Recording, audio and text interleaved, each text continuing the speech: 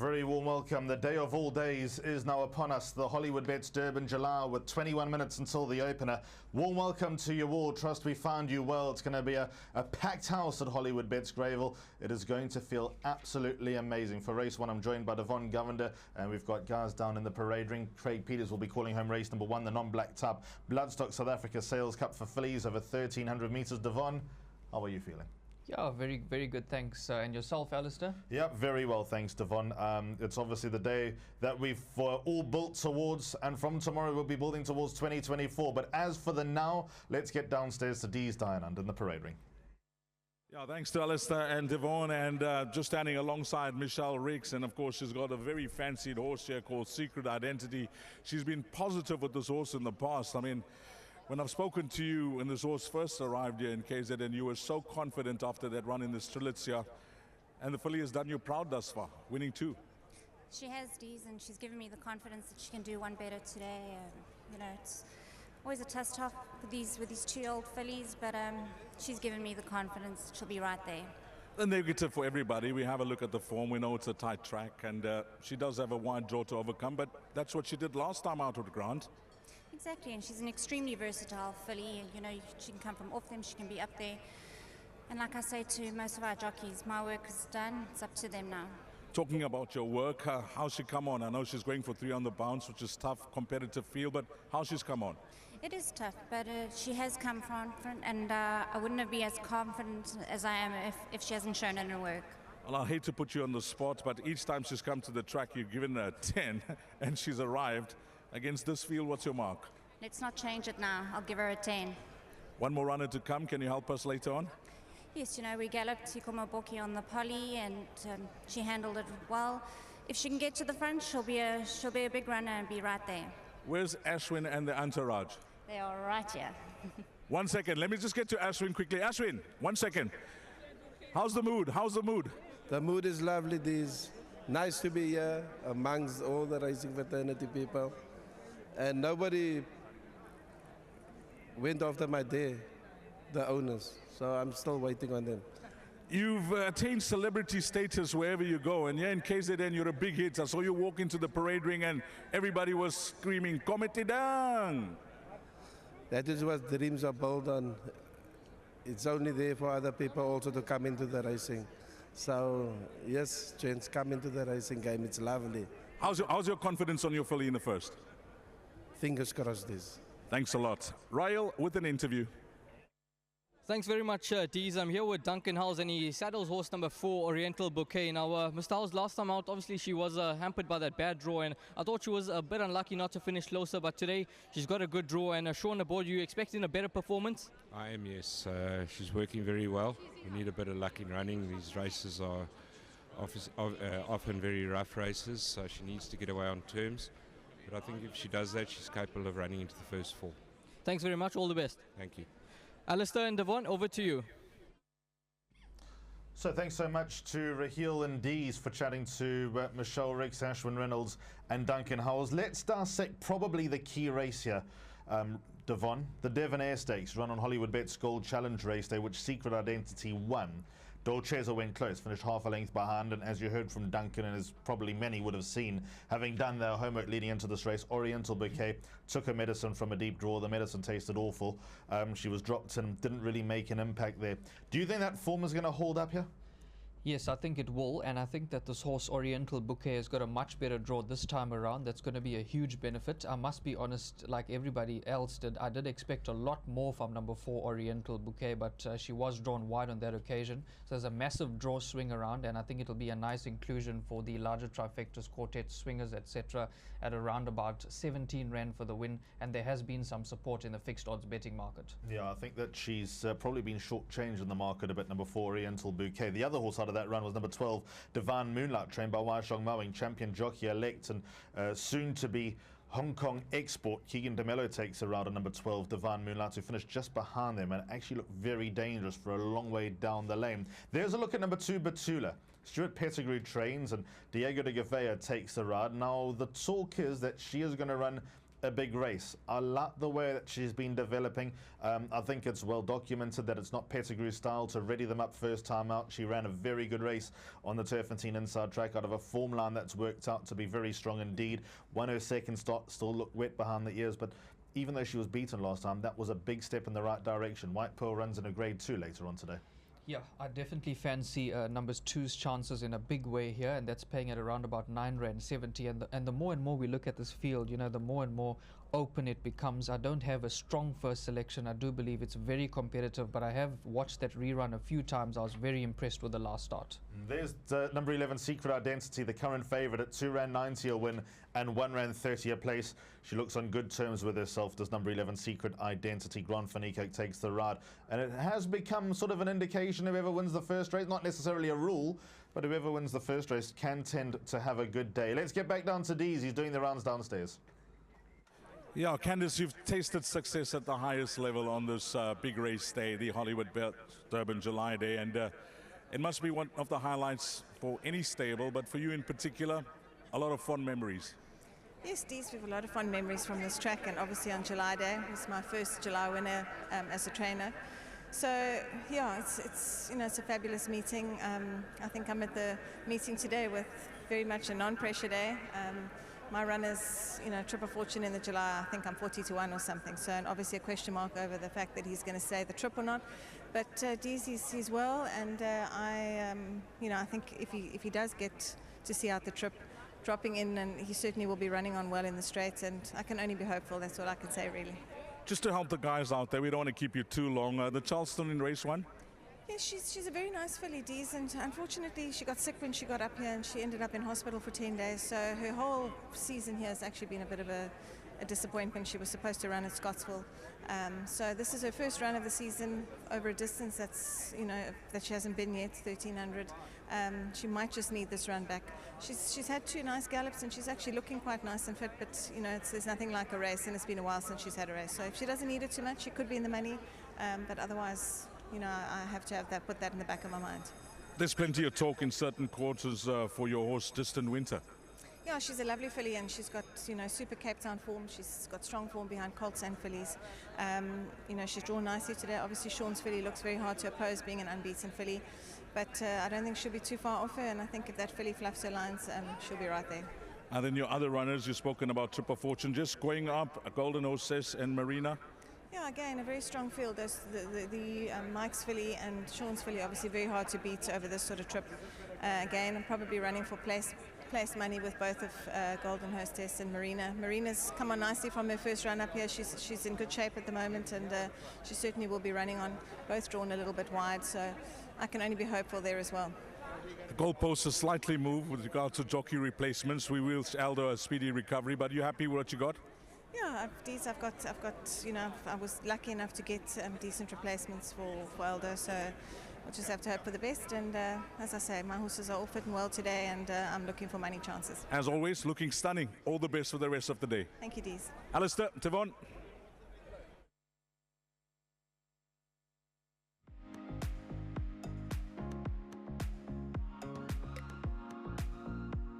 Thanks very much, Dees. Just 13 minutes to get your bets on for race number 1. The jockeys are starting to mount up. Alistair, just one horse I want to talk about before we hand up to our commentator to call them down. I was watching number 9, Idita, from the Gavin Smith yard. We welcome Gavin Smith to Hollywoodbets Greyville racecourse. PE racing has always had a soft spot for me, and I remember this horse on debut looked absolutely smashing going down to the start. Won well on debut. I give her a little bit of an outside chance. It's not beyond the realms of possibility that a PE horse comes to KZN on a big day. If you think back to that famous Gold Cup meeting, about 20 years ago, when Alan Crev won with Sirius, and on the same day Tatler won, I think, the gold bracelet. Might have even been the Grade 1 fillies race, or was the Grade 2 there, the Grade 1 on this day.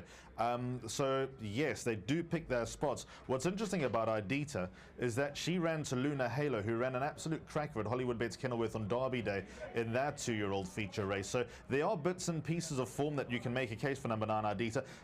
I think probably outgunned from a win perspective, but she could be the one to make trifectas and quartets pay. There's a jackpot pool expected to get to 600,000 Rand for the first jackpot of 3. Christoph Simeon is at Hollywoodbets Greyville. He'll lead them out on number 1, American Graffiti. Let's get up to Craig. Thank you very much. Good afternoon, everyone. Well, we're almost into the afternoon. Welcome. Hollywoodbets Greyville, 12 races on the card. The first 10 on the turf, 11 and 12 on the poly. Runners for the first race about to step onto the track. Number 1, American Graffiti, Christophe Soumillon.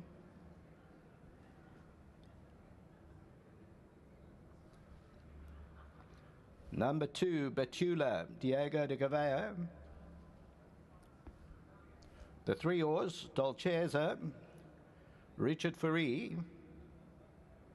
Number 4, Oriental Bouquet, Seanville, goes down with the red earmuffs, which will be removed at the start. Number 5 is moving in, Gavin Lorino.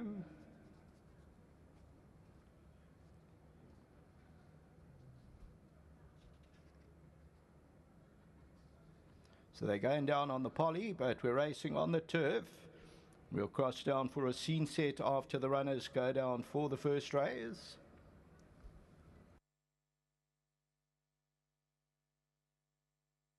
Number 8, Woman of Fame, Kelvin Habib. Red earmuffs will also be removed at the start.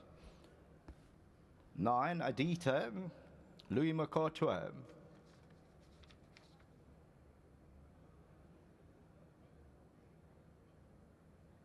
Here's a look at number 6, Hot Pearl, Rachel Veneco.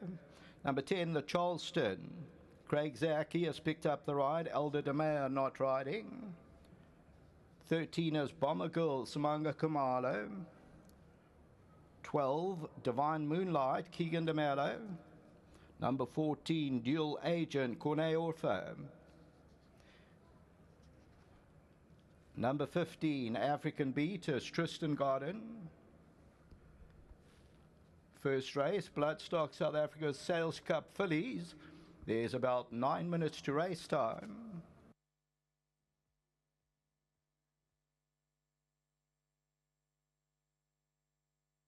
Here's a look at number 11, Secret Identity, and Grand Verniekerk, the favourite at R3.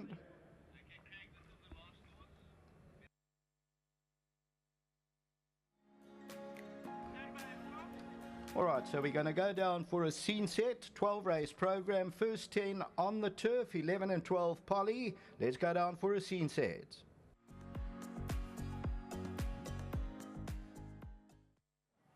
Here on the hallowed turf at Hollywoodbets Greyville, the most famous 400 meters in South African sports, right behind us, and I'm joined by the track manager, Kurt Groenewald, who's going to tell us a little bit more about the track and also the reins here in KZN and how much that has helped or not helped the track leading in to Africa's most famous race. It's sensational to be here. The crowds are building up all the while. Kurt, thank you for your time. I know that this week has been manic, it's been crazy, but this is the day that you signed up for. 100%, Alistair, yeah. You know, we always watch the weather forecast before these really large events, and one of the websites said that we're in for some rain, so we held off on the irrigation last week. They forecast only sort of 30 to 40 mils. We ended up with 115.5 mils in sort of 24 hours. So that was on Tuesday, so 4 days before the event. Was that rain a blessing or a headache? Well, if it didn't arrive, we were going to be chasing irrigation, so obviously not as much. We weren't expecting as much. For us, it's been fine. The track's we're going to race off at good to soft today. Unfortunately for the guys on the golf course setting up for the tent town, yeah, it's a bit of a quagmire out there. I reckon if you went into the jockey room and said what would be the most ideal type of going, they'd say staying out. They'd say that this is probably close to perfect.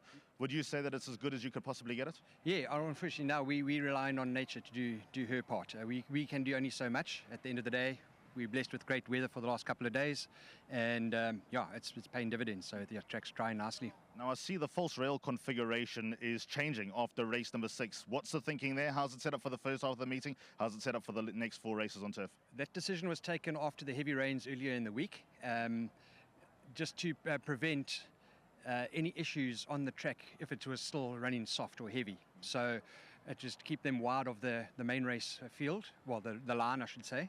So at least when the main event kicks off, they'll be running on basically untouched ground around the turn, and that's where normally the most punishment is given because the horses are concentrated in a confined area. Down the straight, obviously, they spread where they want to take their run, but around the bend, they're generally too wide all the way around, and that's where it eats up the ground. Is the poly as normal as ever for the last 2 races? Yes, yeah, poly stand. You know, one thing with the poly, you battle to kill it. You know, you can race on these 7 days a week if you need be. With Chef, unfortunately, is not so lucky. You're talking about the weather. Doesn't get any better than a Durban winter. You said nature needs to do her bit. She's come to the party so far. Yeah, definitely. I mean, especially after Tuesday. Tuesday was horrendous, and since Wednesday, basically, we've had pretty same weather all the way through. The wind's been, we could have done with a bit more wind to help dry off the areas a bit more, especially out there on the golf course. But yeah, I mean, I think it's going to be a superb day for racing. Good, thank you so much. Thanks, Alistair. So just to touch on that wind, expecting between a 5 to 10 kilometre an hour headwind. That's hardly going to make any matter whatsoever here at Hollywoodbets Greyville for Africa's greatest horse race. We'll see you here. If you're thinking about coming, make sure you chase things down and get to Hollywoodbets Greyville. It's going to be sensational here today.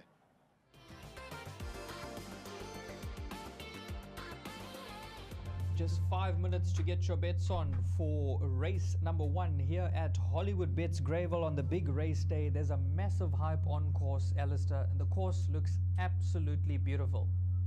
Yeah, it couldn't get any better, Devon. And with 5 minutes until race number 1, things are really starting to heat up. I know the crowds are getting onto the premises, are building minutes and minutes out. And yeah, we can't wait to get things started as they now shake a leg on their way down to the start as we commence the greatest show in Africa. Yes, the current favorite is number 11, Secret Identity, and we heard from those comments there. They've given this horse a 10 out of 10 once again. I remember on the 13th of May when I worked, they gave it a 10 out of 10. The confidence is there. Is that your first selection? She has to be just on the talk. There's talk for enough horses in this race, so it's hardly a surprise that 1 American Graffiti, 2 Batula, 3 Dolcezza, 11 Secret Identity are all horses that are being spoken about in a very positive light.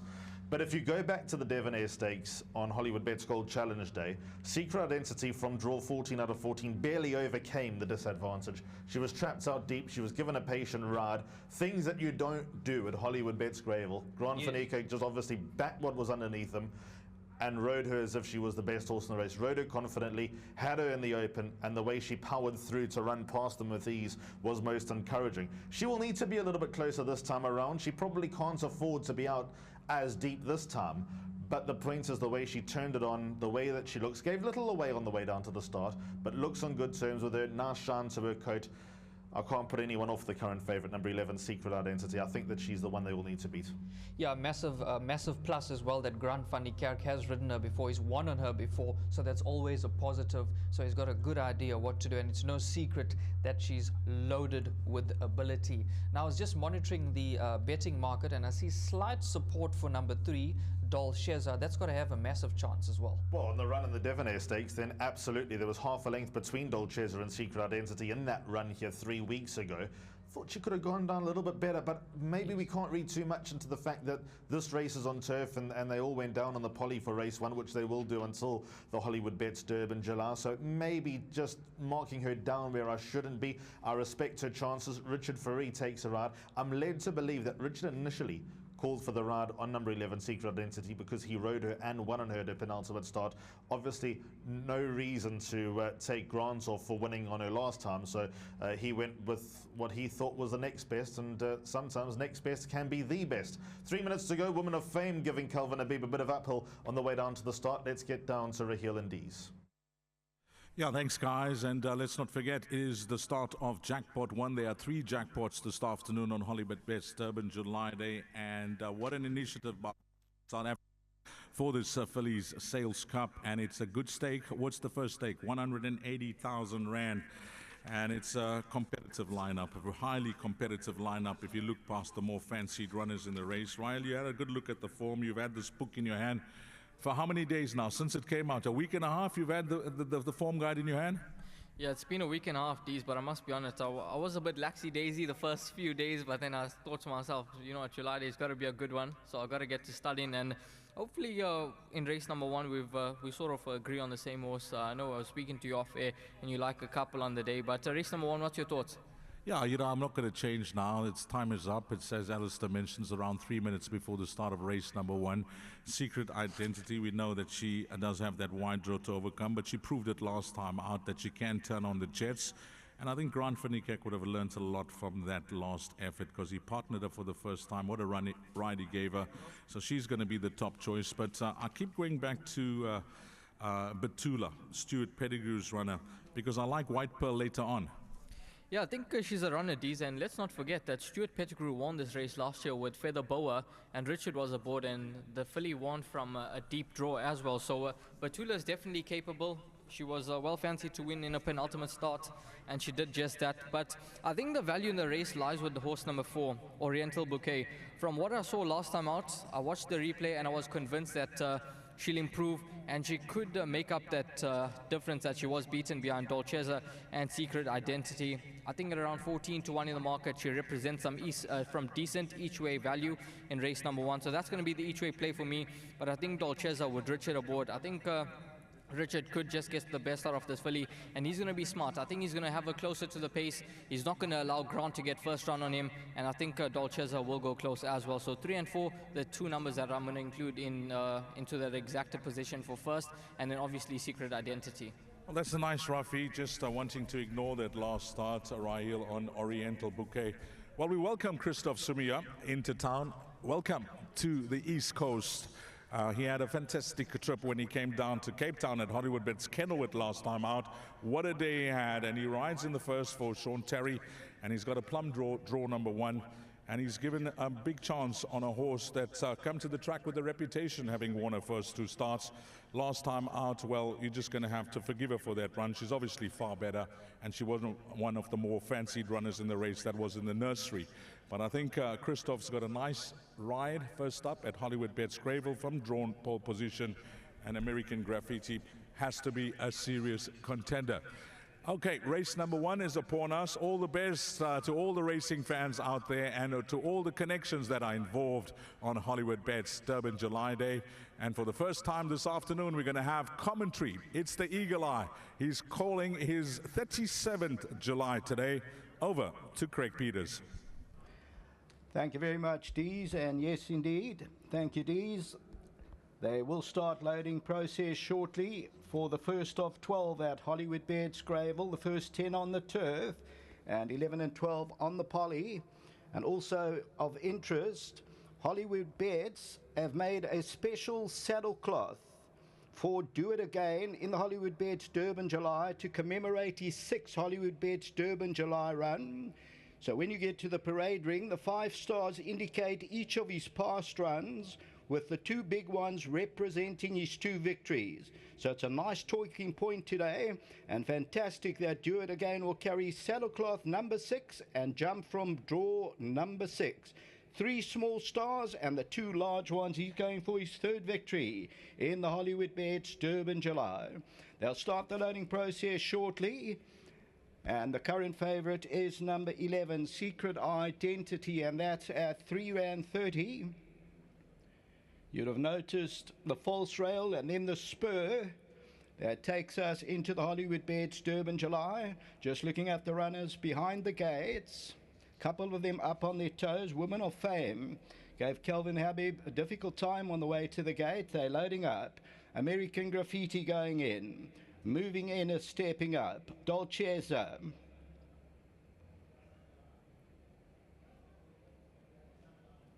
Hot Pull coming in. African Beat. Secret Identity to an outside gate.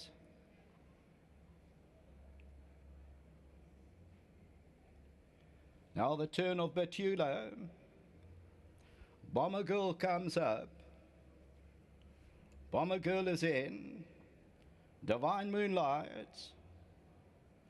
Oriental Bouquet about to step up.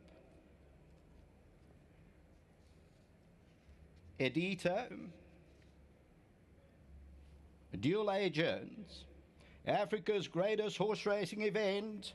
Ready for the out-of-this-world experience. Hollywoodbets Durban July, 1st of 12. Here we go. And first one out, there's a nice roar from the crowd as moving in, one of the first to go. American Graffiti is right there. Dieter well placed shortly after the start. Behind that one we find Hot Pull. African Beat was a little bit keen, and Divine Moonlight getting over. That's got the orange cap. They're followed by American Graffiti. Bomber Girls on the outside. Dual Agent. Secret Identity's got about 9-10 lengths to make up. Then comes the Charleston and Dolcezza, and now they stretched out 12-13 lengths. They move to the 600, and Divine Moonlight has the lead. Edita is second, Bomber Girl third, then comes Hot Pearl. Behind that one is African Beat. Moving in's now being asked to wake up. Then comes Oriental Bouquet. Dual Agent is towards the outside. Down on the inside, Betula. Secret Identity gets hooked right out. Got 8 or 9 to make up. 300 meters to go now. Oriental Bouquet is a big runner. Down the inside, moving in, Bomber Girl. Edita's still there. American Graffiti on the inside. And here comes Secret Identity. And Secret Identity with a strong claim on the outside. Between them is Betula. On the inside of that one is Oriental Bouquet. It gets close. I'm not going to split them. Oriental Bouquet or Betula, and then Secret Identity. Very close between the three of them across the track. We'll look at that slow-mo replay. So Oriental Bouquet, number 4 in the blue silks, and Betula, number 2. Those are the two, and Secret Identity making up some good ground on the outside. Getting down to the line, it's between 4 and 2. The first call, I thought maybe number 4, but let's wait for it. Second, 2 Betula. This will tell us more. 4 or 2, and Secret Identity taking off on the outside. Whose head is up and down at the line? Here comes the line. Oh, can't split them. Wait for the judges. Extremely close. Oriental Bouquet the far side. Betula, Secret Identity, then moving in Dolcezza, American Graffiti, Adita, and then came the Charleston. So as we look at this, Oriental Bouquet's in the blue, and on the inside, running on from nowhere, also Betula, Diego de Gavea. On the extreme right, Secret Identity, which was stout favourite. So number 2 is paying $9.50. Number 4 is paying 18 Rand 60. Maybe a photo will go up, or otherwise we'll have to just wait for the judges to give that decision. It's extremely close, and I also suggest just hold on to your tickets because they get very close in the closing stages. I don't think a photo's going up. Let's wait for the judges' decision. Extremely close to race number 1. All right, let's just hold on a sec. I might get a photo between 4 and 2. All right, we're going to show the photo now. All right, there's the photo between 2 nearest us and Oriental Bouquet on the inside. So there is no line, but just looking at that, maybe number 2, but hold on to all tickets.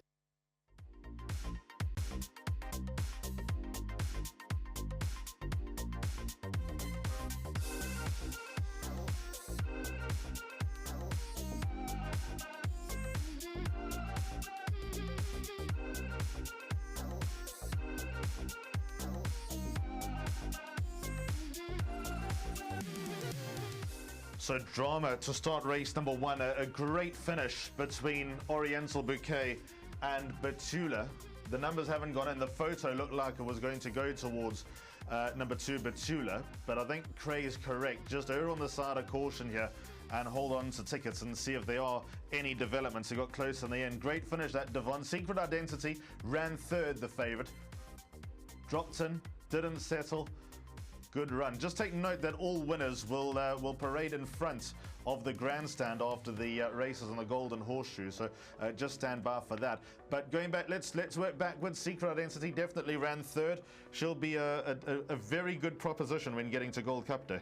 Yes, what an absolute cracking finish. She was many lengths behind. She started to eat up ground late in the day, and I'm sure over a distance slightly further she will do really, really well. But well done to all the winning connections here of number 2, Betula from the Steward Pettigrew yard. Well done to Diego de Gavea. It was a top-class ride, but we did say hold on to your tickets because when we looked at that head-on, we did see something slightly towards the end there. Yeah, where it was, I suppose, is the big question. Those numbers have gone in. Oriental Bouquet running second. You expected big improvement from her.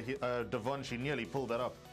Yeah, she ran an absolute cracker, massive draw swing around, and very, very good value there for the places on the tote. This was trading at around about 16-20 to 1, but there was some support in the fixed odds betting market. Ran an absolute cracker. And as for the winner, there's clearly something about her. Second year in a row that Steward Pettigrew's won this race. He won it with Feather Boa last year. Batula dropped in, and this daughter of Danon Platina, the very exciting stallion Danon Platina, has won. Well done to Terry Kung, Bernie Lane, Paul Marks, Anton Marks, and Gary Player. The winning owners, Breda Vilkebos Drifter, Maritz Fontaine, Diego de Gavea gets her across the line. There was obviously talk and expectations about number 2 Batula, and she's pulled it off, showing R9.50 a win and R2.90 a place. That's how we've begun. If that, the cliffhanger that we saw of race number 1, sets the tone, bring on the next 11.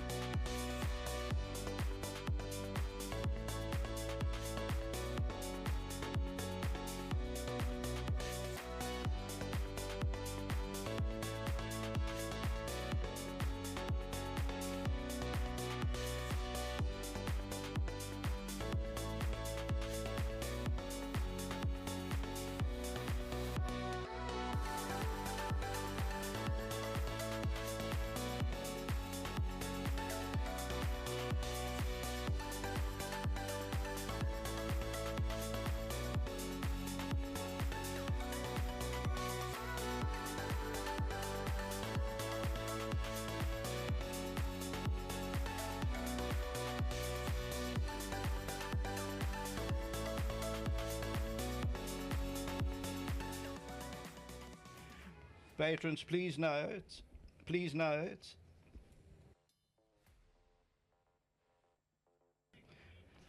Well, patrons, please note that an objection has been lodged by the trainer of the second placed horse, number 4, against number 2 Batula, on the grounds of interference in the closing stages. All right, please note the objection has been lodged by the trainer of the second horse, number 4, against number 2 Batula, on the grounds of interference in the closing stages. So please note, objection lodged by the trainer of number 4 Oriental Bouquet against number 2 Batula on the grounds of interference in the closing stages.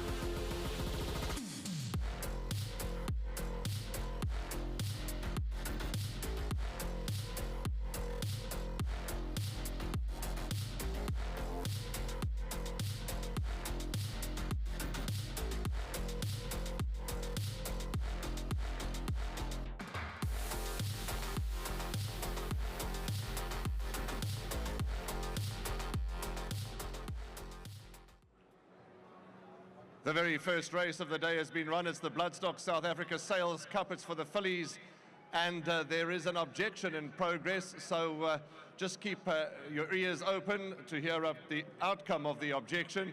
But we're going to go ahead and talk about Batula, who is the winner at this stage. And the groom is Sifo Sandile. He gets 2,000 Rand on behalf of Hollywoodbets and Gold Circle. He also gets an added bunch of cash from Bloodstock South Africa. Betula is ridden by Diego de Gavea and trained by Steward Pettigrew. Let's get Diego in.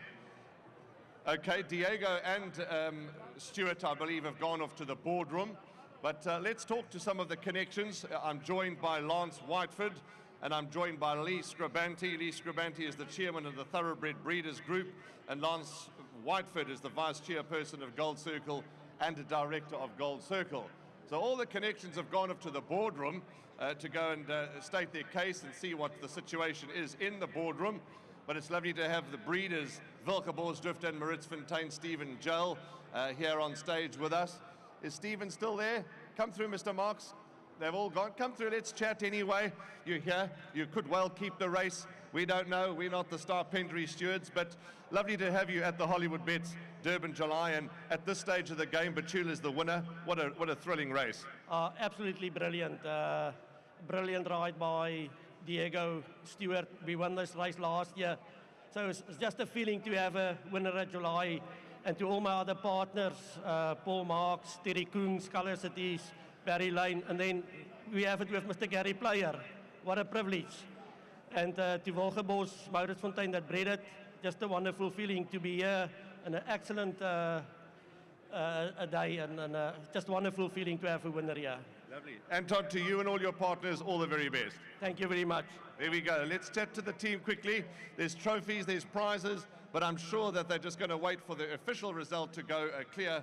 But Betula's won at this stage of the game. Sifo Sandile is the groom, Diego the jockey, Stewart Pettigrew the trainer, Wilkeborsdrift and Maritzfontein the breeders, and a whole host of owners here, Messrs. Kung, Lane, Marks, and Gary Player. As I said, Lance Whiteford and, of course, Elise Scribanti with me on stage, and they'll be back with me for the second race. Craig Peters is upstairs.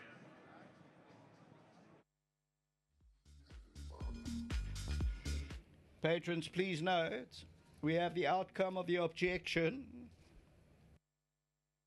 Please note, we have the outcome of the objection. The objection has been overruled. Result stands. Objection overruled. Result stands as 2-4-11-5. Just a reminder to all connections that all lead-ins will be in the Golden Horseshoe right at the winner's post. So to the winner, winning owners and connections, please note, every single race, the lead-in will be at the winning post, the Golden Horseshoe. There we go. The result stands. Betula, the winner of race 1. We're going to hopefully wait for Stewart and Diego to come back to us, but we're going to do the presentation because Stephen Jell from the Maritzfontein and Wilkeborsdrift to please come and collect the prize. So let's get Stephen Jell on stage and come and have a photograph and come and collect the winning trophy. And well done to the team at Wilkeborsdrift and Maritzfontein. And they have bred the winner of the first race, Betula. Photograph purposes. And there's Stephen and the team with Lance and, of course, with Lee. Let's get Anton Marks and the connections to come through for the trophy presentation. Come through, Anton. We've already had a word with you, Mr. Anton Marks, but please come and collect your presentation, your trophy. There's lovely glassware. There's lovely pong grats to be enjoyed. Come through, ma'am, and come through for photograph purposes. You're all most welcome. I'm going to step out of the way, and there's Lee Scribanti and, of course, Lance Whiteford and the entire team and the family and all the owners that are involved. There, the cameras in front, and enjoy this moment, a nerve-wracking moment. But horse number 2, Betula, has got it all won. Let me move right out of the way for photograph purposes. And there's the team that belong to Betula. There, the photographers all waving at you. And it's a sea of people, and it's just the atmosphere is electric. We thank Lance Whiteford, and we thank Lee Scribanti, and of course Diego de Gavea, and of course Stewart Pettigrew. Well done to them. They are the trainers and the jockey of Betula. Well done to them. Race 1's done and dusted. Race 2 is coming up next.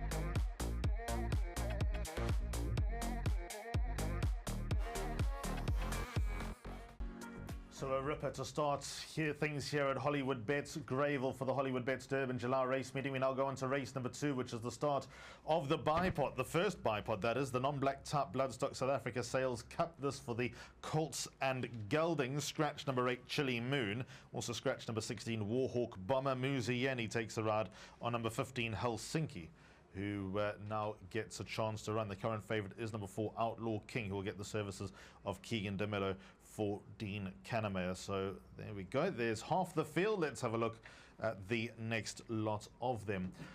Devon, only 3 horses in single figures in race number 2 in order on the tote. Number 4, Outlaw King, from 1 Main Defender and 3 Jerusalem Rain. Is it an open and shut case that it's just the 3 of them, or are there horses at double figures that are under the radar that you give a lot of time to? Yeah, I do believe that the race is between those 3 runners. I believe that they are the principal contenders, but just before we came on air, I had a quick look at the fixed odds betting market, and I can tell you that number 1 has received a lot of betting support. Is now trading at around about 2-1 in the fixed odds betting platforms. Originally, when I checked earlier, was you could get around about 35-10 on the various platforms, and the original favorite was number 4, Outlaw King, around about 22-10.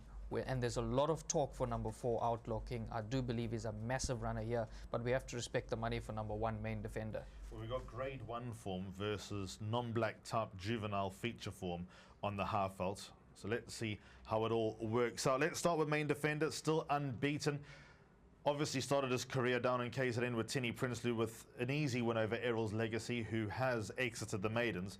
But his first run for Tony Peter was out the top draw when beating Fire and Flames from, you know, a handy position from start to finish, or nearly start to finish. He looked the part when winning that day, even though he looks like he's probably quite progressive and is not going to be a one-dimensional sprinter. Yes. The point is he comes in here unbeaten and probably one of those to beat, and the money does suggest that. What do you make of him? Yeah, I think he's definitely got a massive chance. Very, very impressive last win. And if I remember that interview correctly, the connections really, really rate him. And I do think that he could remain unbeaten here. Always tough here. The draws are always tough here at Greyville, and he's got the best of them. There's number 3, Jerusalem Rain, who will now be ridden by Raymond Danielson. Now, he steps up to 1,300 metres for the first time in his career. He looks so well in the parade ring, obviously coming down from the Vaal-based yard of Ashley Fortune, where things are cold, and coming to the East Coast, where things never get cold. There's Andrew Fortune having a good look at Jerusalem Rain. First and foremost, last runners that Ashley Fortune will send out on South African soil.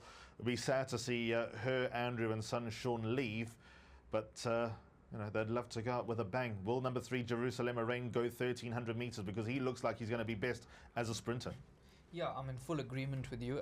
His 2 victories were very, very narrow, but on the positive side, he's got a reasonable enough draw, and I think Raymond Danielson will have him beautifully placed, and when the time is right for him to strike, I think he will be there in the mix. Yeah, nice to have Raymond waiting in the wings to replace Aldo de Meyer. Would have been a natural replacement when Aldo obviously phoned off sick, obviously legitimate reasons. He must be down in the dumps to have missed Hollywoodbets Durban July Day. So Raymond Danielson, who won on this horse last time, and that was a hot maiden. Sandringham Summit runs in a grade 2 later on today. 3rd place horse, of course, Ready to Charge, is held in high regard as well. And the fact that number 3, Jerusalem Rain, had it between the ears to fight them off and win a hot maiden juvenile, or win a hot juvenile rather, last time out, probably stands him in good stead. There's number 1, Main Defender. The red earmuffs on. They'll be removed behind the stalls. Let's get down to D's. He's got some news for us downstairs. Well, it's a big syndicate that Dean Kannemeyer has put together for the DK Racing Syndicate.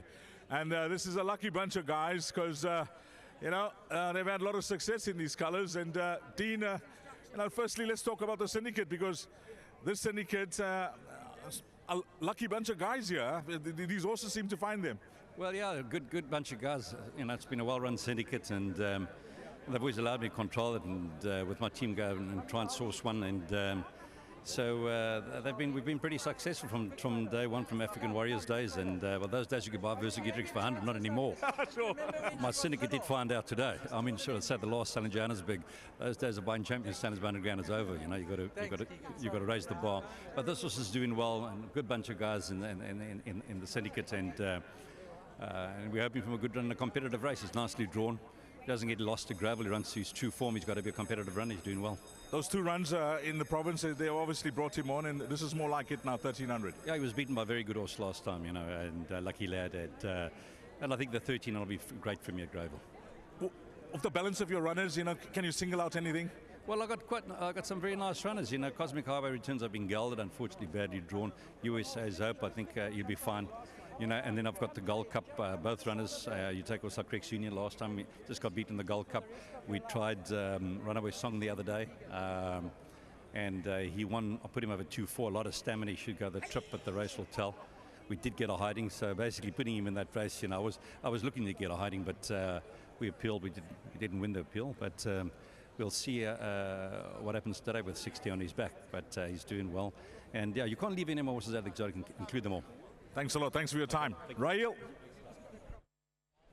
Thanks very much, Deez. I'm here with Tony Peter, who saddles horse number 1, Main Defender. And Tony, good to have you here in KZN on a huge day here, Hollywoodbets Durban July Day. And you were quite open prior to Main Defender having his last start. You didn't have him for that much of time, but he won quite a facile race, and I'm sure you must have been pleased when you saw draw number 1 in this bloodstock sales race. So what's your expectations heading towards the race? Yeah, he's doing well. He seems to have travelled well. He's come on with his work at home, and please God, he can just get lucky in running.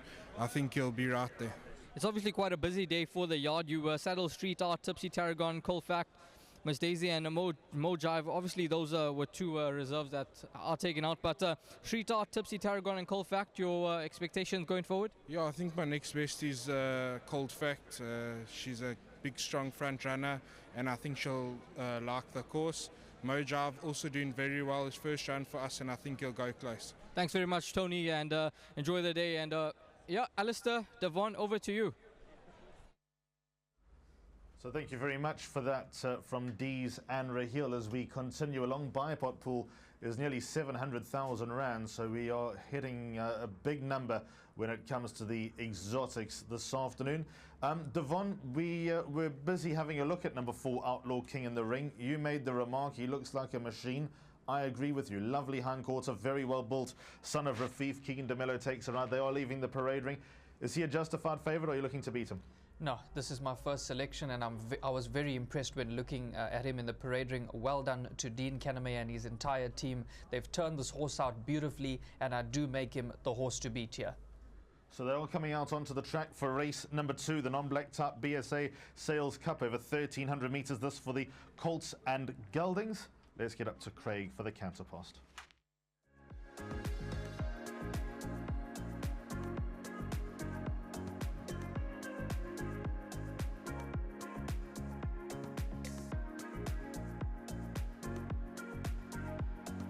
Runners for the second race, about to step onto the track. They're leaving the parade ring. There's 10 minutes to race time. Your current favourite is number 4, Outlaw King. That is showing up at R2.70.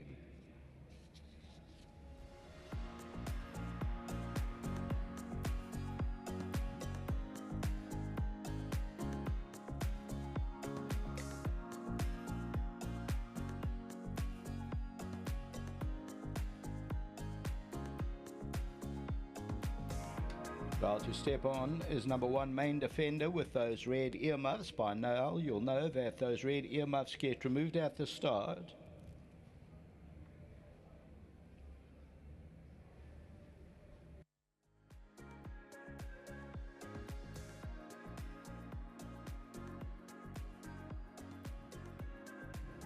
So here's number 1, Main Defender, Craig Zaki.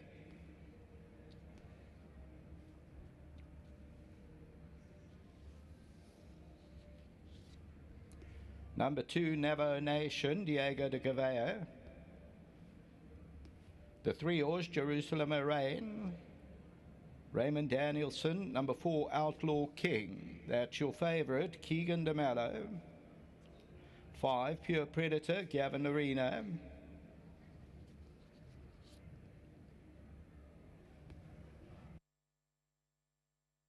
6 is Future Flow, Rachel Veneco. The 10 horse, Gimme Lightning, Richard Faree.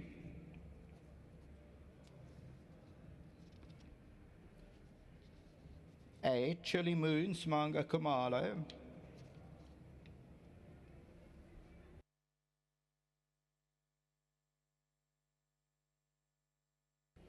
11, Bomb Bomb, Kelvin Abib. 7, Let the Flag Fly, Grant van Niekerk.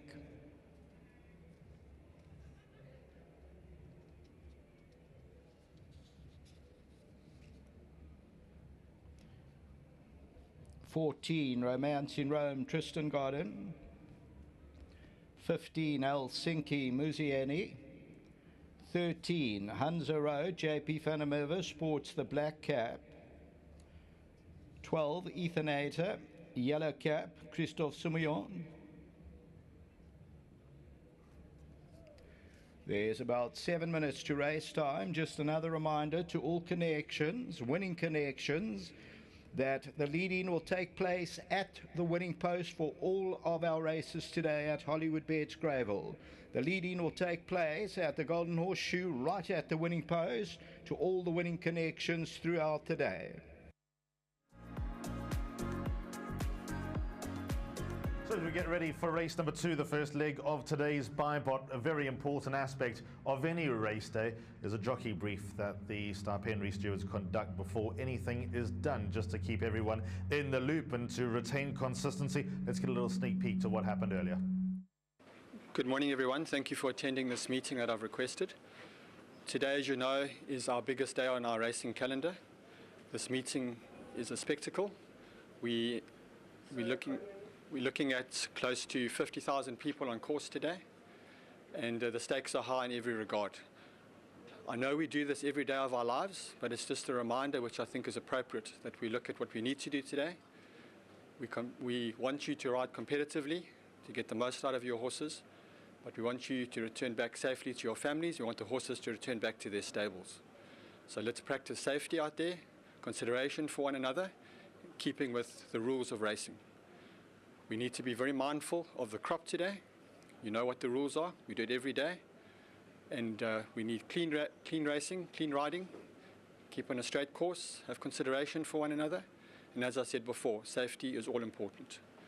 Now we all together now before the commencement of the race meeting. Let's not lend anything to requiring a hearing or an objection or any consideration where you'd have to appear before the stewards.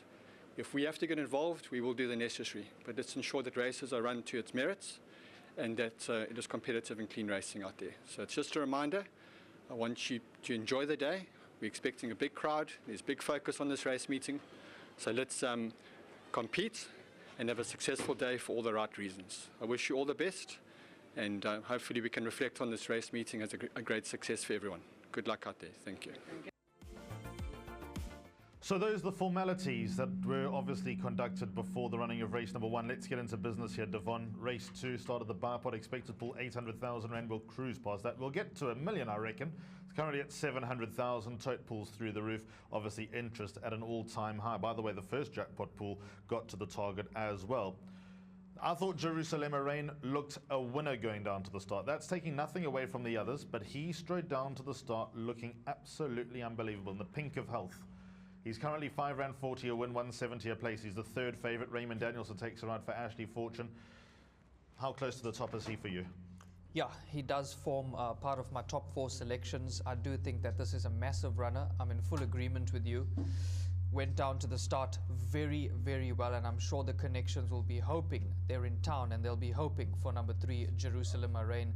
Cracking last win, narrow victory on that occasion, but the right man is aboard, Raymond Danielson. I think he's going to have this horse beautifully placed and is going to be right in the thick of things. But moving on to the business end of affairs, Alistair, I believe the business here is number 4, Outlaw King from the Dean Cannemeyer yard. Yeah, he looked really well in the parade ring. He's found further support. He's £2.80 a win and £1.40 a place at the moment.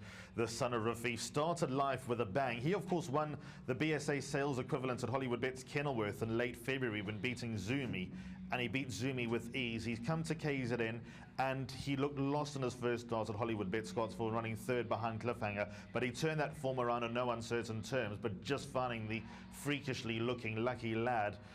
1-2 good on the day. If you eliminate Lucky Lad from that, and I think that when it comes to the Equus Awards, it'll take a super performance from someone to usurp him from champion 2-year-old colt Lucky Lad. Outlaw King was quite comfortably the best of the rest. This will be a nice result for the connections for the Dean Kenilworth Racing Syndicate. Nice stake on offer. He looks the right horse here, and this will be his peak run in KZN. So there's a lot to like about him. How strong are you? And Dee's likes to ask a mark out of 10. I'll give him a solid 8.5. What do you give him? I'll give him a 9.5 out of 10. Very confident. Very, very confident. After I saw him in the parade ring, I was absolutely convinced. Currently on the toe to 2 rand 80 for the win, round about 22 to 10 in the fixed odds betting market. I'm sure many of the guys will be starting their doubles, trebles, and multis with number 4, Outlaw King. Larger trifectas and quartets. A horse like number 5, Pure Predator, good last run. What worries me about Pure Predator's around the turn. If you look at his runs around the turn, those are probably his worst performances. A second start behind Fire and Flames, who runs in a grade 2 later on today, although it looks a good run, and it was a very good run. What counted against him is that he just completely drops it on Gavin Larena, and Gavin has to work. He needs to earn his riding fee on number 5, Pure Predator. So he needs to race. He needs to get into the hunt and travel nicely. If he drops the bits on this tight turning track, he's going to be in a spot of bother. Last time, again, going 1,400 meters at Turfentine, where he's got a long straight to work with, he was doing his best work late. I think overall he's going to develop into a very smart horse. I think that he's going to win his races. I think that he might not be too far away from really top notch. But I think that for now, he's best going in a straight line down the straight, where he has time to balance up, gather, and finish off his race, you know, charging at them. I mean, you know, it sounds ridiculous, but I almost think if he could go 1,600 meters down the Val Mile straight, he'd be an impossible horse to beat at the right type of level. So interested to see, although he's got nice horses around him, probably the game plan would be wherever Keegan DeMello is from a draw inside, that's where I want to be. And maybe if Outlaw King travels well, that'll help Pure Predator grab the bit. Let's get downstairs, get a little bit of insight from Dees and Raheel. Yeah, I think we're all singing off the same hymn sheet here with these 3 horses, and that is the way the betting public sees it, the way the fixed odds betting market priced up initially, and it is main defender, Paul Peters runner, 3, Jerusalem Rain, and number 4, Outlaw King. This horse, Outlaw King, you know, I spoke to Dean about that syndicate briefly in that interview. It's amazing how certain things happen in racing and the way it unfolds, because these guys, they have that horse called African Warrior, and they're all here. There were some guys that had moved in from the UK to be here, and really nice, you know, that confidence has been passed on to the syndicate, because he looked well. He's had the 2 runs in the province now, and there'll be no excuses today. I know it's a competitive field, but the way he was turned out and the confidence coming from the yard and the support, looks like everything points to him. It certainly does, Dees, and everything about this horse just suggests that he's going to enjoy further. And I think 1,300 meters now is a step in the right direction with him. He was very impressive in his first 2 performances, and after his first 2 runs, it was always a case of the gold medallion. It's going to be Lucky Lad or Outlaw King, and it turned out to be Lucky Lad, who was so impressive. And we've just got to take a stance and say that if Lucky Lad was in this race, what price would he be? I don't think he'll be deep in the red or anything, but I think he would have been favorite. Yeah. And then we look at Jerusalem Rain. Now, he's obviously met Lucky Lad before. That was in a Group 3. The depth of that field, not sure, because the horse that ran 3rd, Ripple Effect, has come through to win. But apart from that, nothing else particularly stands out for me. Therefore, I think Outlaw King, he's a horse that there's more to come from him. I think he's going to go very close in this event. He's taken a step down in class. Group 3, Group 1 level now. It's not the same quality of horses. Even though a few horses do stand out here, I think Outlaw King is the one to beat. Horse number 1, main defender, very impressive last time out, but he's obviously got to step up on that win. This horse, Jerusalem Rain, from day 1 they've rated him, and he hasn't let the side down. He's already won 2. You've touched on the form lines. Just having a quick word with Ashley, Fortune, and Andrew, and soon we are going to be bidding them goodbye for their stint down under. And, you know, Ashley, she's more on the conservative side, but Andrew, he was quite bullish about this horse's chances, number 3, Jerusalem Rain. I can still remember that interview that Aldo did, and he says he's still a bit big puppy, and he's a horse that's going to come on in time. Well, he's had 2 runs since that, and he showed last time out that he's really coming along the right way. They've got the draw. They've engaged the services of Raymond Danielson now. So number 3, Jerusalem, massive runner. But main defender is going to have the run of the race, and I think turning to the straight, he'll be the horse to fetch. Craig Peters with the call. Second race, Bloodstock South Africa Sales Cup. They're starting to load up at the 1,300 meter marker. Future Flow comes in. Outlaw King, Helsinki, Chili Moon, Navajo Nation, Jerusalem Moraine about to step up. Bomb Bomb is ready. Ethanator, rider wears the yellow cap. Hunza Road, rider sports the black cap. Let the Flag Fly. Pure Predator about to come forward. Ethanator to an outside gate. Romance in Rome. Pure Predator. Main Defender. Jerusalem Moraine. Gimmer Lightning, 1,300 metres. That dispatch from the 1,300, and Ethanator was very slow to go when the starter said go. Let the Flag Fly is right there. Gimmer Lightning, a good position. On the outside, the grey Romance in Rome with the yellow cap. And Outlaw King is right there, 2 lengths off the leader with the red cap. Main Defenders near the rail with the blue, then Jerusalem Moraine. Behind that, Future Flow.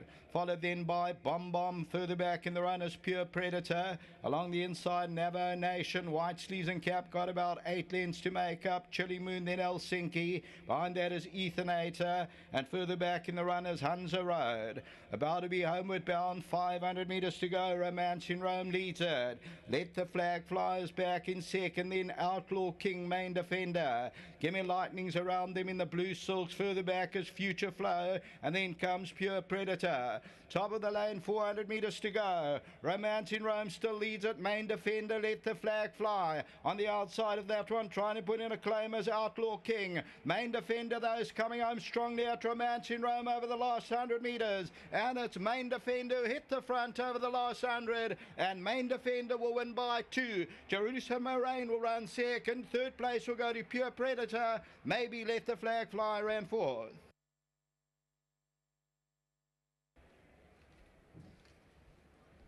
Number 1 at 280, Main Defender, unbeaten 3 from 3. The path 4, Craig Zaki, and it is Tony Peter for the Habibs, and they win it, and win it by about 2 lengths. So that pays up at 280. The tote favourite was number 4, Outlaw King. Jerusalem Moraine ran into second, number 3. Third placing will go to number 5, Pure Predator, Let the Flag Fly. Fourth, then Outlaw King, Romance in Rome. And further back in the field was Future Flow. Main Defender, and this one bred by Jagger Limited, and comes home powerfully on the left-hand side, still under the hands, and moves up to tackle the long-time leader, Romance in Rome, and then they go on and score convincingly at the business end. That's the running of the second race. Sheldon will take you through races 3 to 9. I'm off to do TV duties, and I'll be back for the last 3 on the card. Back to the studio.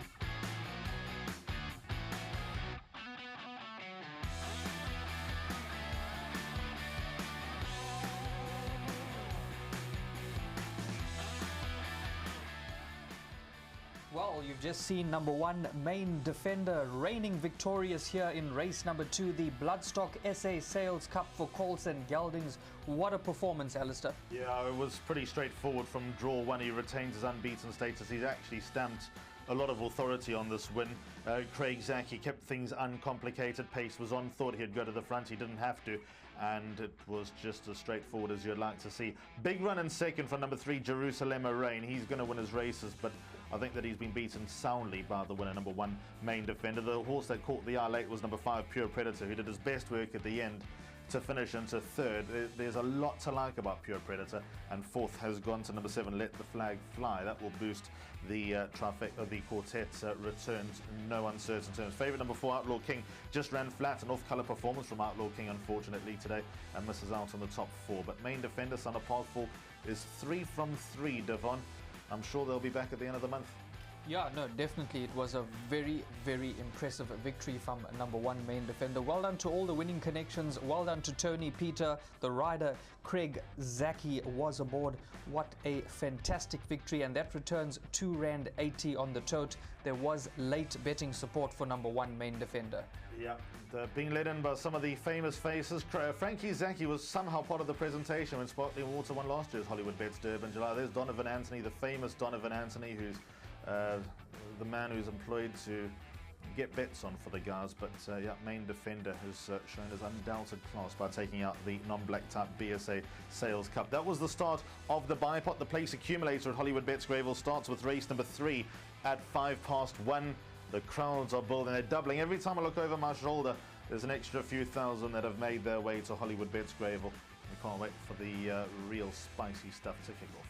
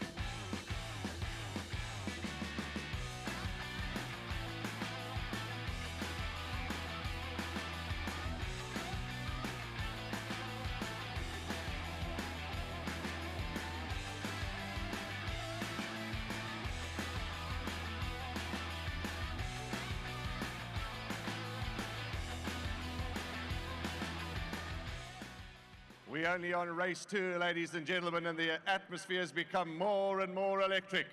We had a bit of drama in the first with the Objection, and we've got some very, very happy owners in the parade ring area in front of the grandstand for the Bloodstock South Africa fillies for 400,000 Rand. It's gone the way of Main Defender, trained by Tony Peter, a young trainer who's certainly catching the eye and runs at a very high statistics, very high strike rate, does Tony. Ridden by Craig Zaki, owned by John Habib, and groomed by Lungalani. Gives me great pleasure to call upon Lungalani to come and see Lance Whiteford and Lee Scribanti to collect his money, 2,000 Rand on behalf of Hollywoodbets and Gold Circle and Bloodstock South Africa. Well done to you, Lungalani. Hearty congratulations. Well done. There's the cameras. Well done. Thank you very much, Lungalani. Thank you. Let's call upon Craig Zaki. Craig Zaki to come and talk to us. And he was the rider of Main Defender. And Main Defender is now unbeaten after 3 starts. 2 from 2 with Craig Zaki. Isn't it wonderful when you come back to the winners area and you see such a huge bunch of connections, friends that have really enjoyed this victory? He seems to be a very smart horse in the making. He is, Warren, and like you say, having friends and family and just the whole bunch of people out here today, it definitely makes the win more sentimental.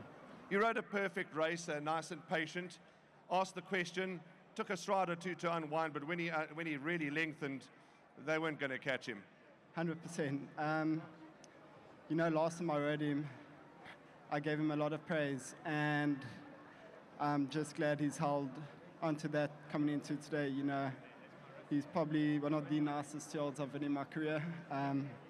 He's got everything to be the perfect racehorse. The size of him, his stride, his speed. He's just a natural athlete. Craig, to you, well done. You've made a lot of people happy today. Here is Lance and Lee with your presentation. All the best for the rest of the day. Thanks, Warren. I must give credit to Tony Peter and his whole stable, Mark, Joshua. They're all on course today, to their family. They've been a very good lifeline in racing for me, and I just appreciate all the support. To Uncle John and his family, couldn't be a better moment to have a win like this for them. Special people and well deserved. To my sponsors, Maurice Fontina, Vochboschef, thank you for all the support, and to Hollywoodbets, they've put on an amazing show out here today. Big thank you to them. Well done, Craig. There's the team. That's Craig Zaki. They're the photographers in front of you. There they are, and enjoy the moment, because these are very, very special moments in racing. The Bloodstock South Africa Sales Cup. Well done, Craig. Thank you. Cheers, Craig Zaki. Gives me great pleasure to call upon Tony Peter. You heard me saying a few moments ago, a young man who's taken the training ranks by storm. Go and have a look at his statistics. That tells a story. Tony, always anxious moments coming into a big day like this. It's anxious moments coming into any race, really. But my, oh my, he looks to be a horse that's very smart and very progressive. Well done. Yeah, thank you, Warren. He's a really talented horse. I think his assets that he's so light on his feet. He's got such good footwork, and I think that helps him with his lovely big action. Craig's had a lot of praise for him from day one. Big thanks to Craig. I thought he rode a cracker. He suggested putting on the earmuffs to get him down to the starts with this big crowd. True professional, and I just want to thank him for all his interest and all his work in the horse. And then to Mr. Habib, I'm so blessed to have the opportunity to train this horse for him, Uncle Frank, and then to the Nassif brothers. They've bought into this horse, and they're a winning combination. So please God, this horse can carry on going from strength to strength. Just a big thanks to the breeder as well. And then to the groom Lungalani. He groomed Shangani on this big stage last year. So I'm happy he's got another decent horse on his hands. Tony, could we see you here on Gold Cup Day with this fella? Yeah, it's possible. I won't make any decisions before I sit down and have a word with the owners and with Craig. And then we'll make a decision, but it is a possibility. And then to Hollywood, they've put on an unbelievable show. You know, this is it's a sales race. It isn't a feature race or anything, but standing on this big stage and with this crowd like this, they've really put on a big show and make you feel very important and special. So a big thanks to Hollywood. Lovely, Tony. Congratulations. There's Lee Scribanti and, of course, Lance Whiteford with a presentation with Tony Peter, who's a young trainer who, as I've told you, is catching the training ranks by storm. Gives me great pleasure to call upon Mr. John Habib, and we'll give John Habib a moment was very sad that he unfortunately became ill a couple of months ago, but it's so wonderful to have him on his feet, and it's so wonderful to have him at the races, and it's so wonderful to have him in the winner's enclosure. So we'll give Mr. John Habib a moment to get to us, and what a man of racing he is. Mr. John Habib, it gives me great pleasure. The last time we spoke, we were at Hollywoodbets Scottsville in the winner's enclosure there, and there's nothing wrong with the winner's enclosure at Hollywoodbets Scottsville, but these are the days you want to compete. These are the days you want to win. You must be extremely proud, Mr. Habib. Very, very proud. I want to thank everybody, and I'm so happy. And like I said to everybody, this horse will win today. Had a lot of confidence, especially from Tony. Frankie gave me a lot of confidence, and my new partner, Kevin, that's in with me, that bought in with me in the horse. I'm so happy to be with him also today. Kevin, thank you, Mr. Habib. Kevin, what a win, what a horse. Yeah, it was a good one, and I'd like to thank John for selling me a share, and let's hope it goes on. Absolutely. Lovely to have you all here, gentlemen. We haven't got the time to talk to everyone, but please enjoy the celebrations. It's going to be a big one. Thank my whole family in Johannesburg. Well done, Gary, Stephen and Basil. Well done. Congratulations. There's the team. I'm moving out of the way for the presentation to Mr. John Habib and everybody that's involved with this horse, Main Defender, who's now unbeaten, ladies and gentlemen, 3 from 3, and he certainly looks to be the real deal and a horse that's going to go on. And I wonder if Tony Peter will be bringing this horse down to Hollywoodbets Greyville on Gold Cup Day. But there they are, Bloodstock. Thank you to them. 400,000 Rand. Let's make some noise for the connections of Main Defender. Okay, thank you, everybody. That's a wrap for race 2. We'll hand you back to the studio. Horses, I'm sure, are in the ring for race 3 as the atmosphere steps up a few notches.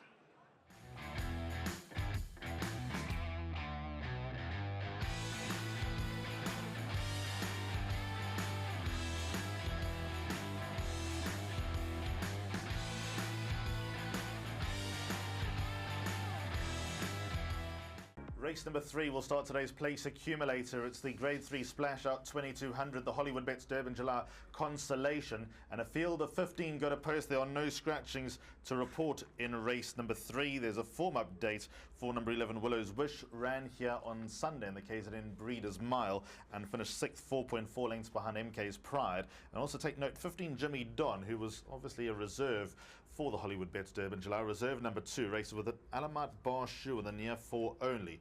Not that I think that'll make him run any faster or any slower. Join now by Raheel. How have the first 2 races gone? 2 impressive winners. Are you plus or minus at the moment? I'd say minus at the moment. A bit stiff in race number 1, and then, yeah, Main Defender, very impressive in the previous race. And must be honest, there was so much of talk about this horse all week long since the betting came on. I think it was as soon as the gallops were out of the way, it was all Main Defender, Main Defender, Main Defender, and yeah, he's proven to be very good. And obviously the race that they've got to go for now, Gold Cup Day, 1600 meters, that's obviously got to be the aim now. Yeah, Premier's Champion Stakes, the way that he won here, and the fact that he'll have no issue, in fact he'll probably be better over 1600 meters, that would be the natural target. Here's last year's winner of this very race, One-Way Traffic. Richard Faree takes around for Justin Snaith. He hasn't won since 12 months ago. If he's in the same mood, he'll be a hard horse to beat. They thought last time out he was going to be hard to beat, Alistair, but he definitely let the side down and he failed to really make an impression on that occasion. That was in the Lonsdale Stirrup Cup. Whether he's going to be able to reverse the form with a few runners, obviously they were all in a bunched up sort of finish on that occasion. And yeah, we'll see how he does go. But Dees is standing by with an interview. Yeah, thanks guys, and Jonathan Snaith, firmly part of the Snaith success, and what a dynasty they're building as the years go by. I mean, if you think back to your dad's days to where yourself and Justin has taken this brand, it's leaps, isn't it? Leaps and bounds. Well, you know, no, my dad also was a great trainer. I'll never forget as a kid, 12 years old, watching Flaming Rock, you know, explode on the outside here at Greyville, and you know, that's a passion that, you know, Justin and I, we were born into this game, and winning the Hollywoodbets Durban July, there's just no feeling like it. You know, it's electrifying, and just walking in here today, you know, just the vibe, the people, it's absolutely jammed. So kudos to Hollywoodbets, they've done a fantastic job. It's a well-oiled machine aimed at these major feature race days. How's the mood today in the Snaith camp? Yeah, you know, we don't have a host of runners today. You know, we're representing in a couple of races only. And we got one-way traffic here. He won this race last year. It was the last time he won a race. And he's the type of horse, if there's a fast pace in the race, comes down the outside, he's got the ability to mow them all down. So utmost respect for him, and he's doing particularly well. We'd love nothing better than Bjorn Nielsen sitting in the UK at his house watching the racing, and we'd love to give him a winner today. So the horse is particularly well, and I think he'll run a big race. And then Salvatore Mundi? Salvatore Mundi, I think that's the hardest race on the card. It always traditionally is. There are a lot of horses there lurking with 50 kilos on their back, over 3,000 meters. You've got to respect that. So I think it's a race you want to go really wide for me. Compliments to the yard on the success that you've had in Africa's greatest race, the Hollywoodbets Durban July. Justin has had 5. He's been there, done that with dead heats, winning it in the boardroom, etc. But also going back to back. It looks like a very strong string that you guys have today. You know, there's no standout, Dees. That's the thing. You know, I think Justin's bringing 5 horses that are particularly well, and they have amazing riders on them. So you've got to respect them all. It's the widest, most open July I've seen in quite a long time. And, you know, we've got to respect the 3-year-old. He's a really good horse. He does have a lot of weight, 56.5, so that's going to count against him. I really, you know, I was looking at the card the whole week, and the more I looked at it, the more confused I got. But, you know, from the yard, I think Pakaya 53, he's probably the best weighted horse in this race. And as you know, with the July, you don't need the best horse, you need the best weighted horse. And I think he's that, and I think he's going to run a big race. Pomp and power, you know, 18 draw, Bernard Fade Herb, anything's possible. You know, he can come from the clouds and do it again. Nothing would make me happier to see that horse cross the line first and make it in a historic 3. So, and you know, Silver Darling's got to be put in your exotics, and I think it's a race that's particularly wide open. Well, it's a strong hand that you have there. Just from your racing brain, when you had a look at the card, it's a massive pick 6. I think that 20 million is an underestimate. What's the banker, if there's any banker on the card? I think, you know, these 2-year-old races, they always look like bankers every year, and they always go missing. So that's my advice to punters in those races, to go wide. One of them is going to throw a lurker, and it does every year. 40-to-1 shot, it's guaranteed to happen. I do think Desert Miracle looks the banker. I think she loves the mile trip. She's got a sensational rider on Christopher. And for me, over the mile trip, I think she should have the measure of the other fillies. And I think Princess Carla, you know, she has run a lot of sprints of late. And I don't know if she's still got sort of the stamina to go that mile trip. You know, when they run those 6 furlongs and 5 furlongs, she might be a little bit sharp. Desert Miracle, she'll love the trip. So I think she got the draw. So I think she's a huge runner. For the Snake followers, give us your best for the day. Look, it's got to be in the July. I think, you know, for the punters out there, 25-to-1 and do it again each way. I think that's got to be some sort of bet. Thanks for your time. Thanks, Dees. Jonathan Snate, over to you guys. Thanks very much, Dees, for that. And yeah, race number 3, 11 minutes to go. The pick 6, as you heard from Dees, it's a big pick 6, and surely we're going to get past 20 million rand. What's your thoughts on it, Alistair? We're sitting at 3.7 million rand, but what's it, 11 minutes to go until race 3. So around 40 or so minutes to go until the 4th race. And we only see that big spike after the canter past, leading up to the start of the pick 6. Just for what it's worth, the PA target today is 2 million rand. Well, look where we are. We're on 2 million rand effectively. So that bodes well. The buy pot just got to the target. The first jackpot just short, but I think the PA will put us back in the positives as number 4, One-Way Traffic, shows 3 rand 90 a win, 1 rand 80 a place. Here's the horse who got heavily penalised for his run in the Daily News 2000. This is a big indication. There's such a debate. 3-year-olds versus the older horses, and this will be the first indication on the day. This is a like-for-like race because this is almost the B division of the Hollywoodbets Durban July. So if we do get a result that shows Union Square, Street Art, River Romeo, Lord William, all of a sudden I might change my tune for the Hollywoodbets Durban July, but it's too late to change my bets. There's 10 minutes until the opening leg of the place accumulator. Here's one of the 3-year-olds, River Romeo, under the eye of Sheldon Peters. Thanks very much, Alistair. Thanks very much, Alistair. As runners for the 3rd race step out onto the track.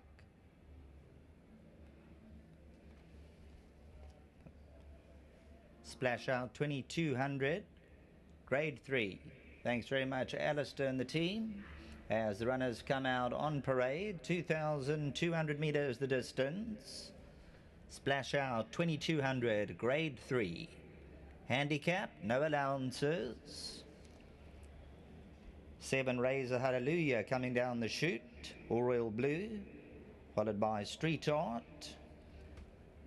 Samanga Kamalo, Cool, Calm and Collected aboard number 2, River Romeo. Soaking in the Atmosphere.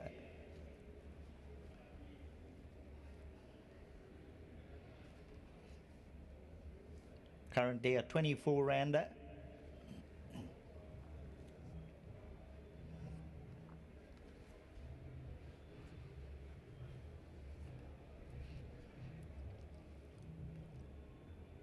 Now number 2, River Romeo. Trotting towards the 50-meter mark. Turning. Will be the first to stretch the legs. Here's River Romeo. Nice and relaxed. Union Square, full set of silks. Craig Zaki, fresh off a victory. Last year's winner defending the title, One Way Traffic, Richard Faree. Lord William is 5, Serena Mudley. Aragosta, number 6, Christophe Soumignot. Gets the cheek pieces. One Way Traffic, Lord William, 4 and 5, pass by. Number 6, Aragosta, quiet on the way past. Number 3 is Union Square. 7, Raise the Hallelujah, JP van der Merwe. Attracted anti-pose support, number 7, Raise the Hallelujah. Number 10, Street Art, absolute picture on the way past. Kelvin Abeb.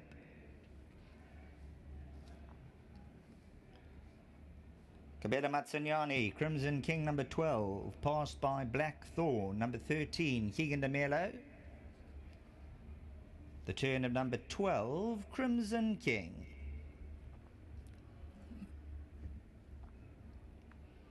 Seamaster, number 14, Atendiwa Mgutwa. 7 minutes to race time. 13, Blackthorn. Here's Jimmy Don, number 15, Rachel Benica.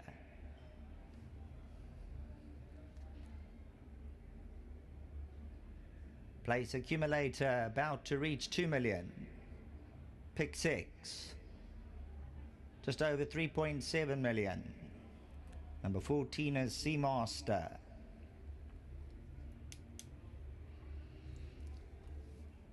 One Flying Bull, Muzieni. Jimmy Don giving the indications, ready to turn. Here's number 15, Jimmy Don. Flying Bull, number 1.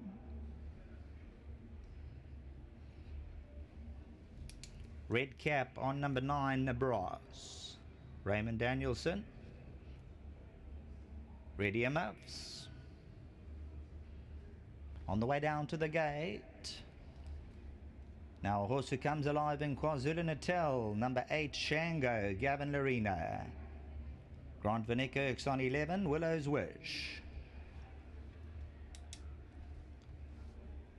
Number 8, Shango moving past. Then it'll be number 11, Willow's Wish, reaching the 50-meter mark. Rider adjusting the irons. Grant Van Niekerk getting everything in order. They'll turn for the Splash Out 2200, Grade 3.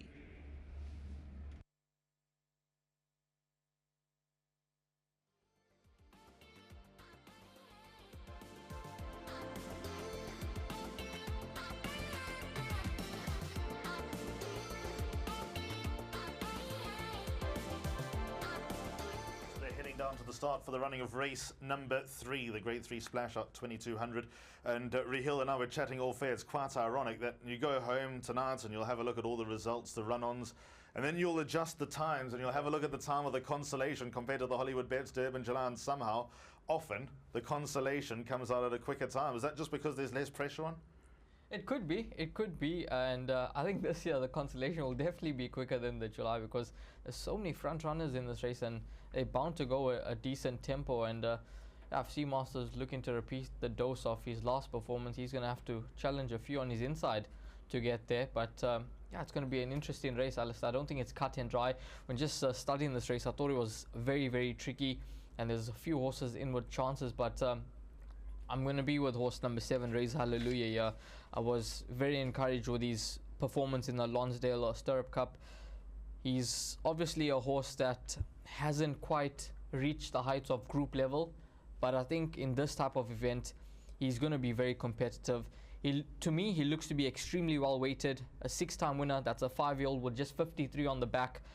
JP van der Merwe, he's aboard once again. He would have got a good feel about this individual last time out, and I can see this individual getting the right type of run in this race and coming out victorious. If there were to be another horse, I think number 5, Lord William, my only concern with him is the trip, because as we were mentioning off air, he just tends to punch above his weight. Just when you think he's got no chance, he just seems to pop up, and last time out in the Cup trial, I thought it was a very, very nice performance behind Winchester Mansion. He was only beaten 4 lengths from a 9 draw. He's got 55 on the back. I think he could be the 3-year-old from this event that could possibly run in front of all the others. Okay, well, let me talk about Razor Hallelujah, obviously trained by my wife, Candice Dawson. He stayed in KZN after his last run. He's been based up at Summerfelt, and his last run was excellent in the Lonsdale. Mike de Kock's been keeping an eye on him over the last month or so. His second to Seamaster was an excellent run, obviously dropping in distance slight concern. We all agree that he's one of the better handicapped horses around. With his rating of 99, he's probably got a little bit to play with. He's in very, very good heart. He's doing very well at home. The main target will be the Gold Cup at the end of the month. You know, that's the main aim for him. But just what he's showing at home, there's a lot to like about number 7, Razor Hallelujah. Honestly believe if he's not in the first 3, he'll be very, very disappointed, but he can win. So 7, Razor Hallelujah, perhaps sentiment playing more of a role, and sentiment's obviously a very dangerous thing to dice with in racing. I think that he is going to run a very, very big race. Probably still represents the value, to be fair, especially at the R2.60 a place. Lord William, I agree with you, always punches above his weight. He won the World Sports Betting Sledgehammer, which is always a lovely race to win at the start of the season. And we've got 2 recent winners of this race. Shango, who won this race behind closed doors a couple of years ago, and then obviously One Way Traffic, who won this 12 months ago. They loading for the Splash Out 2200. Let's go upstairs. Thanks very much, Alistair. Runners for the Splash Out 2200, Grade 3 about to step up. Final opportunity to get involved in the place accumulator.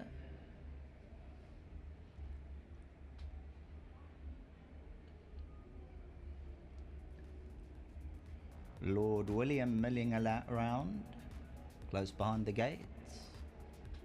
Jimmy Don, Union Square.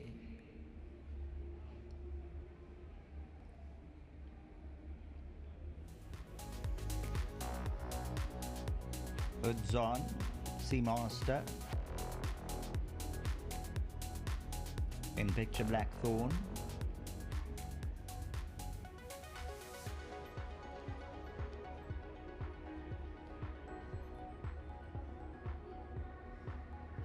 Hollywoodbets Durban July's starting point, 2200 meters. This is the Splash Out 2200, Grade 3. Final 60 seconds. Get those bets a rocking and a rolling. It's just about time to pack the field away. Got the lead rein with Lord William. Raise a Hallelujah, standing stock still, all real blue. Race time. Nebraska edges in. Willow's Wish. Blackthorn Seamaster, Jimmy Don. Next up is Lord William.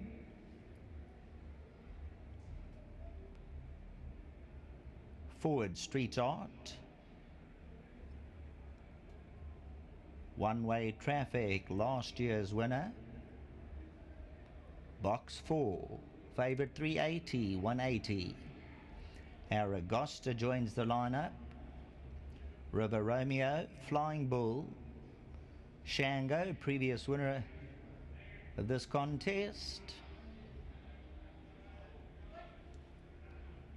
Splash Out, 2200 metres. Here they come from the 2,200 metre marker. Aragosta didn't get the cleanest of breaks. Blackthorn a little bit keen, and Jimmy Don being dropped out as the anchor at the back end. River Romeo and Flying Bull the first two to react. Shango's in the green and black around them. Into the first turn they're going to go. Flying Bull settles at 3 parts of a length. River Romeo's in second. One-way traffic and Shango. One-way traffic's just tugging slightly against the steel. The tempo's moderate. Street Art has caught around runners. All Royal Blue Silks have raised a hallelujah in about 6th position. Lord William on a double hold, white sleeves and cap, Union Square. Aragosta's mid-division as they go down towards the 1,400 metre area. Seamaster further back, Nebras. Then comes Blackthorn, and they're about 10-11 lengths off. Willow's Wish. Jimmy Don the trailer with the white cap and orange body. Flying Bull takes the bull by the horns past the 1,000 metre marker by a length and a tail, as I say. Back in second, River Romeo. Shango joins issue eyeball to eyeball. One-way traffic's waiting at the panels, back in 4th position. Razor Hallelujah's right there now, goes on with him. Street Art never been able to get in. Crimson King's been hidden on the outside of runners making progress. Then Lord William, Aragosta. Union Square, the blue cap, they got their 6-7 lengths to make up. Homeward Bound, Business End of Affairs. Flying Bull down the middle, River Romeo, Razor Hallelujah, Crimson King, Street Art. One-way traffic goes for a dream run at the rail. One-way traffic, Lord William, Crimson King on the outside, Lord William, Aragosta, Shango, Blackthorn, Crimson King comes home stoutly on the outside, and here's number 12, Crimson King, wearing the crown today. Aragosta second, Lord William third, Blackthorn ran fourth.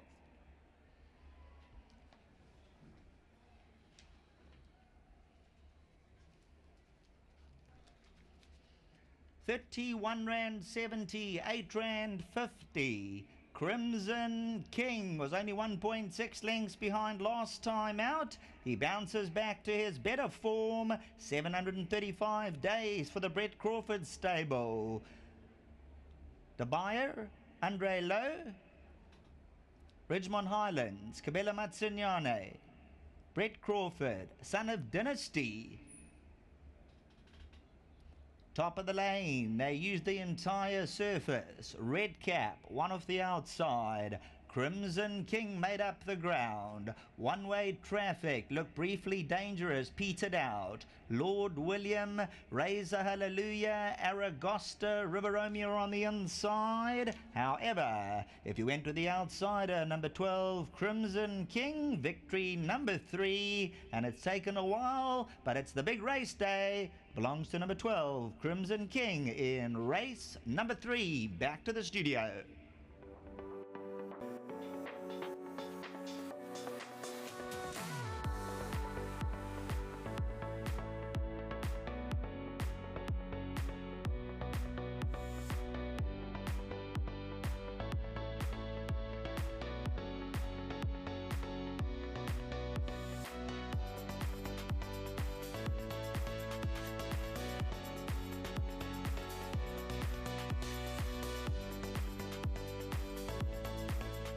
Race number 3 on the program, the Splash Out 2,200 meter race, Group 3 event, the Hollywoodbets Durban July Constellation, and it goes the way of horse number 12, Crimson King. Brett Crawford, Kabelo Matsanyane teaming up Could this be a sign of what is to come in the big event, the Hollywoodbets Durban July, where they team up with horse number 4, Winchester Mansion, who's given a huge chance today.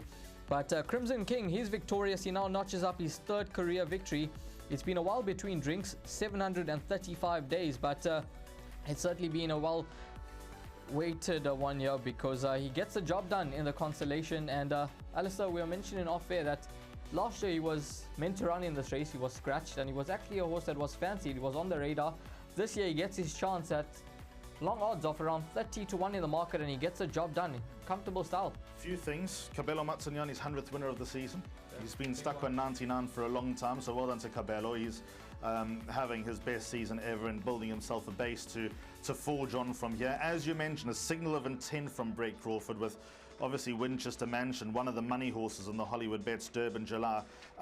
The pace was very ordinary, horribly ordinary. I mean, we were making the joke before that, you know, the consolation race somehow gets run at a faster pace than the Hollywoodbets Durban July. Well, if the Hollywoodbets Durban July runs at a slower pace than this, we'll be waiting a long time for them to come home. Yeah. But credit to Crimson King, because despite a low weight and a rating reduction over time, he's still been able to quicken well. So, you know, I think it probably played into the hands of a lightweight, but with that said, he's full of merit. He beats number 6, Aragosta, showing signs of life. He's already a Grade 1 winner as Aragosta. Christophe Soumillon's delivered him into 2nd. It wouldn't surprise me to see him reel off another big race sometime soon, the 4-year-old. 3rd has gone to number 5, Lord William. It punched above his weight, as we thought. Another nice run from Lord William. Just a lovely working man's horse. Absolutely, and yeah, he just didn't seem to quite see out the 2,200 meter trip, but he's a nice horse for the owners, and I think they'll have lots of fun with him. And then 4th position goes the way of horse number 13, Blackthorn, who was returning off a lengthy layoff. Big run.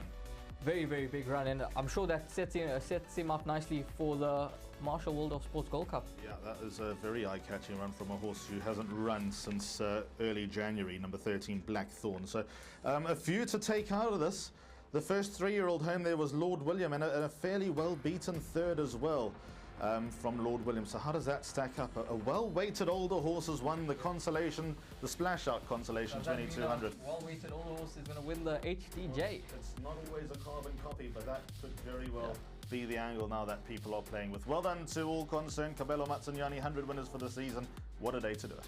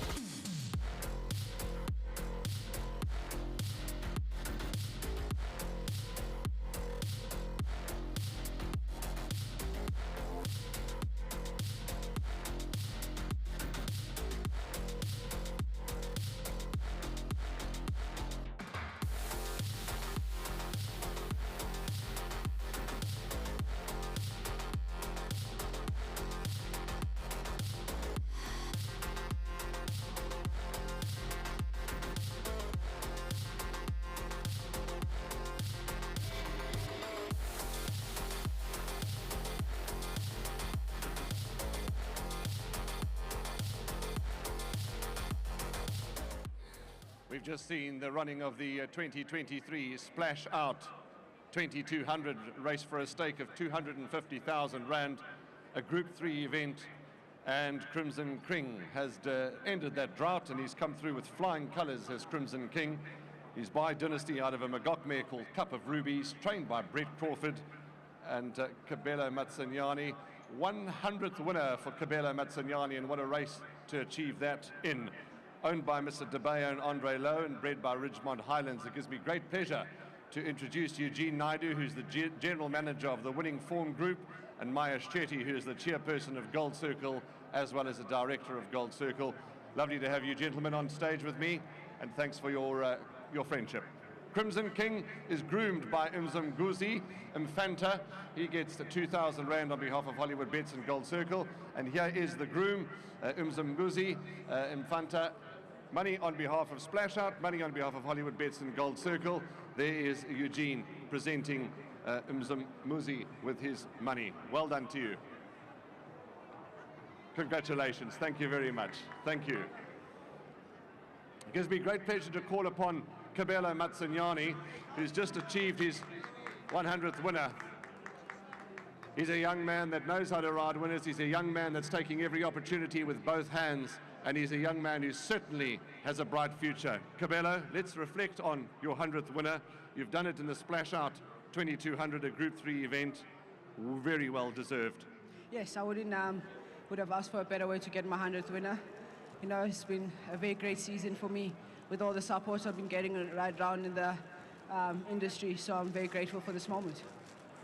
Tell us about the race, because Aragosta was coming, but Crimson King had enough in the tank to get you past the line first. A welcome return for him to get back into the winner's enclosure. Yes, it's a long overdue for Crimson King. You know, we've done a lot of work with him. He's had his complications, but I'm glad he's overcome them, and he had this nice winner today. Hopefully it'll also boost his confidence and go more to win more races. And yes, in the race early on, I was sitting next to Aragosta, and my horse was tugging a little bit. The pace was honest, but not honest enough for my horse. So I opted to peel out and go follow the horse that I was 3 wide in a race, and it pulled me through to the straight, and it got me where I needed to be. And coming into the straight, he gave me the 10 of foot that he always had, and he's very quick in very well, and he gave me a very impressive 10 of foot. Kabelo, well done to you, and I wish you all the very best for the rest of the day. A wonderful achievement. You're a wonderful rider, a young man with a bright future. All the best going forward. Much appreciated, Mr. Lamfena. Yes, we're looking forward to the big race. This was a very nice way to start off the day, so I'm very happy. Lovely. There's Mahesh and Eugene with your trophy and your prize and all that goes with it. There's the sea of cameras. Lovely to have international media here as well as the local media who we rely on a regular basis. It's call upon Brett Crawford and James, and Gwen's welcome to come too if she'd like. Come on, Gwen. Come and enjoy the celebrations. There we go. Let's start with Dad, if that's all right. And Crimson King, Kabelo just saying a bit of a road to get here with him, but he's won, and he's won oh so well. Yeah, look, it's been a bit of a long-term project. You know, we started with him, built him up, and obviously he's adapted really well to the Highveld. He enjoyed the tracks there, the lighter tracks. James done a phenomenal job with him, and you could see his progression with each and every race. You know, if you watched his last race carefully, his last start here, he ran an absolute blinder. You know, he didn't quite get the run of the race. So obviously from today, I thought Kabelo gave him an absolute peach of a ride. So just well done to the whole team. You know, I'm sure there couldn't be a thanks to Andre and to Peter for their patience with him. They believed in him more than us, and their patience has proved 100%. Well, I look forward to talking to Andre, but a quick word from you, James.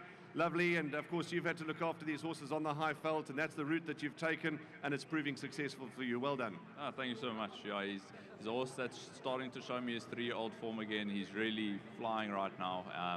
He's on the up, and you know, he got the race the way he wanted it today, and I thought if he did that, he would be a massive runner, and he won in fine style today. He certainly did. Well, there's the team to do your presentation, your trophies. Go and enjoy the moment. I'll talk to Andre in a moment, and just fantastic. And get Gwen and everybody into the pictures, and we'll come across and talk to Andre Lowe in a moment, as well as Peter DeBayo, who owns this horse. Okay, let's talk to Andre. Andre, wonderful to be on the big stage on such a huge day with Crimson King, you and the good lady. Well done. Very, very wonderful and a very nice day. And well, since the COVID time, I've been here at the July. No people like a graveyard, but excellent today, and as Brett mentioned, a lot of patience with Crimson King. We got a lot of expectations from him as a 3-year-old, but he didn't come to the party. So in that regard, I also want to tell Peter de Beyer, my partner, thanks for all his patience. We really need to hang on to Crimson King, but it looks like he's now... He's back. Well, he was never here, so he's here now. So he must stay now here. And for Brett and James, very well done to them. I really appreciate all their communication to us, how we plan for Crimson King's career forward and so on. It's very, very handy. And Cabello, super right from him. Well, it's lovely to have you at the races. And of course to Peter de Beyer as well. There's your prize, there's your trophy. I'm going to let you enjoy the photographic moments. And there's Mr. Andre Lone. He races us in partnership with Peter de Beyer. There's the cameras in front. Yep, there they are. Come through, James, come through. Let's get a lovely big photograph with the entire team. And it's the Splash Out 2200, a Group 3 event that was raced for 250,000 Rand. It's gone the way of Crimson King. And let's get everybody in line. There they are. There they are. Lovely. Congratulations. Congratulations to the whole team that are related to Crimson King. So that's it. Race number 3 has been run, and Crimson King has got it all sewn up. The next race, the start is just here in front of the grandstand. It's bound to be a thriller.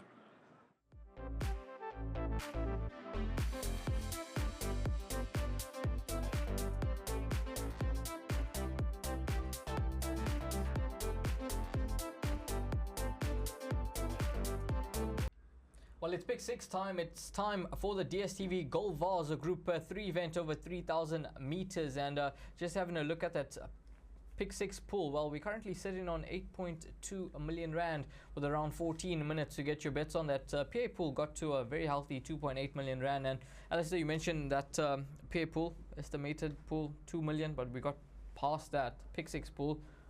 We could be in for a very, very good one today. It just shows the level of interest, Raheel. We were just talking off air about various other angles and how many people come in and really pay attention to what's going on in the Hollywoodbets Durban July. You know, obviously through tote pools, that is a huge cash cow, a source of income, and probably the most valuable gauge. So the fact that we went past the target of the bar pot, comfortably went past the target in the PA, this will be the big marker with a 20 million Rand estimate in the Pick 6. And as I was saying earlier on, that big spark only comes after the cancer pass, and particularly while they're low. But we were also talking about the Hollywoodbets Punters Challenge. Correct. That over 28,000 people have played today. Now that is half the crowd that'll be here at Hollywoodbets Greyville for the Hollywoodbets Durban July. But when you consider that more than half the crowd that come here are, you know, not racing people, they'll come to the races once a year and be part of the social scene. I think that's a very, very good number, and one that can only grow. With the start of the Pick 6, a man that's an important cog in the wheel is Sean Terry. Dees Dianan's roped him in. Yeah, thanks, guys. And Sean, how is this day compared to years gone by, just atmosphere-wise and numbers-wise? I know it's even sweeter when you win the big one, but how is this day turning out for you? I mean, just the vibe. Amazing, Dees. You can feel the buzz when you walk through the gates, and definitely up the ante. You come to expect it from Hollywood, and yeah, definitely a lovely vibe, and we're looking forward to the day. I'm sure it's going to start buzzing from here. You've hit your straps. You've hit your straps at the right time. Congratulations on the Hollywoodbets Scottsville success. Can you build on that today? I'm hoping to, Dees. I think the string does get stronger as we go along. I think I should have a decent chance starting off here, and hopefully a few more to come after that. Your 2 horses here? In good order. Obviously, Red Maple's a big step up against the boys, but I just felt that she was under too much sufferance. Scottsville Oaks, she would have got too much of a penalty if she got close. We're taking our chances here with 50 kilos. Felisandi knows her well. He's won a feature on her before, and I'm taking a chance here. But Future Pearl, he's done the business over this type of distance. He likes this thing out of the ground. Lovely draw. Richard Fury up, and hopefully he'll be there. We miss Lucky Lad today, but you've certainly, you know, left in Mrs. Geriatrics who's unbeaten 4 from 4. And what a story it is for that syndicate and for the stable. Yes, sure. You know, we couldn't ask for things to go better with her. Coming to the well one more time is a big ask, but she's in exceptional filly. She's in top shape, and I wouldn't bring her here if I didn't think she could cope with it. Obviously, we didn't factor in the softer going. Yes. It's going to make the 14 a bit tougher, but you know what? Good horses can get the job done. And then the main event, how's your mood? Yeah, good. I'm pretty happy. I mean, big outsiders on the day. I don't think Rain in Holland should be the price she is, but that's fine. Obviously, a little bit high in the weights, but she's had a good prep. Bless My Stars has had a lovely prep. Just hoping for the best. That partnership of you and Samanga Khumalo, I mean, it's tremendous when you guys team up together. Yeah, listen, as I said many times this season, I mean, Bling is back and he's in a good vibe, good mood, good results. He's very, very positive at the moment, and that's the way I like him. And he gets on really well with the filly. He's 2 from 2 this season. She's 2 from 2 at Greyville. I can't ask for too much more. Don't want to keep you much longer. At the latter end of the meeting, how strong are you? I think I'm pretty strong. I mean, Princess Kala, she's a proper filly. They don't get too much better than that. And obviously, healthy respect for Mark's filly with Christoph back to rider. The sprint race? Yeah, Thunderstruck, I think he's come on a touch from Scottsville. He runs well around the turn. Pleasure to have Christoph on. I think he'll be there. Just before I let you go, that race with the fillies, you know, they're making it a 2-horse race, Desert Miracle in your filly. Of course, it is the Garden Province now, sponsored by Richmond. The guys, you know, in all quarters are saying, with the 5 runs for you, she sprinted, but we know that she had a hiccup going into the Empress Club. 1,600 meters, etc. What's your thoughts? I'm confident. I'm confident with her. Obviously, it's going to be tactical. We haven't got the draw. We need to be aware of that. The sting out of the ground is going to make it a little bit more testing. But at the end of the day, I can't have a better, and you know, I'm ready. You've given us wonderful memories throughout your career, Sean, but on this particular day, you've given us some special ones. All the best for the rest of the day. Thank you. Beautiful to have runners on a day like this. Lovely to have the sponsors that we do, and to everybody, all the best. Well, guys, you heard it from Sean. Always a hive of information is Sean Tarry. The bell has sounded and they'll be leaving the parade ring shortly as Fight Song makes his way past us. Here's number 8, White Fang, who's a proposition on the Turfentine inside track. There's a school of thought, if you can run on the Turfentine inside track, you can run on Hollywoodbets Greyville. Is he up to the grade here, Raheel? I don't think so, Alistair. I know he's got 54 on the back. He's returning off a layoff. He's going over 3,000 meters for the very first time. I think he's got his work cut out in this event. Yeah, so I think he should stay. Hasn't run for a while. Hasn't run since late March, so that is a lengthy layoff. 15 good counsel. If he was drawn better, I would give him a very big squeak. Don't know how he's going to go from 15 out of 15. If they go the slow pace they did a race earlier, he could be in a world of harm. Raymond Danielson takes a ride for Ashley Fortune. He's one of the bigger outsiders in the race. But the favourite is currently number 10, Armagam, whose full brother runs in the Hollywoodbets Durban July in the form of Son of Raj. The day is all about stories and all about how the stars align and whose day it is and how lucky people get on this particular day. Who can forget just 2009 when Greg Sheen and Glenn Codson won just about everything on this great day. So that's the example that I'm trying to make. So who knows, maybe if Armagam can win this, maybe it is just the year of Stephen Chetty, Waya Mowing and the entire family. Current favourite here is number 10, Armagam, the full brother to Son of Raj. Cancer Past about to begin for the DSTV Gold Vase, the grade 3 over 3,000 metres. Always a lovely race to be part of because they start right in front of, well, 200 metres away from the winning line, so in front of a lot of people here at a heaving Hollywoodbets Greyville. Let's get up to Sheldon. Thanks very much, Alistair.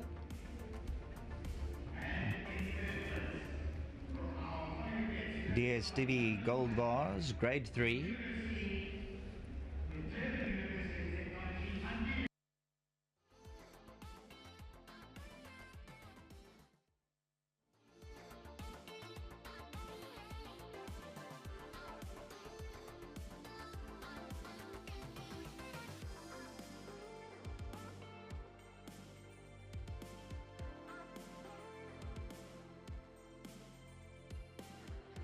The distance is 3,000 meters. Number 2, Fight Song, Sepasihle Klingwe moving by.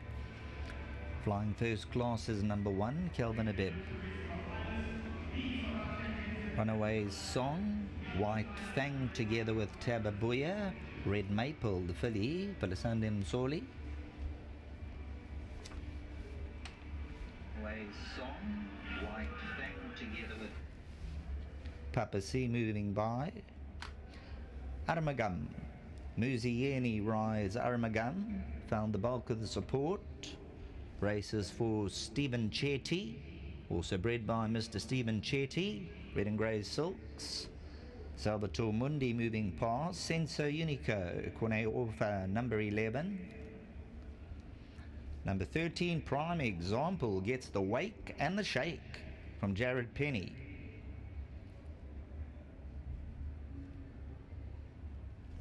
Salvatore Mundi, Rex Union.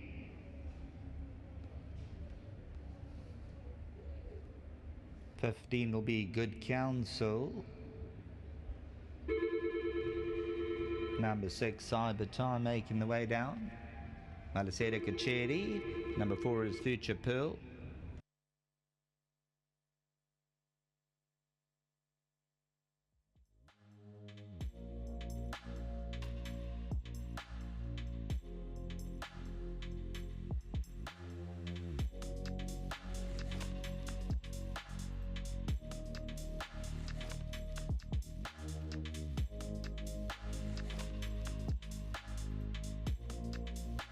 Well, it's quite ironic that I'm sitting here in the gazebo leading up to the DSTV Gold Vase with a man that I've known my entire life. We've had many conversations over the years, but the first time we're actually doing something official. It's the brand and communications manager of Hollywoodbets, Dev and Heifer. Dev, what you've done just impresses me. I made a comment about a week or so ago that, 2022 seemed close to perfect.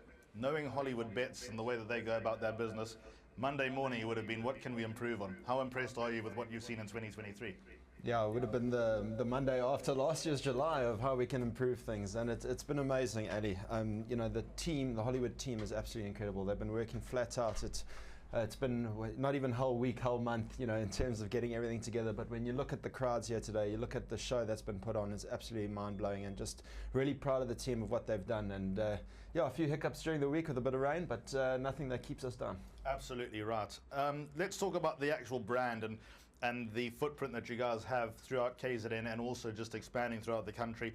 I was down here for the Hollywoodbets Gold Challenge, and a day later was the Comrades, where you guys have now stamped your mark on the halfway stage at Drummond. But it's more than just that. It's more than just sporting events. It's community services as well. What are Hollywoodbets getting up to other than the Durban July? Yeah, obviously the Comrades Marathon was fantastic. That was a busy weekend with us with the Hollywoodbets Gold Challenge at the same time. But it's been really exciting. All the focus this past month has been on the HDJ, as you would imagine. But it was fantastic to see the different entities that we do work with, like the South Sea Sharks and the Hollywoodbets Dolphins, who are currently during their off seasons. And funny enough, during the rain that we had on Tuesday, that massive storm, it was within a 5-minute phone call on Wednesday morning saying, listen, we need whatever resources we can get. Ed Kutsia from the Sharks sent 20 of his guys through. Heinrich from the Hollywoodbets Dolphins sent 3 super soppers to make 2 Hollywoodbets Greyville to make sure that the event went ahead. And that's what it's all about for us when it comes to sponsorships. We want to bring, not just promote our brand, but bring these different entities together that promote each other's sports. And of course, for us, one of our biggest passions, horse racing. How important is working in harmony with all these different brands? The fact that they can give you a call, you can give them a call, you all on the same page. How important is that to sort of, rub shoulders and be able to get the tune that everyone needs out of each other? Well, it's everything. That's always, we don't do sponsorships, we do partnerships. And I think the fact is, we'll have the South African Jockey Academy at the rugby game. We'll be taking the Hollywoodbets Dolphins to Summerveld. We have this amazing cross-pollination that's happening in the sport. And it's just fantastic to see everyone getting behind each other, especially here in KZN. And hopefully it expands further. It's fantastic also today to be hosting all our partners in our different rooms and marquees and tents and stuff. And you can just see the vibe. Hollywood is bringing people together, bringing communities together, and hopefully for the way of going forward. On the Hollywoodbets Durban July panel discussion, you know, the guys obviously were going to wear their sentimental hats and who they thought, like Mike de Kock was obviously going to fancy his horses. So you guys have got Time Flies, your first run in the Hollywoodbets Durban July. And this is a double-sided question. How excited is the team to have their first runner in the Hollywoodbets Durban July? And then take Time Flies out of the question, who's your biggest danger? Yeah, so for us to have our first runner was amazing. I mean, Time Flies ran an absolute cracker in the Wollavington. What a name for your first runner. I mean, how time's flown. Yeah, no, it's been amazing. I mean, if you go again, we're looking 35 years ago, Owen Selling winning forms outside here with 4 Rand in his pocket, and now we're sitting here with a runner in the July and naming rights to the race in the stadium is just absolutely incredible. And time has flown, but you know, we've developed an amazing relationship with Ridgemont, and you know, this filly is just keep progressing. She's a dynasty, and you know, they just keep getting better, so she could be anything today. So yeah, worth an outside bet. Louis and Brett, you know, incredible combination, so I think it'd be deadly. But yeah, I think my biggest danger is probably Justin Snaith, without question. I think he's got the 5 runners in the race to set him up perfectly. Richard chose the ride, so yeah, but personally, also, I would love it if Michael Roberts could do it. Let's see it again. Last question. Is it party tonight, sleep well tomorrow, or is it sleep well tonight and regroup tomorrow? Yeah, I think it's going to be, I think the whole team's going to be sleeping probably tomorrow morning, I think, for the next few days. But, you know, that's what we do. You know, the passion, the hard work, the blood, sweat and tears is what it's all about. And hopefully people see the proof in the pudding. Well, the Hollywood magic is very much in evidence here at Hollywoodbets Greyville at the second sponsorship of Hollywoodbets to the Durban July. It's lovely being here. Just compared to last year, and obviously, you know, we got to a week before the Hollywoodbets Durban July and there were still question marks. Are we going to be allowed? Are we not going to be allowed? But this year is just cranked up a number of notches. Devon, thank you so much for your time. Enjoy the rest of your day. Let's get up to Sheldon for the call of race number 4. Thanks, Devon and Alistair. Runners for the DSTV, Gold Vase, Grade 3 stepping up. White Fang's turn. Runaway Song is set. Papa C. Aramagam. Prime Example stepped up. Good Counsel's ready. Tababuya. Red Maple, the filly. In 7. Future Pearl's turn. Cyber Time about to get closer. So Cyber Time, Fight Song, Senso Unica, another one to edge up. Rex Union is set. Fight Song. Get close to the rails. They come past the winning post, commentary box and judges box on 2 occasions. They bounding away from the 3,000 meter marker. Papa C making the intentions clear early on, wants to hit the line running. Tababuya's right there, keeping him honest in second. White Fang is third. Rex Union looking to slot in around them. Then we have Fight Song flying first class as they go on to the potty for about 200 to 300 meters. Aramagum's further back in the running.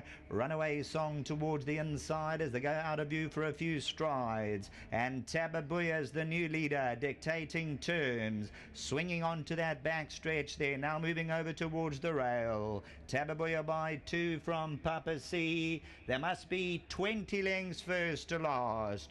Around runners Fight Song, Rex Union, Good Counsel can't get in. Aramagum's mid-division flying first class. Future Pearl further back in the running with Cyber Time, the white cap. Red Maple travels alongside Runaway Song. They're now starting to concertina a bit more as Tababuya slows it up going towards the 1800. Senso Unico towards the back end. Then we have Prime Example, Salvatore Mundi the trailer. Tababuya just gliding along with Papa C. They're going a neck in it. Good Counsel's getting closer and closer. White Fang next to the fence, followed by Rex Union. Fight Song, the 2 shades of purple. Then we have the red and grey silks of Aramagam. You'll notice a number of the riders swinging onto their mounts as they race down to the 1400 metre marker. And they're just slowing it along inch by inch. Flying first class. At this point in time, Runaway Song, 9 lengths off. Aramagams making strides for stride as they go down towards the 1100 metre marker. A number of riders looking around to see if they're going to start making their move. Papa C from Tababuya, Muzieni and Aramagam now heard the call and starting to inch right alongside into second. White Fang gets a reminder in that 4th position. 2 lengths away, Rex Union. Good Counsel. 700 metres to go, Fight Song. Cyber Time, Future Pearl further back. Salvatore Mundi's also making strides around them. It's going to be a dash for home. Papa C from Aramagam. Tababuya's on the inside. Rex Union still on the bridle. On the outside, Fight Song, Future Pearl, Senso Unico. Rex Union between them. Look right, Fight Song and Future Pearl is now starting to descend. Yes, Future Pearl and Fight Song the last 200. But Future Pearl stretching away in devastating style. And this is Ring Up the Register. Future Pearl comes thundering away from them. Fight Song, Rex Union 3rd, and Senso Unico.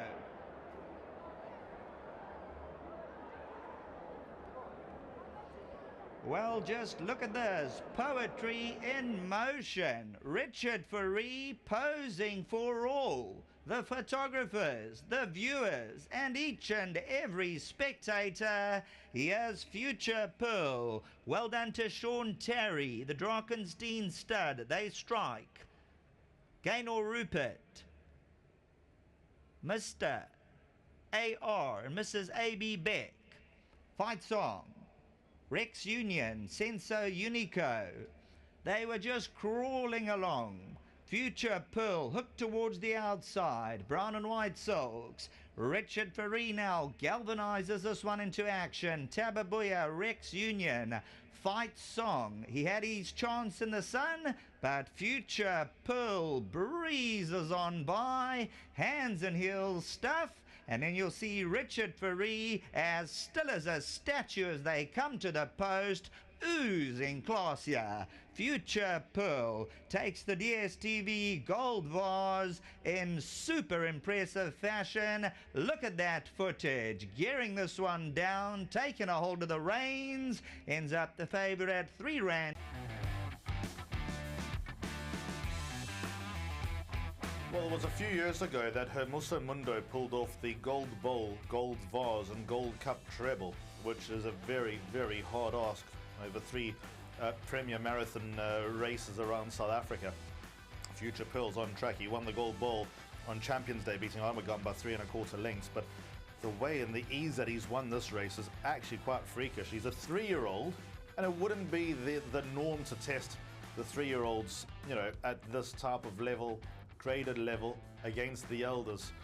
But Future Pearl has absolutely obliterated them here. And when Richard Faree put a stick away, he powered further and further clear. Devon's still with me.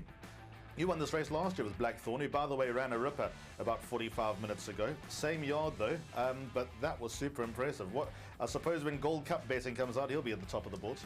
Yeah, I think that was quite a dominant performance. I mean, I was quite happy with Blackthorn's run in the consolation, but that just blew everyone away. I mean, what a ride, I mean, by Richard. I mean, yeah, we were talking about putting away the stick at the 100. It was unbelievable. So, yeah, perfect feature by Sean Terry and Richard. I mean, yes, we need some distance horses. You know, we need some champion stayers, and I think we've seen something very special here. Yeah, that was truly out of the top draw from Future Pearl. His earnings go past 550,000 rand with his win today.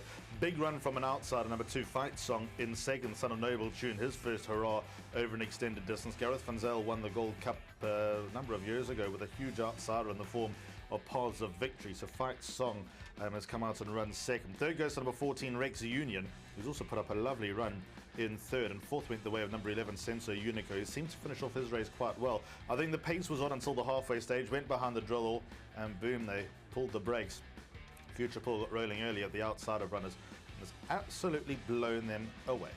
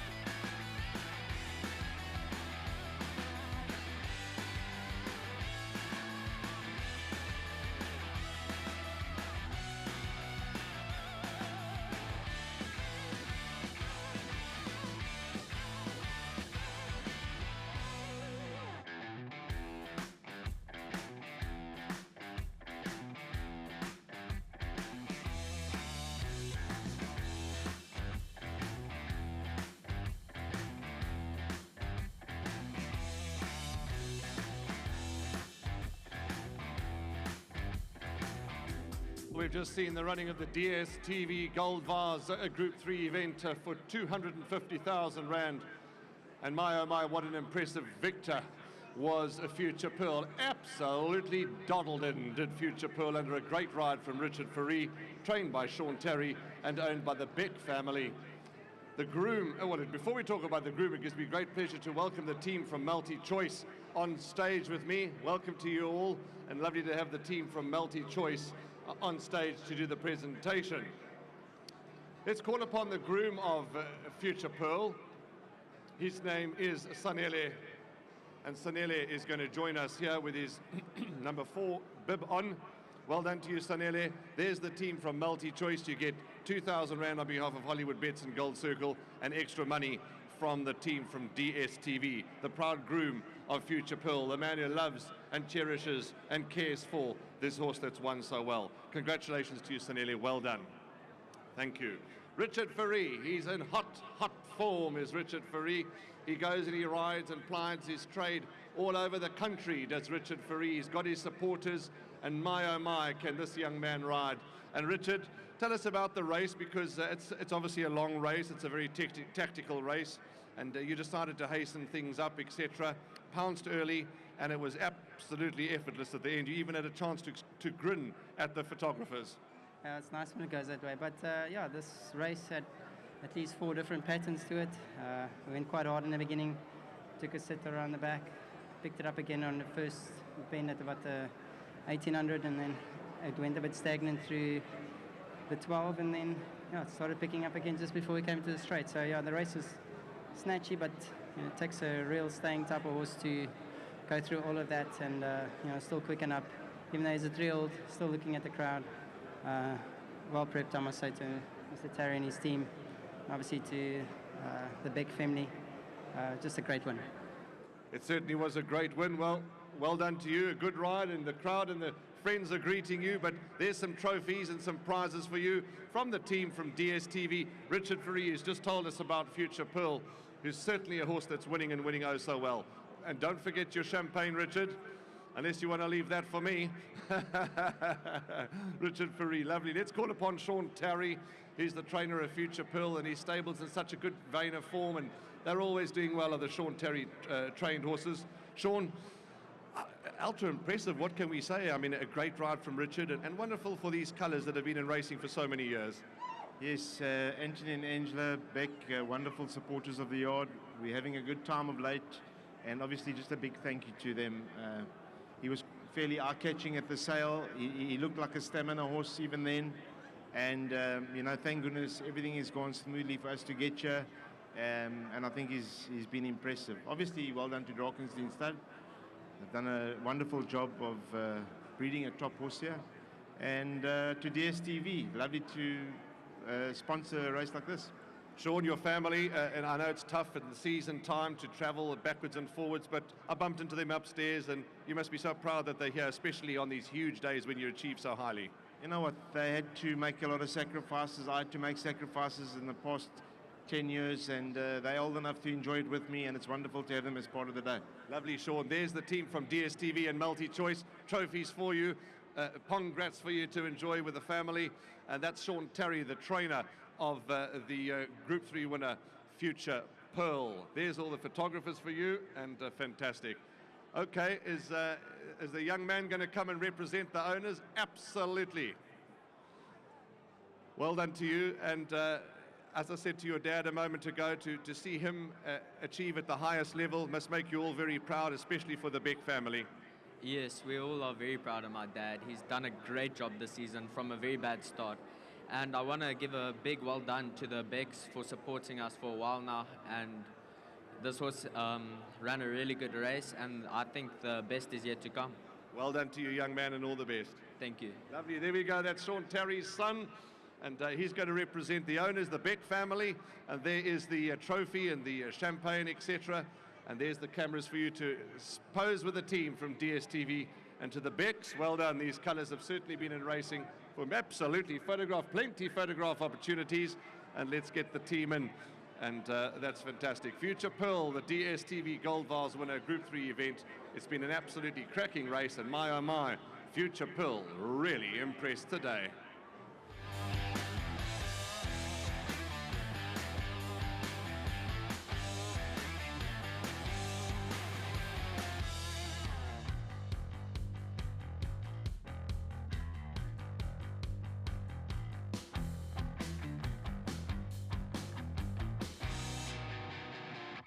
Well, the Pick Six is now done. So we've played into a pool that got to 16,217,881 Rand. And well done to Sean Terry. Fantastic win there with Future Pearl. 18 minutes to the off of Jackpot 2. If that's the bet that you want to get involved in, it is a bet to catch races 5, 6, 7, and 8. This race is the Zulu Kingdom Explorer, a Golden Slipper Group 2 over 1,400 meters, and it's attracted some of the best juvenile fillies in the country. This is where Equus champions are named to win races like this, and we've got an unbeaten filly in the race. She is small, she is tiny, but she's got the heart to run and the legs to do it. Her name is Mrs. Geriatrics.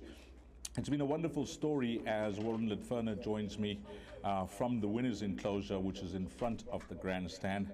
And Warren, before we even touch on this race, you've got, what a view you got in front there. I haven't walked in front yet, but just from the visuals, it looks like it's full house. Dees, it's absolutely unbelievable. You'll get your chance to go out there and do your couple of races, and really the vibe is just getting hotter and hotter and hotter as we get close to the big one. And to the crowd that have come out today, thank you, because the atmosphere out there is just goosebumps material. That's horse number 6 in shot, which is Distant Winter, daughter of Water Winter, Candace Bass Robinson. And Pierre Stradom has now picked up the ride. She does bring some serious form lines from the Cape into this race where she debuts in the province. She certainly does. She beat October Morn last time. October Morn since come out and won. Pierre Stradom picks up the ride. And this 2-year-old filly, you can't help but get the feeling that she's going to really make her presence felt, and make her presence felt in a big way. She looks good. She comes from a top stable. There's lots to like about number 6, Distant Winter. Yeah, there wasn't much that separated herself and Winter Cloud, her stable companion. And Winter Cloud we saw finish second to Miss Geriatric. So let's see. It is a 1,400-meter trip where most of this field are trying the distance for the first time. Number 2 is Calling All Angels, Paul Lafferty's runner. After that debut win, you know, they throw into a race where it was a competitive field. That Stulitzer Stakes was not a bad field. Not a bad field at all, Dees. And listening to Paul Lafferty's podcast, they had a few issues with this filly, and they've ironed them out and they've got them right. And she's a beautiful, strong daughter of New Predator, bred by Bruce LaRue, who is here at the races today. So is the Half the World, which is fantastic to see, and Grant van Niekerk's going to ride. And yep, she is a filly that we can ignore that last run, and there could be a bit of value here for the back end of Quartet's number 2, Calling All Angels. But she's nice and calm. She's just got the one stable assistant with her, and she really looks healthy. Well, we'll test that word calm once we get closer to race number 7. 32 Rand 40, 7 Rand 20, and that's number 2, Calling Angels. If you're looking for a rough result in the first leg of the jackpot, or maybe in your trifectas and quartets, she is one to include, number 2, Calling All Angels. Then on to number 14, which is Kirundi. But before we get to Kirundi from the Glen Cotson stable, Alistair Cohen in the parade ring.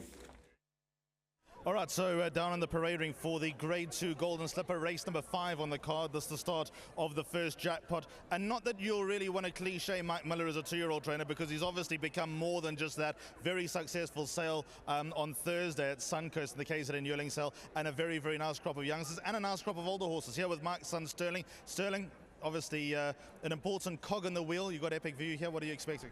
I'm expecting a big run from her. I know it's a competitive field. We don't have the best of draws, but we're going to take our medicine, and hopefully she finishes like she did last time. I'm expecting her to be in the first 4. Am I right in saying that a year ago, maybe 2 years ago, you had a horse of similar ilk who went off at a big prize, also from a tricky draw, ran a lovely race in this race? You are 100% correct. Woodlands Retreats. That's her name. Daughter of Pomodoro. Just quickly, the sales very successful on Thursday. A lot of homework done there? Yes, thank you. I must thank all the clients that supported me. It was overwhelming. Well done, Sterling. All the best today. Thanks, Al. Yep, wonderful to have caught up with Sterling Miller, one of the good true blue youngsters in South African racing, and awesome to get an opinion out of him.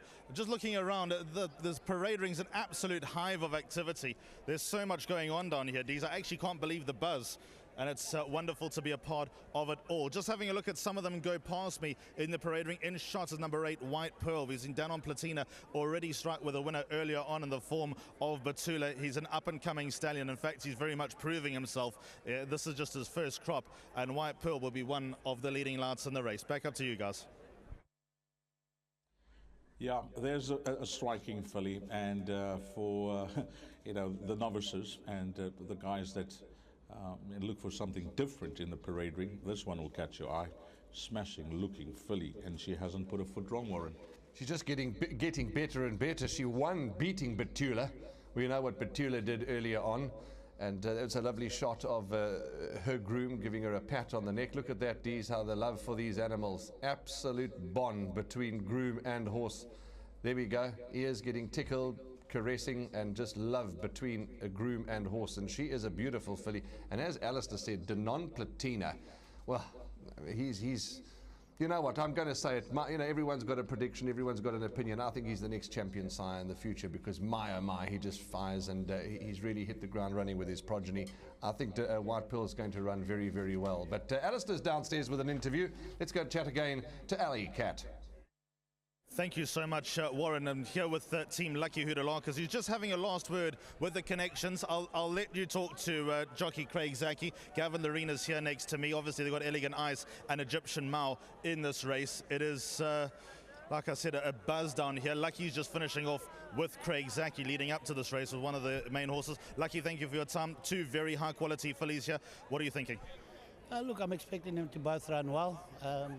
Egyptian Mare's got to contend with quite a wicked draw, but yeah, so I'll just leave it to Craig. Both travelled well? Yeah, they both travelled well. They're looking good, and we're happy for the best. And Hawkbill in the next race. There's something about him, nowhere near the finished article. Yeah, there is. Look, I'm not convinced that this tight track will suit him, but he's got the draw.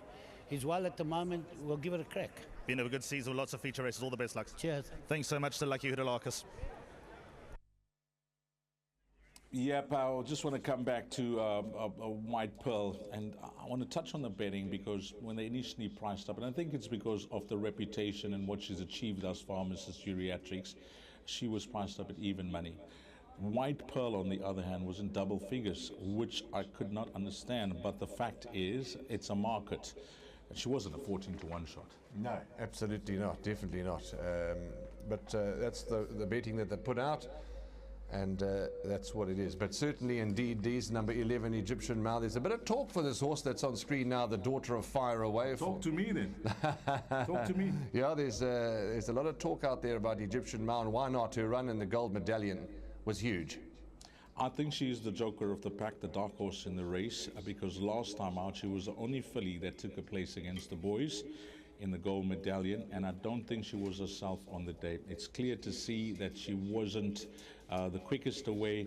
She didn't get the best of luck in running over the final 400 meters where your race is either won or lost, and that was costly for her to finish closer to Lucky Lad. But today they decided, let's put her back against her own sex. We'll take our medicine from the draw, and with Craig Zaki up, knows this filly, he's already on the board, which is a big day. That really gives these boys confidence if they have a winner.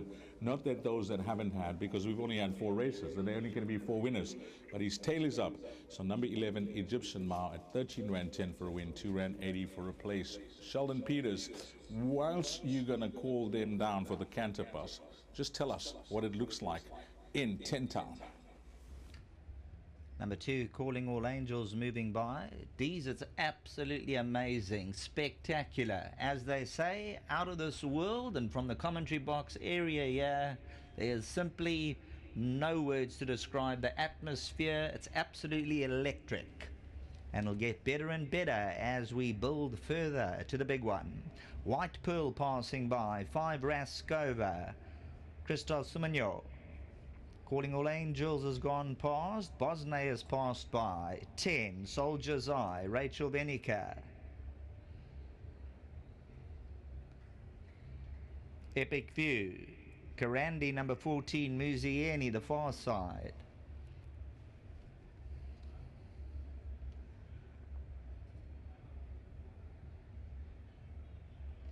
Number 1 is Tamil Tigress, Ramil Danielson.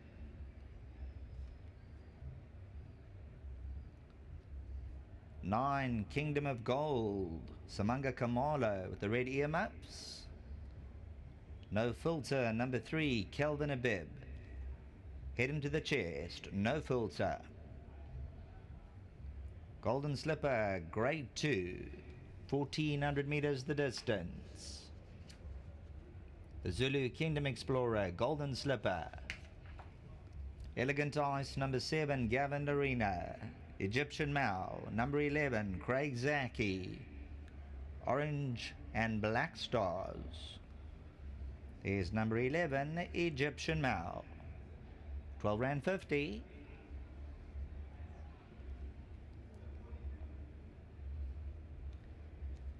Number 6, Distant Winter, Pierce, Striker Stratum, the Blonde Bomber. 9 Rand 90, 2 Rand 40 if you like Distant Winter. Gavin Arena's aboard number 7, Elegant Eyes. Keeping this one together. 17 Rand up.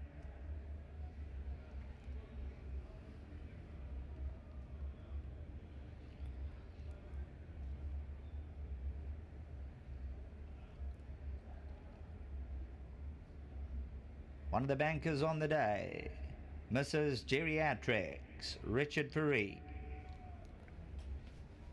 She's 4 from 4.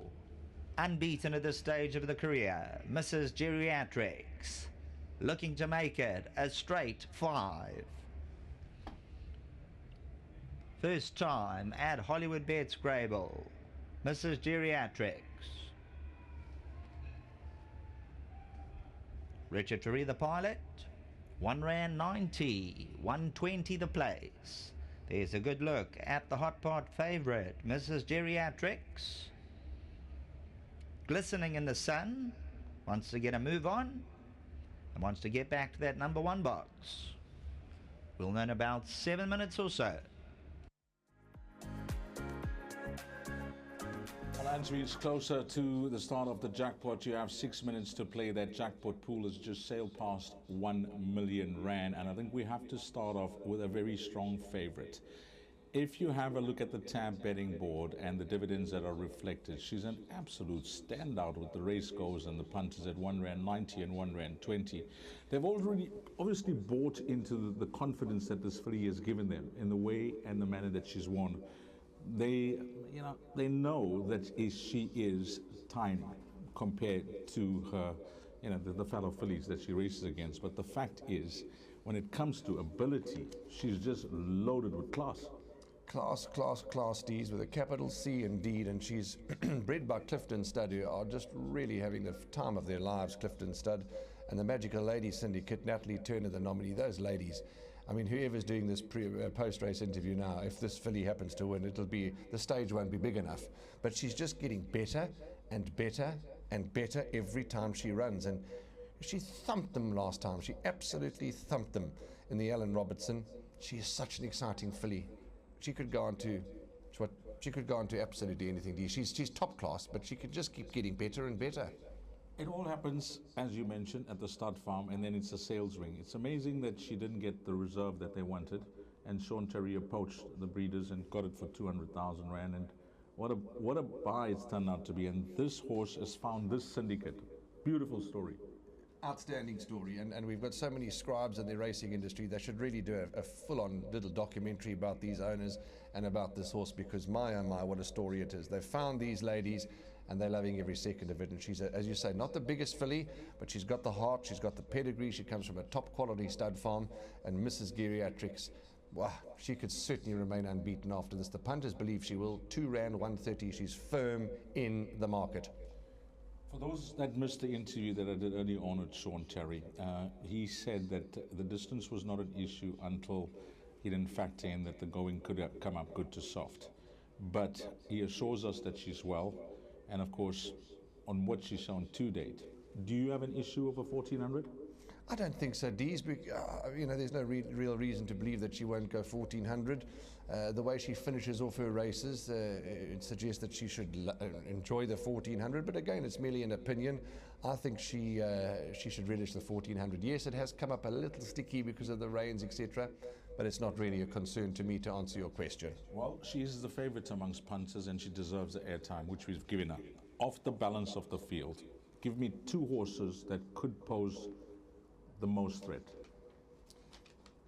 As we always say, it's about structuring bets, etc. And a lot of the punters have gone to banker her, and some are playing to beat her. So you ask for 2 others. Probably the obvious, or one the not so obvious. 6 Distant Winter. She's looking to reel off the hat-trick. I think she's a smart filly in the making. Pierce Straden gets the ride. How often do we see replacement riders come up and win races? So Distant Winter's my first one. And White Pearl, who was around 14 to 1. I haven't had a chance to check the betting, but I see about 5 rand on the tote. I think she's a very smart filly, and the fact that Betula has boosted the form, those are my 2 that are could possibly scare Mrs. Geriatrics, Distant Winter and White Pearl. But you could even find 1 or 2 more. I know that you like Egyptian Mal, and even number 12, Bosnay at 10 rand a place could run forth. Yeah, you've given those 2 some serious talk, Distant Winter and White Pearl, and I think you are spot on with those comments. But Egyptian Mao, if she was drawn any close, I mean in the first half of the appeal, I promise I would have possibly tipped her first, because I've watched her first start and we know that she's got a reputation. We mentioned last time out where she was placed and how she's placed today, And this Daughter of Fire, she's paying 12 Rand 50 for a win, 2 Rand 70 for a place. When I compare her against a horse like in a Distant Winter, White Pearl, I think there could be value there at 12 Rand 50 and 2 Rand 70. Now, we've spoken about the forerunners that possibly will be very popular inclusions in the exotics. For those that played to beat these 4 horses, horses like Raskova with Christoph Sumio, 1 from 1. What a ride he gave this in Cape Town at Hollywoodbets Kenilworth. It was unbelievable. It really was unbelievable. And he's come to South Africa. We always welcome him. A rider of international quality, as we all know. Yeah, he did give her a good ride, so he'll be looking to keep that record intact. Elegant Ice, the stable companion to Egyptian Mao, with Gavin Lorena up. I mean, she's got the form lines represented, by Mrs. Geriatrics. Can she reverse the form now over a furlong further? Possibly. I do prefer Egyptian Mao over Elegant Ice, and the betting suggests that as well. But I'm not so sure she could reverse that form, Dees. Yeah, you can see the horses that are just milling around behind those starting stalls with a minute to get your bets on, all the last-minute checks being done by the jocks. And, this race, it's either late Mrs. Geriatrics or the 3 horses that we've mentioned, 6, 8, and 11. Otherwise, I think it's going to be a massive result. Do you see this as a possible result, looking past those 4 fancied runners, or are you seeing it as a form result? I'm seeing it as a form result, Dees. I'm certainly seeing it as a form result, and I know that the whole world that have played into this race are probably hoping to see a form result too, but I see it as a form result. Well, it's now jackpot time, guys. That pool is fast approaching 1,200,000 Rand. It's race number 5. It's a Group 2. It's a golden slipper over 1,400 meters. I say Mrs. Geriatrics wins this. She will be the Equus champion juvenile filly, because this will be 5 from 5. Wow, she's the only unbeaten horse in the race. She comes to the racetrack with a big reputation. Her form is clear to see. Sheldon Peters with the call. Thanks very much, Dees. Zulu Kingdom Explorer, Golden Slipper, Grade 2, 1,400 meters. Tamil Tigress steps in, no filter. Raskova's Turn, Distant Winter and Pierce Stratum. Egyptian Mao, Epic View set. Karandi to come up, Bosnay, Soldier's Eye, Mrs. Geriatrics, Box 4, Raskova's in 5, Christoph Sumanyok. Richard Fries on Mrs. Geriatrics at 2 Rand. Calling All Angels, no filter. Elegant Eyes, White Pearl, 1,400 meters. Hooves are blazing. Starter caught them in a good line from the 1,400. No filter, fleet-footed out of the machine. Tamil Tigress is there. Between runners, Mrs. Geriatrics looking to settle in the pink silks. Around runners goes Elegant Ice, a little bit of jostling for position. Egyptian Mao, the orange can't get in. Distant Winter, Raskova. White Pearl, on the other hand, has a perfect rails position. Followed through by Soldier's Eye as they move down towards the 900-meter marker. Karandi, and then comes Bosnay. Further back, Epic View. No filter, dictating terms a length and a half. Tamil Tigress in second. Elegant Ice. Then we have Calling All Angels. Mrs. Geriatrics. Richard Fries going to angle her out. Egyptian Mouse further back. Raskova. Distant Winter towards the inside. White Pearl. No filter onto the 300-meter marker. Mrs. Geriatrics on the right-hand side. Tamil Tigress is there. Calling All Angels and White Pearl. Mrs. Geriatrics making another winning statement. Look at her go. A born leader. Now 5 from 5. She's got fire in her eyes. Raskova second. Egyptian Mao. Distant Winter in photos for the rest. But Mrs. Geriatrics from another world. Well, the punters, Richard Ferree, the entire team, Sean Terry, the Clifton Stud, Magical Lady Syndicate, Natalie Turner, and all the girls, they'll be screaming home the Vercingetorix, Mrs. Geriatrics, 5 from 5, she's simply unstoppable. Raskova's run a big race, Egyptian Mal.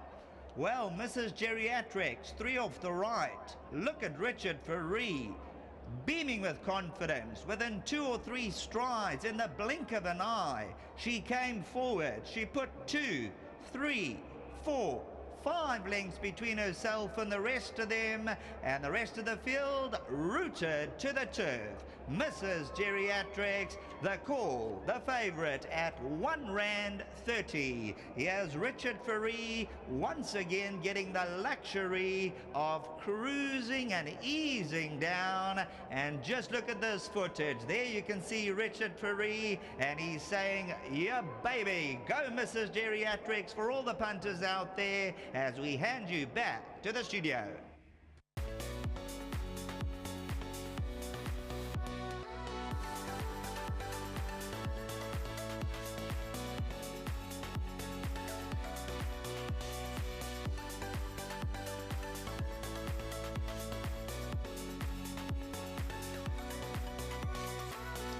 Just have a look at the tote board wherever you are. There was a serious plunge on this horse come race time. R1.30 from R1.90. The punters got stuck in and they've bought into the confidence of this filly. There'll be many stories throughout the season that will be wrapped up at the end of the season, which is a month's time.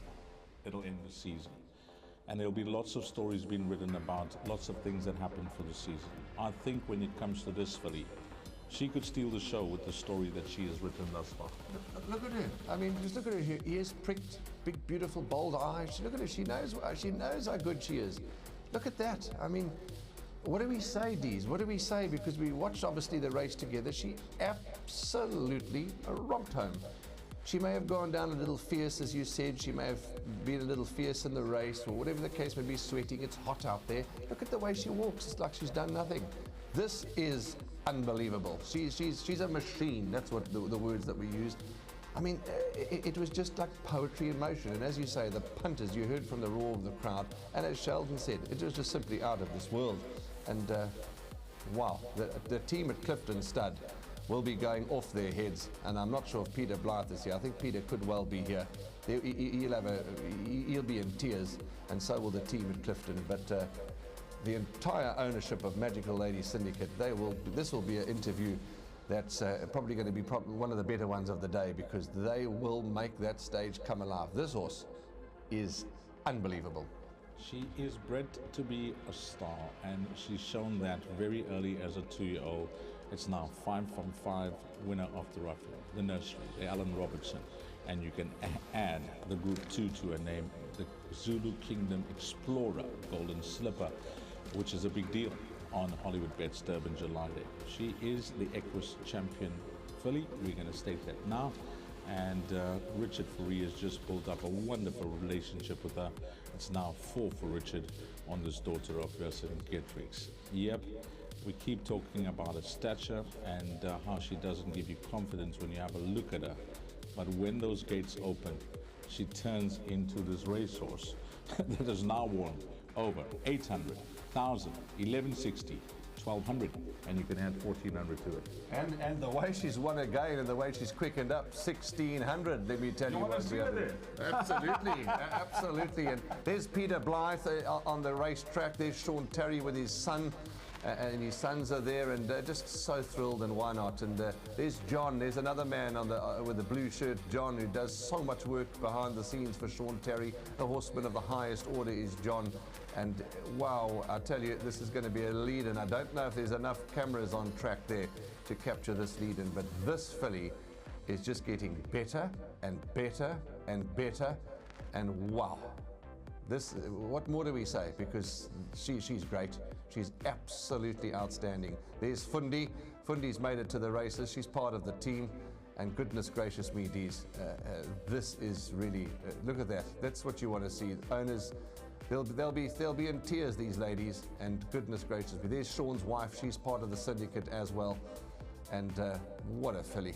Well, we congratulate the daughter of Vercingetorix, Clifton Stud, the Magical Lady Syndicate, Richard Fourie, Sean Terry, and a star is bred at Clifton, and what a star she's turning out to be. 5 from 5, and this Magical Lady Syndicate. Wow, I had a chat with Fundi earlier on today, and she was saying, unbelievable how this horse has found us, and how Sean put the syndicate together with all these ladies, and it is one of the stories of the season. No, unless you played it wide, but I think there will be very few complaints with regards to exotics, etc. But if you played to beat the filly, it's just cost you a bit more in your poem, hasn't it? And in fact, you're quite right. You know, you've played to, if you have played to beat the filly, and I mean, I think you've forgotten about that. This was a performance out the top draw. Yes, you gamble and you structure your bets. As I said, some look to bank her, some look to play against her. For those that have played against, I think just the performance they've seen, and this is what racing needs. And yeah, I don't think they'll mind. But look at her. She's just a lovely walking horse. Her ears are pricked. She's done it all. And I can't wait to see this interview. Raskova has run her heart out. She was no match. They were well beaten. So did Egyptian Ma. Egyptian Ma, well, she didn't get the luck in running. We know that the way she raced throughout, she couldn't get in, but nevertheless, she's also run well from that poor draw. I think she is one that will all pencil in the way the race worked out for her. But there's Christophe Soumillon, international jockey, first time riding at Hollywoodbets Greyville. He seems to get on exceptionally well with this filly, and he's ridden all the way to the line to keep that exacta alive for those included. Number 5, Raskova, ahead of number 11, Egyptian Ma. That is the head-on, Egyptian Ma on the right with the orange. That is Richard Fourie now making his run in those pixels. And you'll have Raskova coming through from just behind Richard. Those are the 3 horses to your right of your screen. Orange, pink, and the blue and white that end up fighting out this finish. But they were no match for this horse called Mrs. Geriatrics. Over to Alistair Cohen.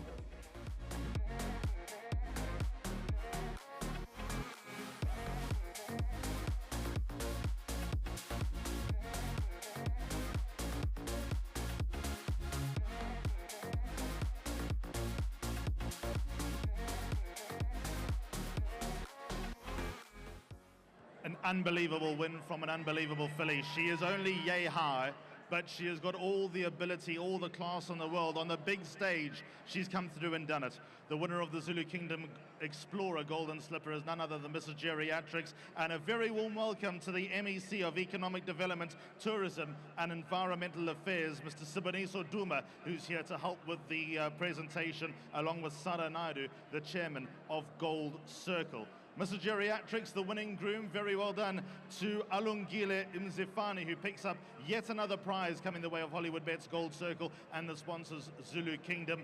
And this is the second time for a graded success, in fact, third time for a graded success in no time at all. Alungile, very well done to you. Here's your prize, courtesy of Siboniso Duma, coming on behalf of Hollywoodbets Gold Circle and also the Zulu Kingdom Explorer. Well done, Alungile. Richard Fourie, the winning jockey. Sean Terry, the winning trainer for the second time in succession. Here comes Richard Fourie. Well, this is now another one. This is a triple whammy for Mrs. Geriatrics in terms of the progression that she's made from Joburg through Hollywoodbets Scottsville now to the big stage.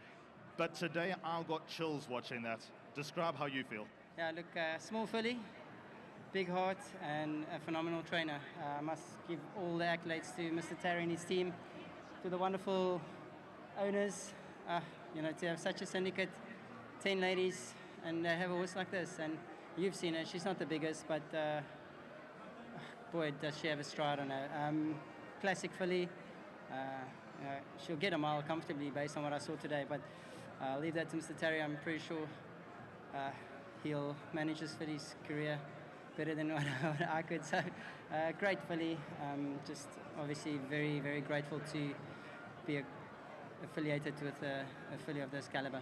In all seriousness, do you even need a leg up to get on her? I mean, counts all the good horses, the bad horses that you ride in terms of size. How small is she? Look, probably like 15 hands, but she's really small. You know, she shows you with her stride and her unbelievable turn of foot. And, you know, she was from a beautiful draw, made it easy, could just balance her out. Didn't need any flat spots like she did in the sprints, showing that she could get the trip potentially. But, you know, she's had a hard season. But like I said, Mr. Terry will know exactly what to do. But again, well done to his team. And obviously to my sponsors at winning form on the big day. It's just great. Unbelievable. Well done, Richard. Awesome. Thank you very much. Don't forget your prize. Another one coming the way of Richard Fourie. The winning trophy, the jockey's winning trophy, Richard Fourie, a very popular man at the moment, collating his prize from Mr. Sibonisa Duma. We'll get to the magical ladies in just a moment. Let's get the winning trainer, Sean Terry, in here, along with Terry Senior of the juniors. She seems like she's just got it all. That was sensational. Hollywoodbets Scottsville was good. Do you feel like she stepped up a level here, considering it's her first hurrah over 1400? She got the job done, Alistair. I don't know if she stepped up. I mean, her Scottsville win was phenomenal. I think she just did exactly the same here without being phased by the 14, the bend, and the softer going. She just took it all in her stride. The days are just a little bit too much for her, unfortunately. She's a little bit overwhelmed, and obviously, you know, after the race, you know, you could see she was a little bit strained with all of this, but she's a superstar. I'm very thankful to have her. Very thankful to have a wonderful group of ladies that are creating a wonderful vibe and in the stable and a lot of fun. And obviously to Clifton Stud, who have done a wonderful job.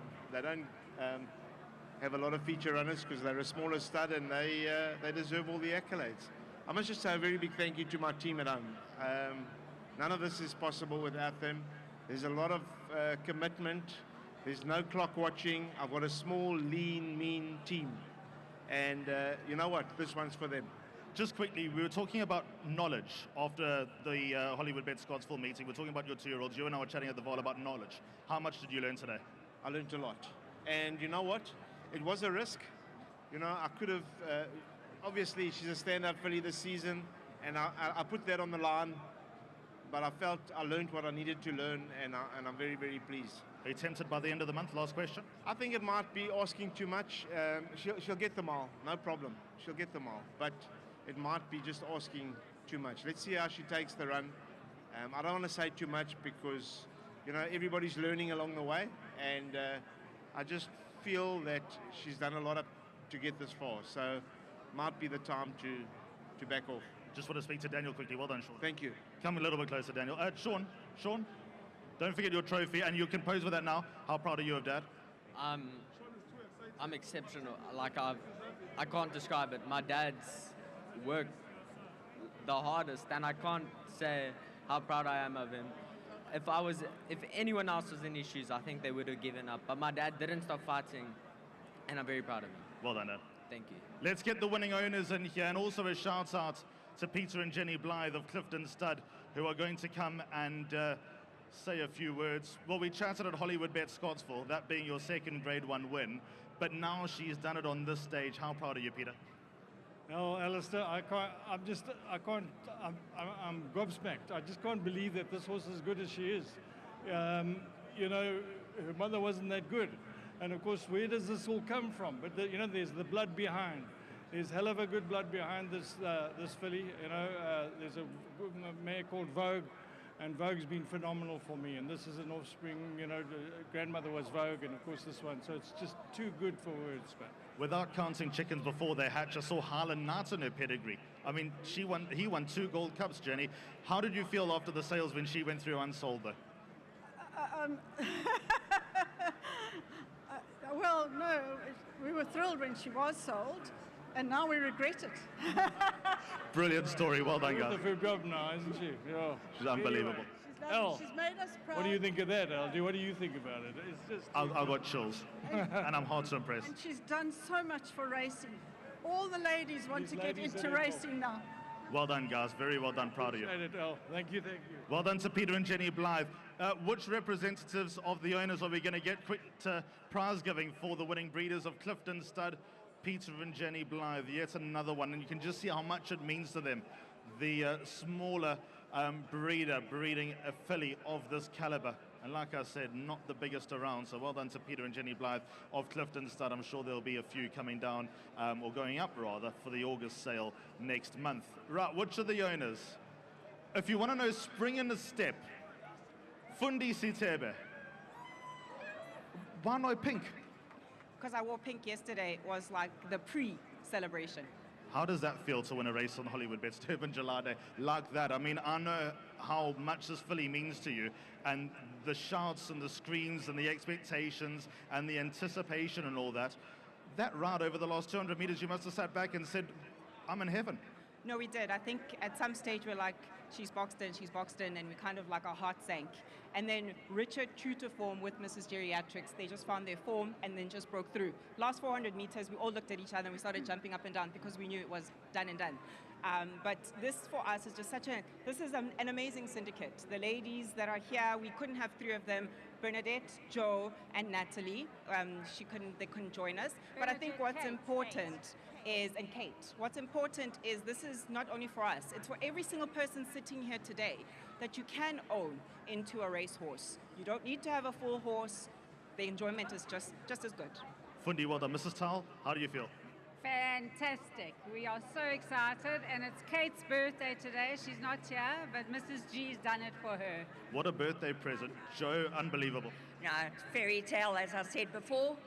Flew in, skidding in sideways, started travelling Hoppers 3 yesterday from Belfast to Northern Ireland, and I made it! Jason, well done. I think it was also a good ride from Richard. It was a really good run and a good ride. Well done. This is a portal, but we've got to get her up. Well done, ma'am. We are the best team. Nobody can beat the ladies. It is a magical syndicate indeed. Last word, well done. Thank you very much. It's been an amazing journey with Mrs. Geriatric. She's a special little girl, but she has amazing mothers as well. We're very grateful for today's win. And the silent assassin, Corin. Well done. Well done to all the magical ladies. Right, I'm going to get out of the way, collect your prize. Joe, just quickly, who's going to take the trophy? I know you guys do a draw. We normally put, we draw afterwards. That's going to be a fiercely contest. That's probably going to be the fiercest contest of the entire day. Who's going to take the trophy from all of these ladies? Guys, if you don't mind just stepping forward and getting into a nice photo with everybody. It's a big team. We'll need a big lens. Up next is the Colts race, the Golden Horseshoe, coming up, race number 6.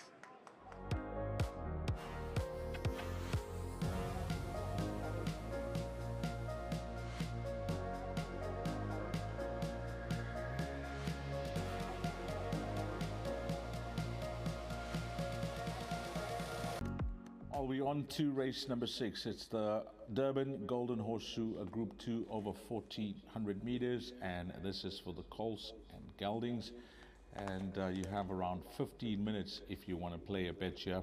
Golden Tatiana from the Glen Cotson stable. Well, she is the only filly that has stood her ground and said, well, we're going to go against the colts and geldings here. And she will be partnered by Peace Raider, so that's the only filly in the race.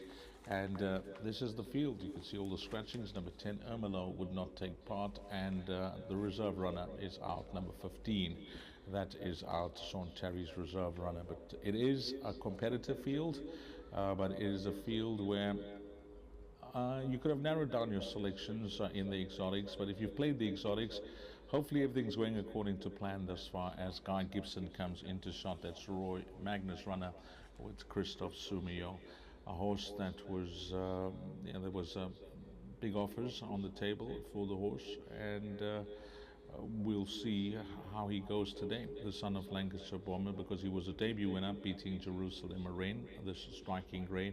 And since then, he hasn't been disgraced behind a very serious racehorse who unfortunately not here today, called Lucky Lad from the Sean Terry stable.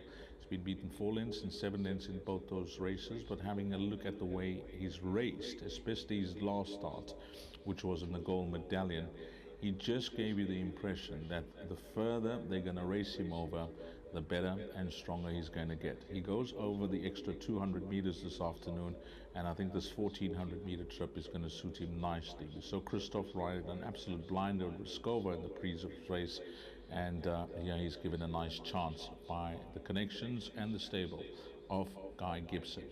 On to number 1, was paying R9.70 for a win and R2 for a place, and this is Winter Games. Mike Miller's runner with Tristan Godden up, winner of his second start when he shed that maiden, the son of Water Winter, bred by Totona Stud, and he followed up with a very good run. That wasn't a bad field, the Gatecrasher Stakes. And against a horse like Gimme a Chance, well, there is a big swing around with draws here favoring him. Can 3 lengths make the difference with one that's drawn pole position and the other that will jump from a wide gate? Alistair Cohen in the parade ring, 13 minutes to play, race number 6. Thanks so much, guys. I just want to have a quick word to Anthony Delpesh of the Hollywood Syndicate. Got Kupaliwe here. And before we talk about Kupaliwe, how's your day going? What do you think of the show that Hollywoodbets have put on today? I think it's a fantastic show. It's fantastic to see so many people at the racecourse, and what a day. It feels like the days of yore, the good old days when Delpesh was riding in the late 90s, early 2000s, really glory days, and it's great to hopefully have them back here. Yeah, that's exactly. And then for the jockeys, you know, this is the adrenaline pumping, to have the crowd here that boosts you. This is what racing should be all about. Kupaliwe in this race, although Mark de Kock's horse, maybe 1 or 2 others, look like they hold the aces. I have an inkling he's going to run a lot better than his betting suggests. What do you think? Yeah, I think he could run a place. I think Mark's horse obviously is going to be very, very hard to beat, but obviously he's got a poor draw.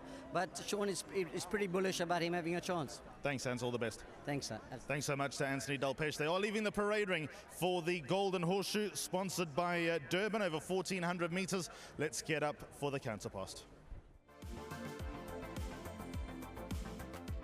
Yeah, that horse Kupaliwe that they're talking about, it's the Hollywood Syndicate horse, whose nominee Anthony Delpesh.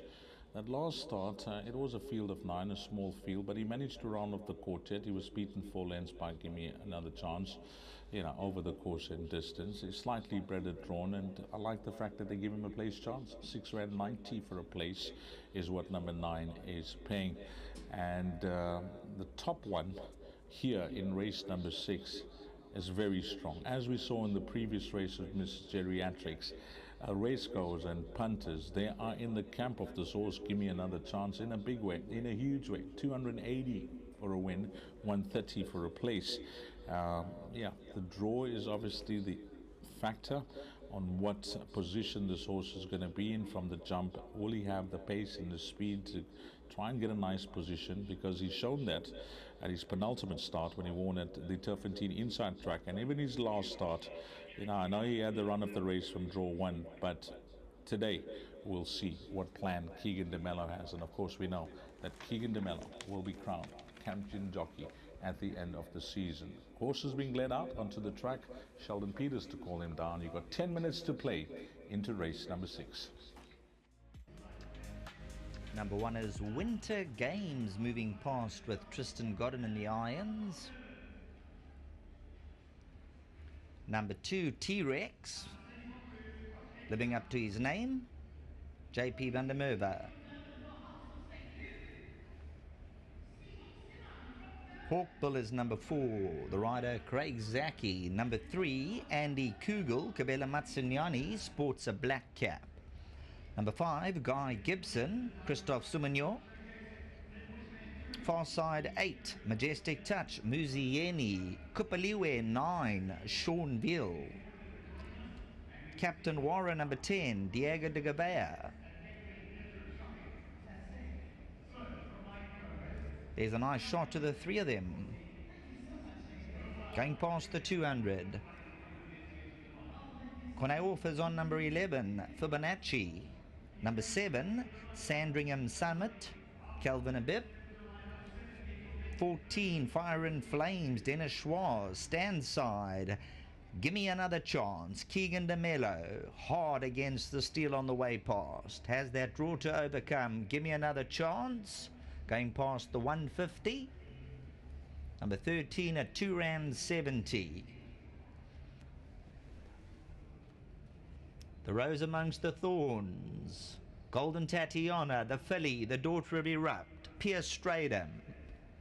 Pink and Black Silks, Golden Tatiana, and the Durban Golden Horseshoe, Grade 2. 9 minutes to race time.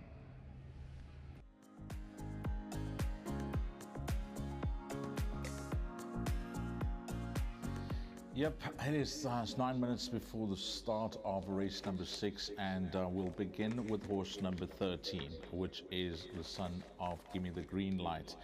He's bred by Fastfontein Stud. He was an 800,000 Rand purchase, and he races in those famous familiar silks of Kaya Stables. Of course, Keegan de Mello, he rides for these colours, and this son of Gimme the Green Light, after his first 2 starts up in Gauteng, he has shown that with racing and with time that he's going to turn out to be an exciting horse. It's now towards the end of his 2-year-old career, and he's starting to build on what the foundation was set in his first 2 runs. He won his maiden in facile fashion. Yes, he was the odds-on shot. He was deep in the red that day, but just the manner in which he disposed of the opposition made you take notice. And then he stepped up last time out in the Gate Crasher Stakes. And I remember chatting to Mike de Kock prior to the running of that race. He had a lot of respect for that field. He didn't know where he stood with his horse and how his horse is progressing against the other juveniles that he was taking on. But he really showed that he's come on in a big way, winning by 3 lengths, beating a horse called Winter Games. Now, Winter Games has the luxury of being drawn pole position today, and this horse will have to come from a wide draw. Can that be enough to see him reverse the form with 3 lengths? Well, this race will tell us a bit more. The one thing I will tell you is that this horse, as a 3-year-old, I think is going to be a serious racehorse. You'll never know with the other runners, you know, in time, 6 months' time, which horses are we going to be talking about as they progress into their 3-year-old career. But I think this horse's name is going to be mentioned a lot. Number 13, Give Me Another Chance. Plan from the draw, well, that's up to jockey and trainer if they have plan A. If it doesn't work out, well, it's plan B, and then it's think on your feet for Keegan de Mello on what he's going to do if things don't work out according to plan. But nevertheless, what I saw in his last 2 wins, I personally think he'll have the gate speed to position him wherever he wishes to. Yeah, there's a lot of horses drawn towards his inside that will be looking to try and ride tactically to try and beat this horse, but are those tactics going to be good enough for number 2 over, you know, just get the better of him? It's Warren Inferno joins me. Number 13, Give Me Another Chance, 280, 140. Regardless of the draw, Warren, we have to say that he is the deserved favorite in the race and the horse to beat. Without a doubt, the progression from that maiden win to the Gate Crasher was impressive. He beat Winter Games. Winter Games is in the race. But yeah, he's a lightly raced son of Gimme the Green Light, and Mike de Kock's made no secret. He said he's a lovely colt in the making. He's a progressive. He's doing things the right way. Just the awkward draws, as you've alluded to, is a bit of a concern. Keegan de Mello, the pilot, well, you know, who else would you want besides Keegan de Mello to be able to get this into a striking position? Yes, he's the first choice. He's the punter's choice, but it's a competitive race, Dees. Yeah, you know, when you look past him, I think we can use that word, because he's obviously the horse that sets the standard on what he's achieved thus far. How much more to come with him? How much more to come with, you know, the other horses in the field? Of the balance, there's lots of talk from the camp of number 5, Guy Gibson, Roy Magnus runner. He's been soundly beaten by Lucky Lad, who we missed today from the Sean Terry stable. But he's got the services of Christoph Sumio. I had a quick chat with Roy Magna, who was in the parade ring early on, and just about his 2 runners, he said, you know, they're both very, very well. I said, Mr. Magna, please, I mean, of the 2, is Guy Gibson the right horse? He said, I hope you're right, Land. I hope you're right, son, because they're both nice horses. But just reading between the lines, this seems to be the stable elect. Yep, I heard about Guy Gibson right up into the lead up to this race. So yeah, there is confidence with Guy Gibson, 630 and 170. He came from quite way off them in the gold medallion. He was 10th at the 800 Ds and ran on nicely. Lucky Lad trotted up, as you've alluded to. So he's a Lancaster bomb out of that mare Kiss and Fly. So yep, Christoph Sumio in the saddle. Lots to like about Guy Gibson, and lots to also like about the visuals that we're seeing from around the racecourse. And the big one's next. Let's not take the spotlight off this race, but the crowds are revving up now, Dees. This horse, Hawkbill, son of Elusive Fort from the Lucky Hude Lurkersian. You know, from the time he started off his career is one that I penciled in. And whilst he's taken some time, 4 runs to win, you know, he's been beaten by Jerusalem Moraine, who ran creditably earlier on today. Good run from him. Last time out, it was a penultimate start, should I say, when he didn't crack the maiden and he was odds on. It was short edge to the line. He was beaten by a first timer. But his last start, when they stepped him up over 1,400 meters, 18-10, looked too generous that day. And the punters got hold of him. They backed him into 8-10. The way he finished off that race, now that he's drawn 2, Craig Zaki didn't get luck in running in the previous race of Egyptian Ma, but he's got a better draw this time round. This horse, wherever positioned, I can see him finishing off his race and finishing it off quickly.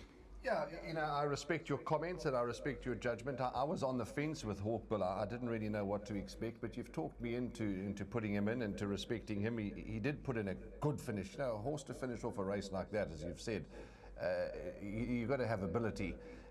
So he's clearly got that. Let's respect him. He's just a horse that I was going to sort of throw into the back end of quartets, but let's see how he goes. I'm still a little on the fence with Hawkbill. But yeah, he did win very impressively last time, and the much kinder draw will help. Craig Zaki knows every stride of his, so certainly a horse that could make his presence felt. Yeah, it is. Sorry to interrupt you. It is wonderful. I bumped into a gentleman of the turf, D's, Mr. Saad, Mr. Ben Saad, yes, who's got so many horses in training in KwaZulu-Natal and in South Africa, and just lovely to have Mr. Saad at the races, and they're upbeat about winter games. Well, you know, as you said, you know, whilst he was beaten by Give Me the Chance last time out, this draw could really bring those two much closer together. It all depends when they jump. Where is this horse going to be positioned? Give Me Another Chance. I think you'll possibly know what type of chance you've had once the positions are taken and as they come into the straight if you're on this horse. But winter games, yeah, that 3 lengths could certainly be reversed if the race goes for him, and he'll have the run of the race. Sandringham Summit, David Neverhazen's runner with Calvin Habib up. He's a half brother to Eden Rock, and you know, there are many siblings, and they've gone 2,000 meters, this family, if you look the pedigree up. But his last start behind Jerusalem Moraine, he wasn't throwing in the towel that day. He fought all the way to the line. And David Nevenhazen's made no secret that he's a colt that's packed with ability. So if Sandringham Summit had to win, I certainly wouldn't be shocked at all.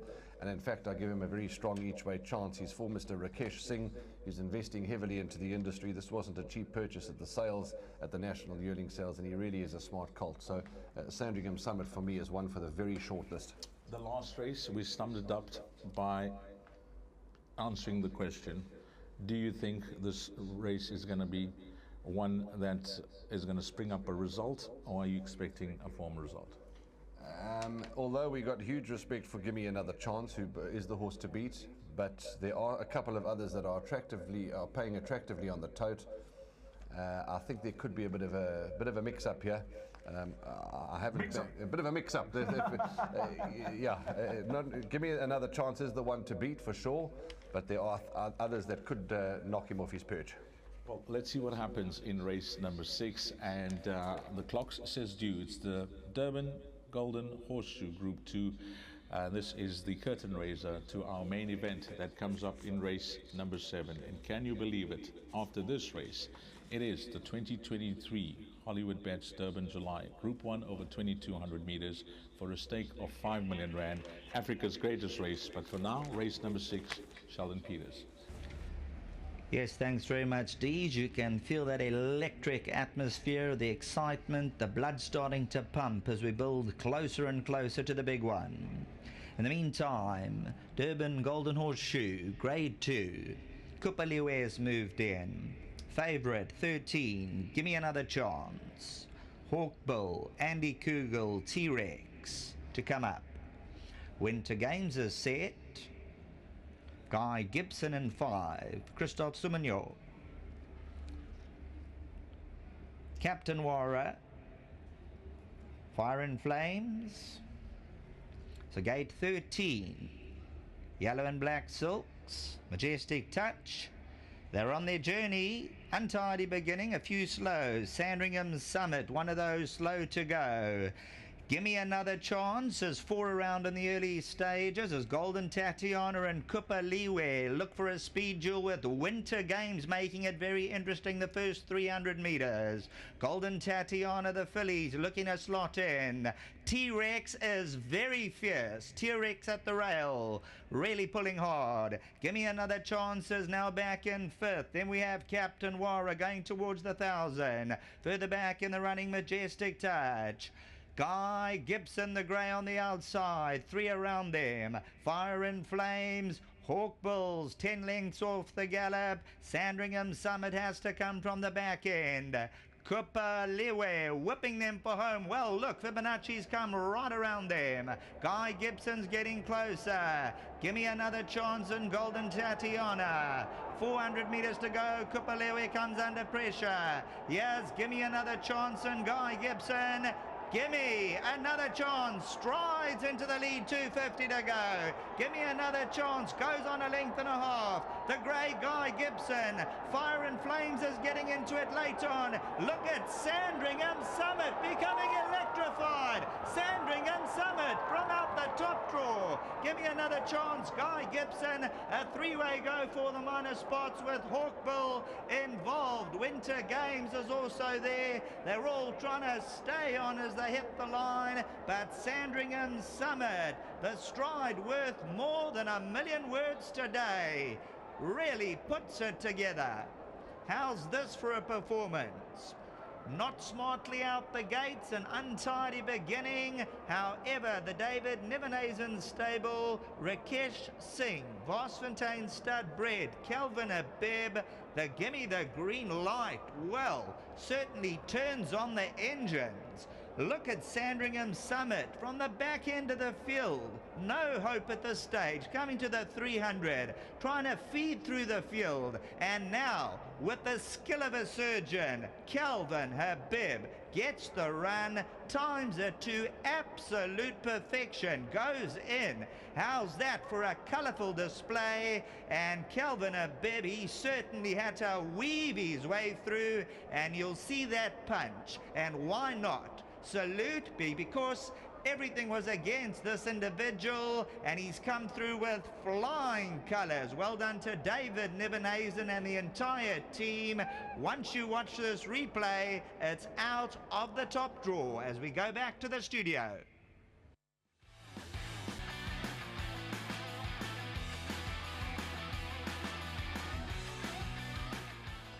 Yeah, this horse has found a cracking good finish. Sandringham Summit had some work to do as they turned into the straight.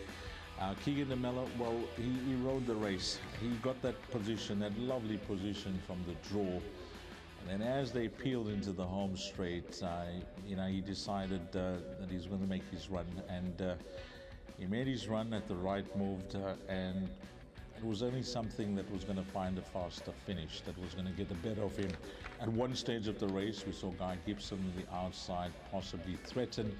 And then this horse, Sandringham Summit, we heard his name being mentioned. What a finish here, Warren. I mean, this was a finish. I mean, that 400 to finish, I'd like to see the time. Yeah, he put in an outstanding finish, Dees did, Sandringham Summit. And as we said in the preview just before, the trainer has made no secret that they believe he's a progressive top individual. His buy, Gimme the Green Light, he was a 1.7 million rand purchase with Sandringham Summit. Mr. Rakesh Singh, newly involved in the game, and well done to him. Yeah, progressive horse, because he did go, he had to switch in. It looked like it was high-ho silver for Gimme Another Chance. Guy Gibson was there, when the hats were thrown into the ring. But Sandringham Summit, he's a lovely colt. And he really is a lovely horse, and they are thrilled, and why not? Because David Nivenhazen trains out of Turffontein. There is David Nivenhazen, and Rakesh Singh and the whole team are involved with this horse. He really is a smart horse, and today he's made, he put his hand up to say, "Here, don't forget about me." Smart horse. Yeah, it's a bold statement that he's made. When you click on his pedigree, the dam she won 5 times from 14 up to 1600 meters. I mentioned all, the siblings that you can use as a yardstick for his career moving forward. The most notable is the one that I saw, Eden Rock. But this family have stayed 2400 meters. And the way he's finished off his race today over this 1400 meter trip, what more can we see once he goes over a mile? And then as a 3-year-old, well, it could be a mile plus, because he's found the finish and a dream finish, because it wasn't straightforward over that final 200 meters. Calvin Habib made a crucial decision on not to possibly go in between, Guy Gibson and give me another chance, but rather to, take him in. And when he switched him in, he seemed to change legs and find another gear. Wow. Number 7, Sandringham Summit, has come through to win, and win well in the Durban Golden Horseshoe. Group 2 over 1400 meters.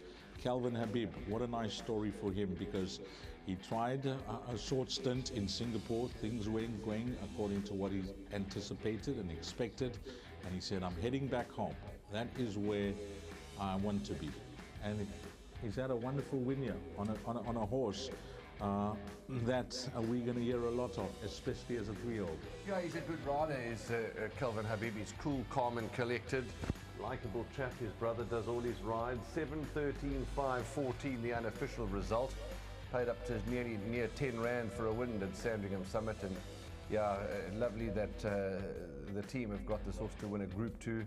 Lightly raced, and there it is. There they are, fanned across the track.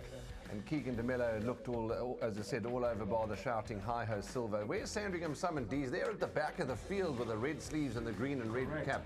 A lot of work to do. A lot of work to do. A mountain to climb, wall of horses in front. Now you're looking for luck, because what's happening on the outside? Look at that, he's looking for luck. It's closing up all over. Yeah, and here you got so much a horse. Now you're just looking for gaps to open, and there's one that opens up. But Keegan has already gone. He says, I'm going for it. And Guy Gibson is not throwing in the towel. He's making a race of it. They're going into the final stages of the race, and this is the crucial decision that he made. I mentioned that he could have gone to the outside. There was a gap there. He didn't take it. He sat. He waited. He knows he's got the horse. He wants to go. Now there's a big gap between Guy Gibson and Give Me Another Chance. There is a gap there. Is the gap closing? Well, it may have been, as those two horses started getting closer together. And that was the decision. I'm going to switch to the inside. And when he switched, I think that's when the horse just accelerated. The jets kicked in. The jets kicked in, and absolutely, the jets kicked in. Sandringham Summit. Let's go to the.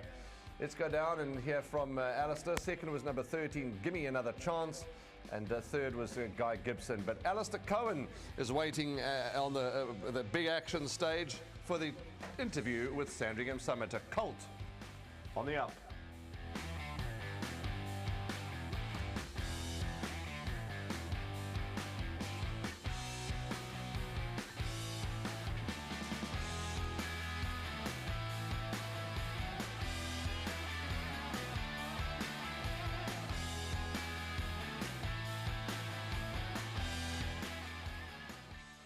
Five or 6 years ago, a horse called Eden Rock won this very race on Hollywoodbets Durban July Day, the half-brother to Sandringham Summit. It's an amazing story, and of course the Golden Horseshoe has been won by David Nevenhazen, Sandringham Summit under Calvin Habib. Well done to Rakesh Singh, the winning owner. And here to join and help out with the presentation ceremony, we have His Worship, the Mayor Olisi Kawunda, who will present the floating trophy and mementos, and he will be assisted by Zwile Zulu, the director of Gold Circle.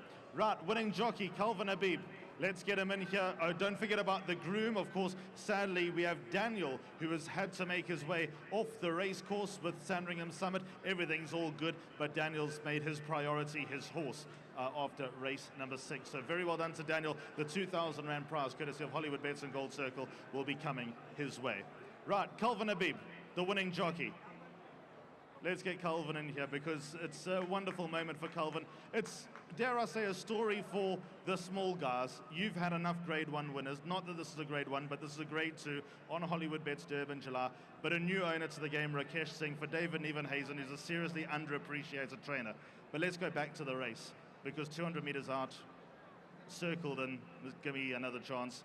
What was going through your mind? Yeah, look, from the start, it didn't go right for us. He turned his head as the gates opened, so I was further back than I wanted to be, and they kept on bringing the pace back, and I landed up sitting last, and I went to go to the outside and had to check, and you know what, this is a classy horse brought me through, because when the gap opened and he could get clear daylight, he was motoring him. I always knew he was going to get there.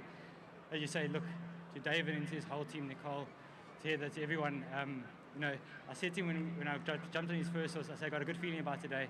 I'm glad I'm riding for you. So, you know, full credit has to go to him. They phoned me early. They said, please ride this horse. And, you know, they were spot on. He's a classy horse. And to their loyal owners, well done. I remember when he won at Turfington, Calvin. I know you didn't ride him, but he looked seriously wet behind the ears. Didn't really know what was going on. Pure ability carried him through. There would have been a lingering doubt, I'm sure, among David and connections, maybe yourself as well, that being in front of a big crowd with this type of vibe, with this type of noise, that might play against him. How professional was he here? Yeah, look, as you say, I was also a little bit worried about that. He was had a good look at the grandstands when going down to the start. But look, he's a classy horse, and I think he's only going to mature from here and get better. I think he'll be a better 3-year-old. And you know, when I went to go work him, he just gave me, he oohed with class. And I said to David, you know, I think he was doing you justice to run so close in the sprints. He wants more of a trip. He relaxes nicely, and he got a good turn of foot. So good luck to David and to everyone. You know what, I'm speechless. Will a mile be an issue in coming back here at the end of the month?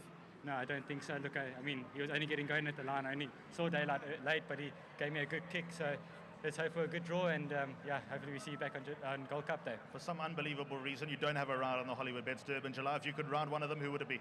Without question. Calvin, collect your prize. Well done, Calvin. I think he wants to get one more word in after he poses with the winning trophy of the Golden Horseshoe. Sandringham Summit, the winner, last word. Sorry? Another prize coming the way of Calvin. Well done, Calvin. Thank you very much. Let's get David Evenhazen, the winning trainer, into the picture here. He's had a few winners on Hollywoodbets Durban July Day in the past, as David. He knows how to get them ready on a big day. I know how stressful this was. I think back to just over a year ago at the Bloodstock South Africa sales ground, and you found an owner who put his hand up for whatever you liked, so went to prices where you thought, oh, David's under a little bit of pressure here. And look how you've delivered. I mean, breathe. Well done. How do you feel? Over the moon. It was very difficult when we watched the jump. I stopped watching. I only started watching again when it was about 50 meters to go. But he's a champion horse. He's really, really good. As you said about the sales, Rakesh and Zane. Zane brought him into the game. But, you know, they've been partners before in three-tier construction. They're best friends. Zane's here to represent Rakesh. He's out the country at the moment. But I mean, for them to stick up their hands and keep sticking up their hands and keep sticking up their hands. I remember looking at you over my shoulder thinking, oh, when's David going to tell him to stop? But he didn't stop. He wanted this horse. You wanted this horse. The whole ride of emotions, just over a year. This was the reason. Hollywoodbets Durban July Day, and who knows what's to come in the future. On that, hopefully good things. That's exactly why we bought him. I mean, the words can't be truer out of your mouth. The guys put up their hands. This is the kind of horse that they want. A horse that'll go be progressive, go forward, do them proud. You can't, you know, often you have to stick up your hand for that kind of horse, whilst you're going to race against it.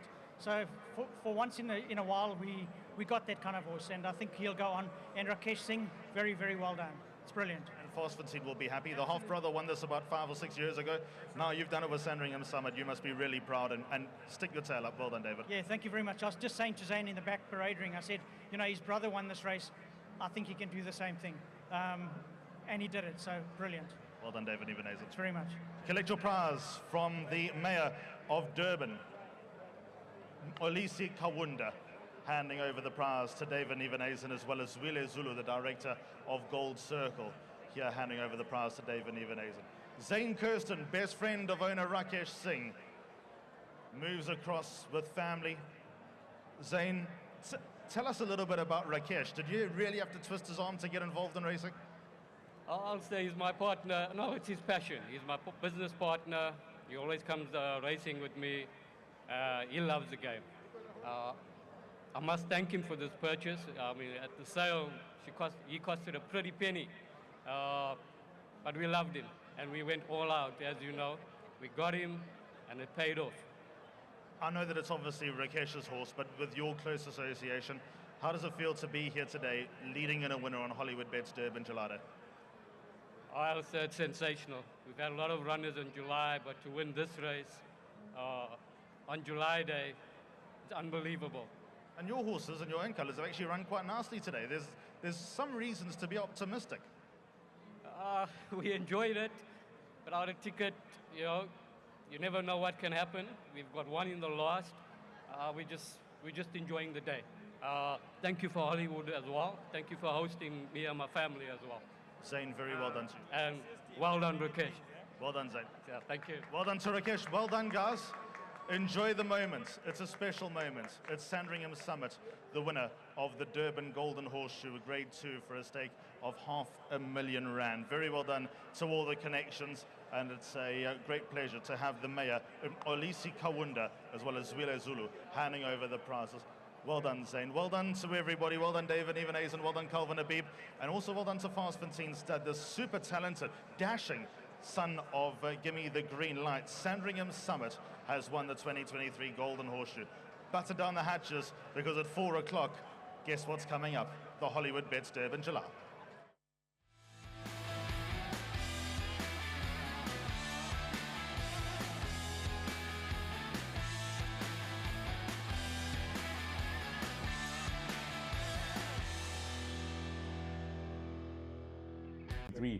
Everything happened some time back with regards to preparation of this race meeting. Hollywoodbets' first sponsorship last year, inaugural sponsorship, restrictions, protocols, etc.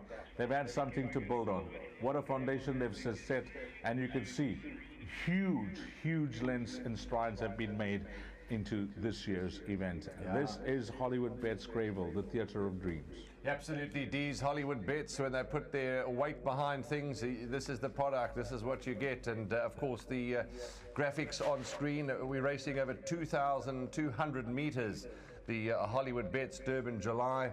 And Dee's, there's the 1,600 meter mark, and of course they'll come around that to the DLI area, 1,200, a little bit of a rise as they hit the 900.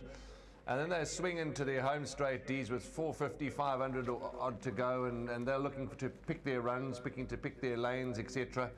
And yeah, it's just atmosphere, and split-second decision that has to take place in the race, and before you blink, it's over. Now, your fate could be known very early in the race, because as they jump, you speak to jockeys that have ridden in this race before, that have won this race multiple times. They tell you the first 400 meters is absolutely crucial, because it is the greatest race on the continent, and it is a rough race. Everybody jostling for positions when the starter says go, so that first 400 meters absolutely crucial. Absolutely, and you speak to some jockeys of the opinion that they prefer to be drawn 5 and up, and even Michael Roberts said it when he drew 7 for his horse.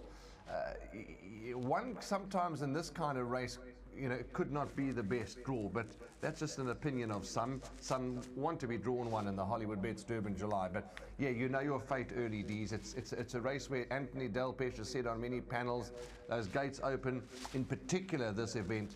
You don't listen to anybody, you don't focus on anybody else, it's just you and your horse, and you're looking for the best position. But my oh my, it can be a bit of a tough race. You know, you've got to have a strong horse because there's a bit of argy-bargy, but that's racing, that's race riding, and that's looking to get your horses into the best position.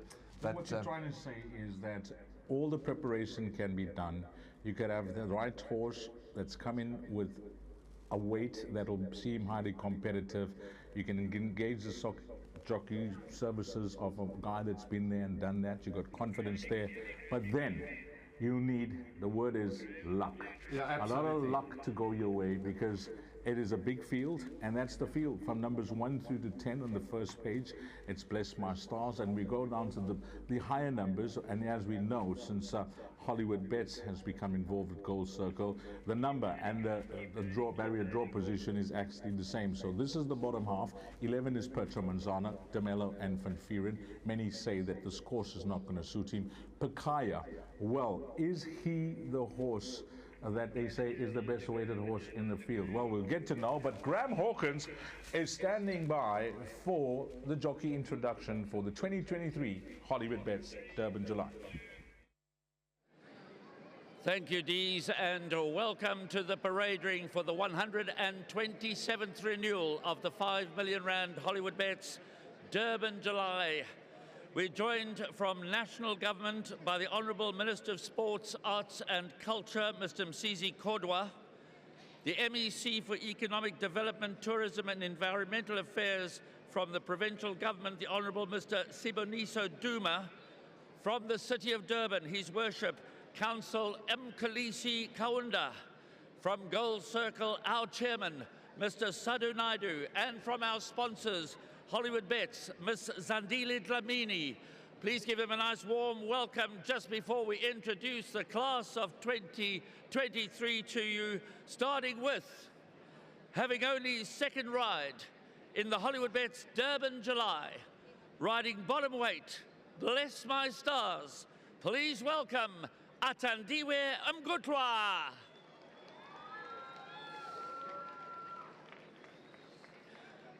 Red Hot Richard Faree, twice a winner today, 3 times a July winner, rides the well-fancied without question. Ladies and gentlemen, he's as hot as they come. Please welcome Richard Faree.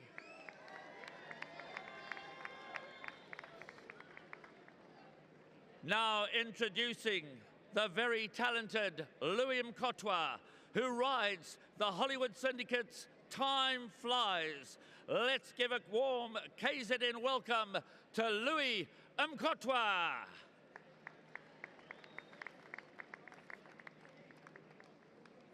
Kabelo Matsunyani, he's headed for the big time, and today he gets his chance to add the July to his CV, riding Winchester Mansion. Here's Kabelo Matsunyani.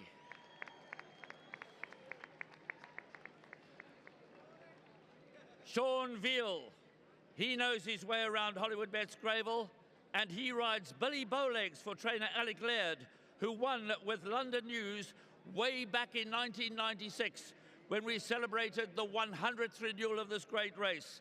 Ladies and gentlemen, here's one of your own. Here's Sean Veal.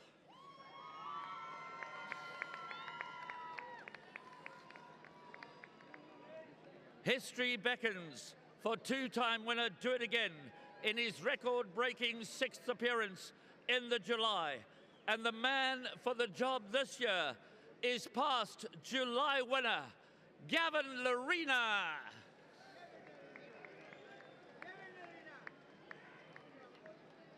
And now, ladies and gentlemen, a very special introduction. At 57 years young, Pierre Stradham is looking for his 5th July winner this afternoon. He's on the favourites yet again. Please give a huge welcome to Striker Stradham.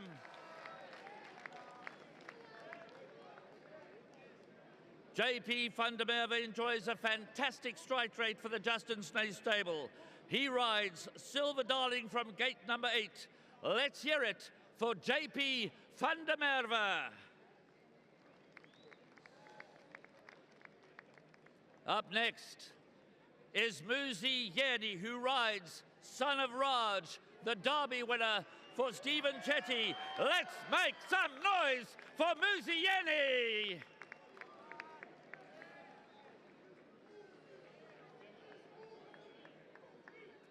Craig Zaki will possibly be looking to go all the way on Dave the King for Mike de Kock from the 10 draw. Ladies and gentlemen, we introduce and present the talent of Craig Zaki.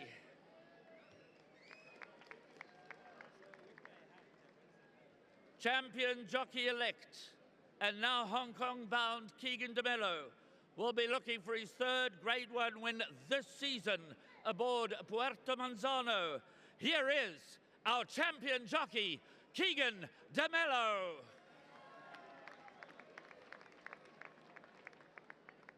Grant van Niekerk has come mighty close to victory in the past. Will he go one better today on Pakaya? Here he is, racing fans. Here is Grant van Niekerk.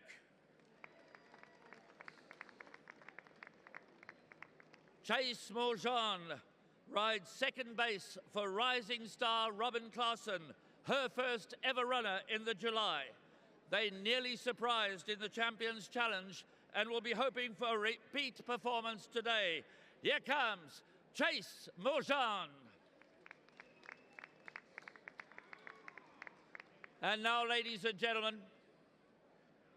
please welcome, in a truly KZN and South African way, the European champion, Christoph Soumillon, riding Safe Passage for Mike de Kock. What a privilege to have Christoph riding here today.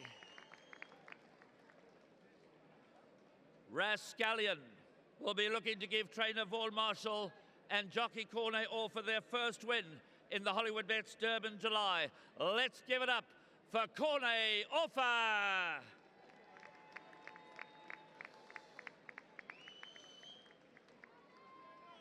Raymond Danielson got a last-minute call-up to ride the top-weight Trip of Fortune in place of the indisposed Elder de Meaux.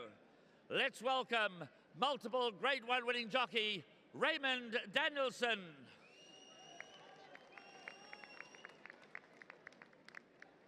Now we're going to skip one saddlecloth number. We move on to saddlecloth number 18, and he won in 2008. He won it again in 2017. Now he's back for another crack, riding the enigmatic Pomp and Power. Ladies and gentlemen, we haven't seen him for a while, but here he is. Here is Bernard Faderb.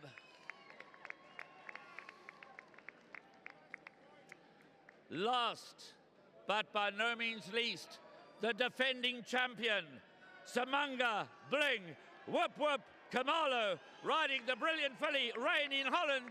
Let's hear it for Samanga Kumalo. And that, ladies and gentlemen, is the class of riders for 2023, the 5 million rand Hollywoodbets Durban July. It's almost time to start up our engines.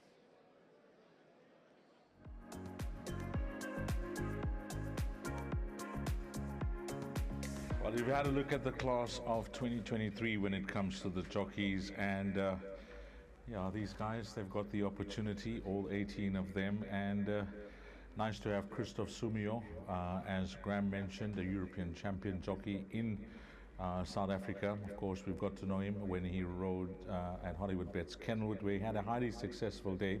He's had a good feel now of the track, and he's got this relationship with Mike, family, friendship, etc. He's had a lot of success with Mike abroad, but really nice to have his talent amongst our boys. Absolutely, Dees. It's lovely. It just adds an international flavour. Somebody asked me during the week, was there an international horse coming to South Africa to compete? I said no, but there's an international rider, and it's wonderful to have Christoph Sumio on here, as you've said. But the jockey introduction, the class of 2023, done by Mr. Racing himself, Graham Hawkins, just adds to the atmosphere, adds to the spice, and to see the jockeys come out and the crowds shout and the crowds clap, and Samanga Kamala throwing his caps into the crowd around the parade ring. I mean, we're watching here from the studio. You feel it in the studio even, Dees. And look at those visuals. I mean, bye-bye COVID, because you made us wait for this. And last year was fantastic, but this year even better. And there's our chairman, there's some of the directors with some of the dignitaries with the class of 2023. But really, to see the crowd come out here, thank you, thank you, thank you. Yeah, you know, it is something that you have to attend. It is one you want to cross off your bucket list, and it is no doubt the most supported race meeting when it comes to racing fans, and it is one of the highlights when it comes to tourism in this part of the world, which is the east coast of Africa, eThekwini, Durban.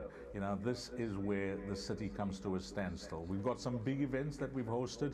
We've even hosted the World Cup. We've got Moses Mabhida Stadium just around the corner. But on a yearly basis, the first Saturday in July, historically, is the Hollywoodbets Durban July Day, and Durban comes alive. It's been so beautifully marketed too, Dees. You would have heard on East Coast Radio, you would have heard in all the various radio stations, the newspapers, the Post, the Daily News, the Mercury. I can't list them all, but every shopping mall that you go to, there's Gaynor Rupert. She's come to the races today. She's obviously got a lot of runners on the day, especially in the race. But you go to the malls, you go to the shopping centres, and everybody's talking about the Hollywoodbets Durban July, and the clothing shops are bustling. The ladies are wanting to get their hats ready, and it's just, there's Martin Locke, another grand gentleman of the turf, and it's just been so well marketed. The radios have been pumping the Hollywoodbets Durban July. It's just been unbelievable, and this is the result we get.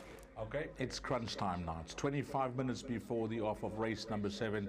And whilst we see exciting racing throughout the day, competitive racing, some of the best horse flesh that take their place on Hollywoodbets Durban July Day, this is it now, because we are enticed by a sweetener to what is going to be a massive quartet pool. It's already on 7 million rand. And this is the bet that you want to catch. It's very simple if you haven't played it yet.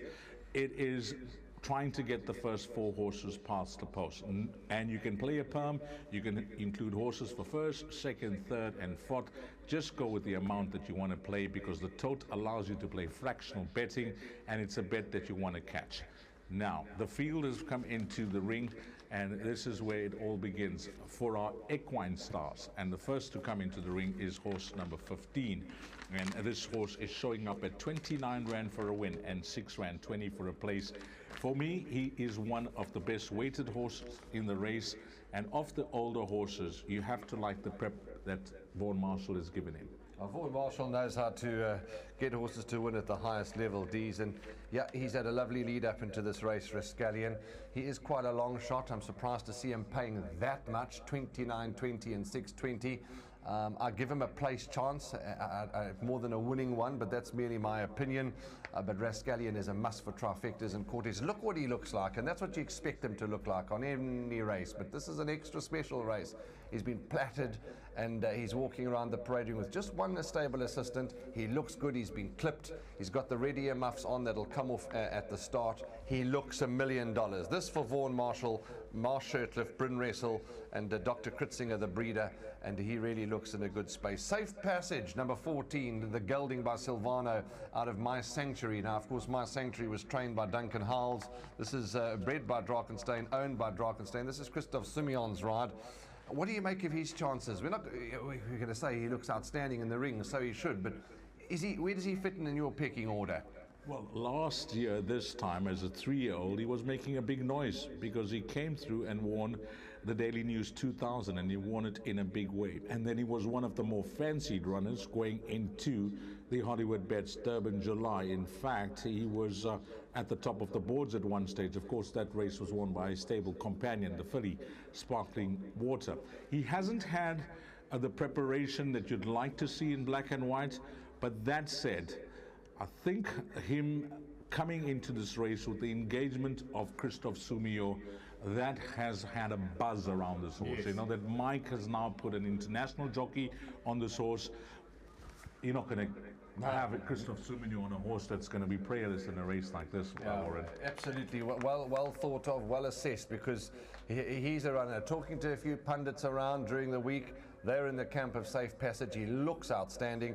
And as you say, he gets the big man, Christoph Simeon. Here's number 6, Do It Again, who has the special saddle cloth. If you don't know his age, try and guess it having a look at him in the parading, and I promise you, you won't come with the number 8. No, you definitely won't come with the number 8. Indeed, you won't. He knows his way around this track. He knows what this race is all about. In fact, if you could put a caption above him there, he'd be saying, well, what's the fuss about? I own this race. It's a special saddle cloth for him, which he has earned. He's run in this race 5 times. He's gone back-to-back winning it, and he hasn't finished in the out of the top 4. When you have a look at the way the last 2 years of this race has run, he has been luckless in the running. When he comes to KZN, he comes alive.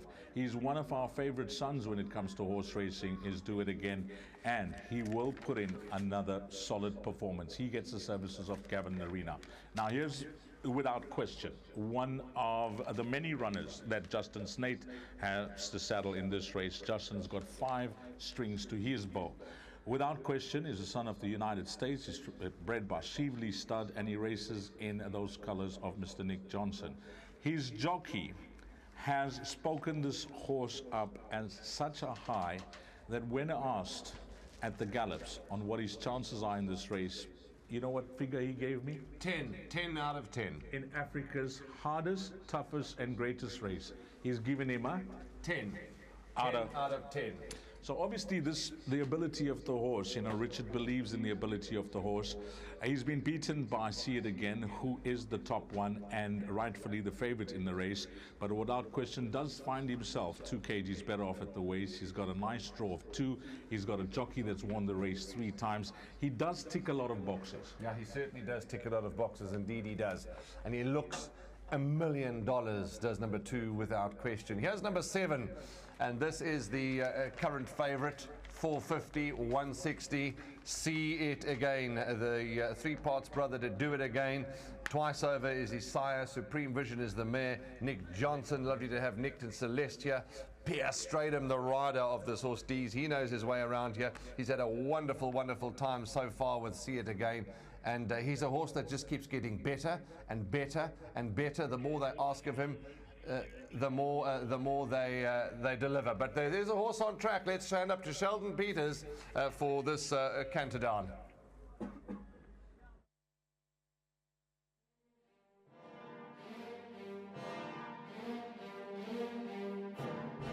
Running out early for the Hollywoodbets Durban July Grade 1. Runner out on the track early. Number 15, Rascallion.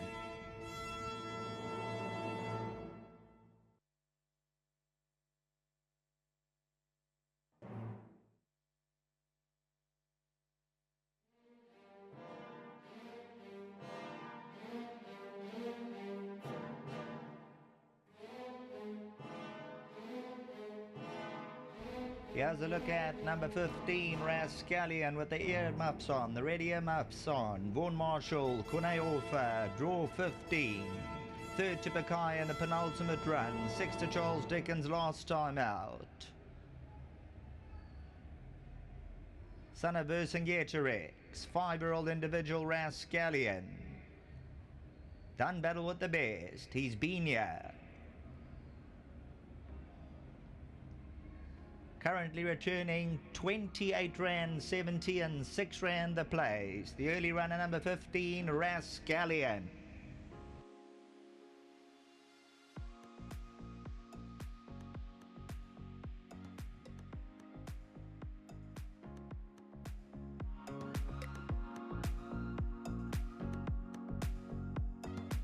Yeah, coming back to the parade ring with See It Again, and just some information about this horse.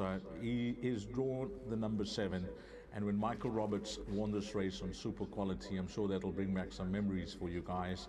He was actually number 7, Super Quality, when he won, so that was just crazy that when they did the barrier positions and the naming of the final field, that this horse was number 7, See It Again. He's turn the corner around. Not that he wasn't highly thought of as a young horse, but once he went down to Cape Town and the way he won the Splash Out Cape Derby, that's when he put his name into the hat that I'm going to be a serious contender for top honors in Africa's greatest race. Since then, he's run a good race in the Guineas, and then last time out, he showed that he's the best 3 all around. What a performance from him that day. Pierre Stradham, by the way, has got 4 Julys, and if he wins today, he'll be 5, just like Anton Marcus. Yeah, absolutely. Pierre Stradham, cool, calm and collected in the saddle, a rider of the highest quality. Here's Pakaya.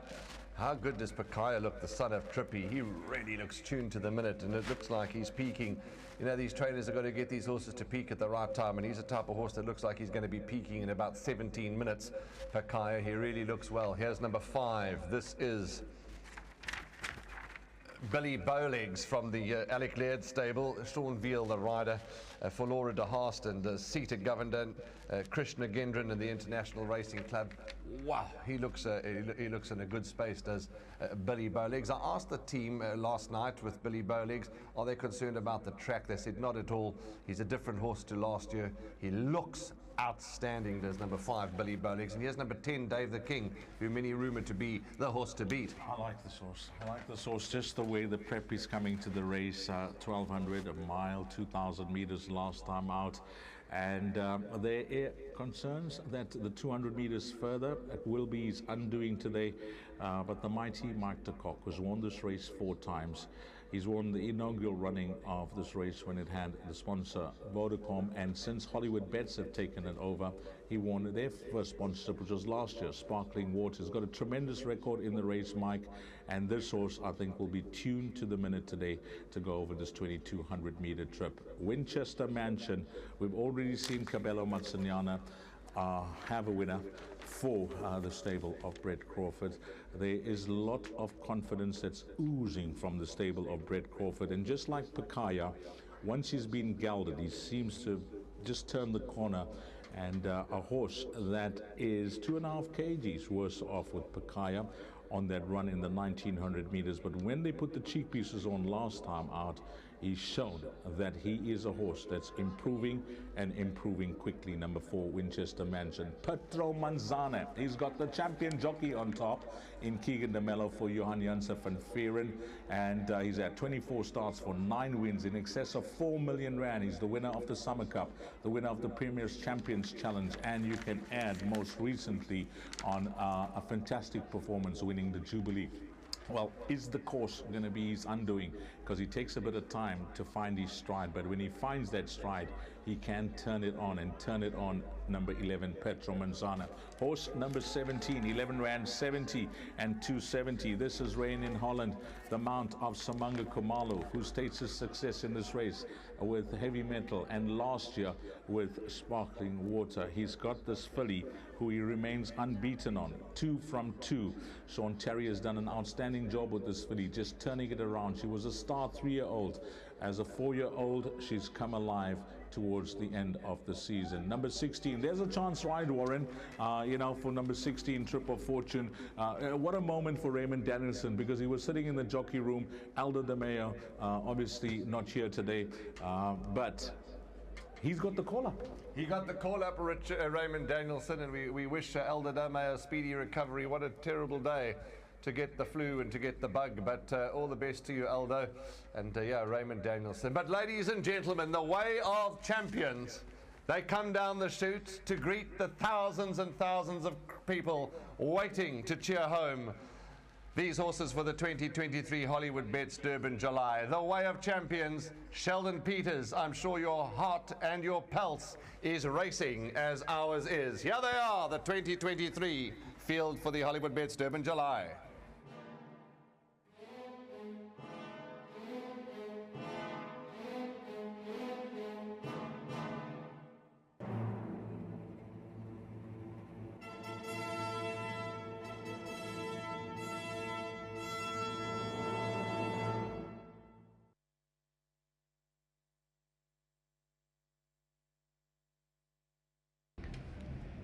Runners for the Hollywoodbets Durban July Grade 1 stepping out onto the track. Ladies and gentlemen, we present number 1, Bless My Stars, Atandiwe Mgutwa, Sean Terry.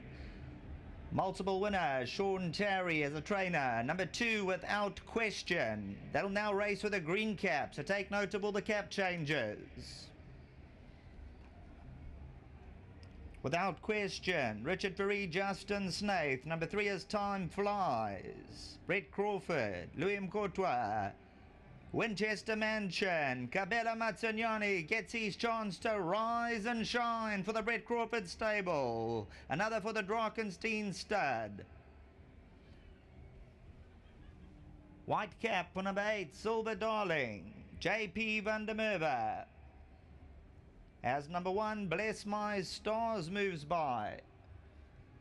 Number 2, Without Question, now sports the green cap. 3, Time Flies. This is for the Hollywood Syndicate. Winchester Mansion, Cabela Mazzaniani in the full set of silks for the Drakenstein stud, Gaynor Rupert. Number 8 is Silver Darling, sports the white cap. Number 5, Billy Bowlegs, Sean Veal rides. For Alec Laird, of course, London News, who'll forget that victory? Gavin Larena brings the real champion, Do It Again, with his special saddlecloth on. He knows the roar from the crowd. He knows the taste of victory.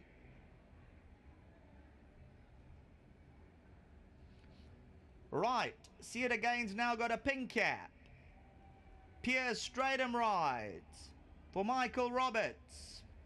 What a dream ending it'll be as a trainer and a jockey. Number 9, Son of Rogers, moving past. Here's number 10, Dave the King. Just look at this athlete, prime to perfection, Craig Zaki. 13 is second base, Chase Moujon. Black cap, 16, Trip of Fortune, Raymond Danielson, the pilot. Puerto Manzano, King of the Mellow, Hong Kong bound on number 11, Puerto Manzano. Samanga Kamolo, red cap, Rain in Holland. There's Pomp and Power, number 18, Bernard Fadoub, the rider. With a companion as 14, Safe Passage, Christophe Soumignon.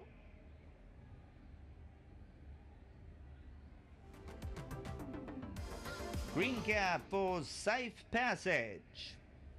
Let's hear it for Safe Passage.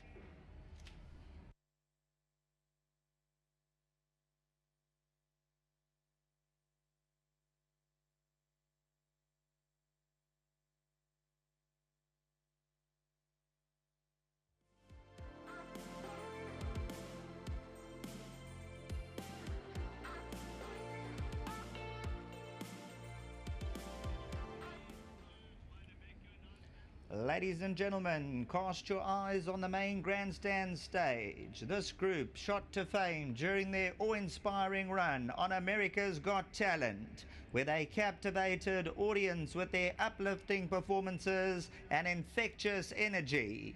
Now we welcome them to the Hollywoodbets Durban July, the Ndlovu Youth Choir.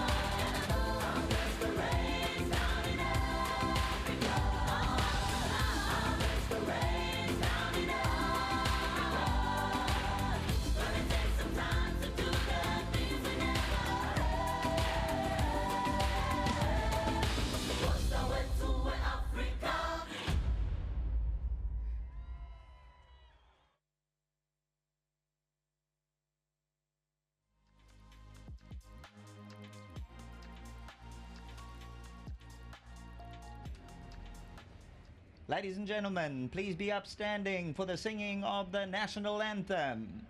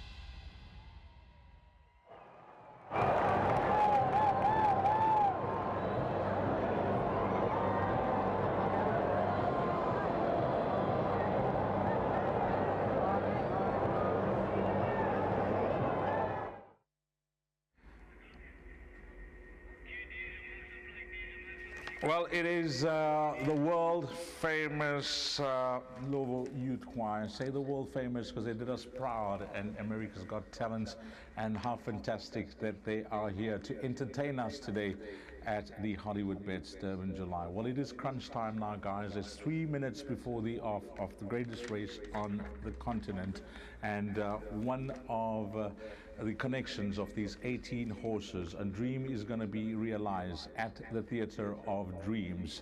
It is a star-studded field, and on top, the racegoer's favorite is a horse called See It Again. Michael Roberts, Pierce Stradum teaming up for Nick Johnson, the son of Twice Over, bred by Drakenstein stud. And Michael Roberts, one of our favorite sons, an ambassador of the sport on the international stage. Took him some time to win this race as a jockey on Super Quality, which was horse number 7. And what a moment it is for Michael if this horse will have to come up trumps today. 4 Rand 60 and 1 Rand 70 with 2 minutes to go. It is a high quality field. All the preparation has been done from the start of the season, one would guess, for trainers that have earmarked their horse to try and qualify into this race. Yes, I use the word qualify because there are qualifying races, automatic qualification into the race. Then there are races that you'll be given preferential treatment to get into the race, and then it is a panel that will sit down, because the Hollywoodbets Durban July is by invite only. A panel sits down and they work out the 18 horses that will go to post, and this is the class of 2023. On the tab board and just having a look at the movements, a lot of horses are finding betting support, but one thing is clearing to the eye is that there's just 2 horses that are in single figures. That's horse number 7, See It Again, at 460 and 170, and horse number 9, which is Son of Raj. Now, Son of Raj has got a fantastic story behind his name. Stephen Chetty, who is from this part of the world, a local boy, a Chatsworth boy. He owned and bred this individual, the son of Duke at Marmalade, and what a moment for him as an owner and as a breeder. And he's engaged the services of Muzieni, and I can see why. I can see why this horse is attracting some betting support, because there's been confidence leading up into the race. He was the winner of the Derby up in Gauteng. Is he going to be able to match strides with some of these horses once they turn into this race? It's a tactical race. where you need a lot of luck. You may have the right horse, but if things don't map out once those gates open, you'll know your fate very early. They are loading for the 2023 Hollywoodbets Durban July. Race commentator Sheldon Peters. Ladies and gentlemen, let's get ready for the Hollywoodbets Durban July Out of This World Experience 2,200 meters. Bless my stars, without question, time flies. Son of Raj moving in. Puerto Manzano, Pacaya, second base, Rascallion. Pomp and Power, Rain in Holland. Safe Passage to come up. Silver Darling.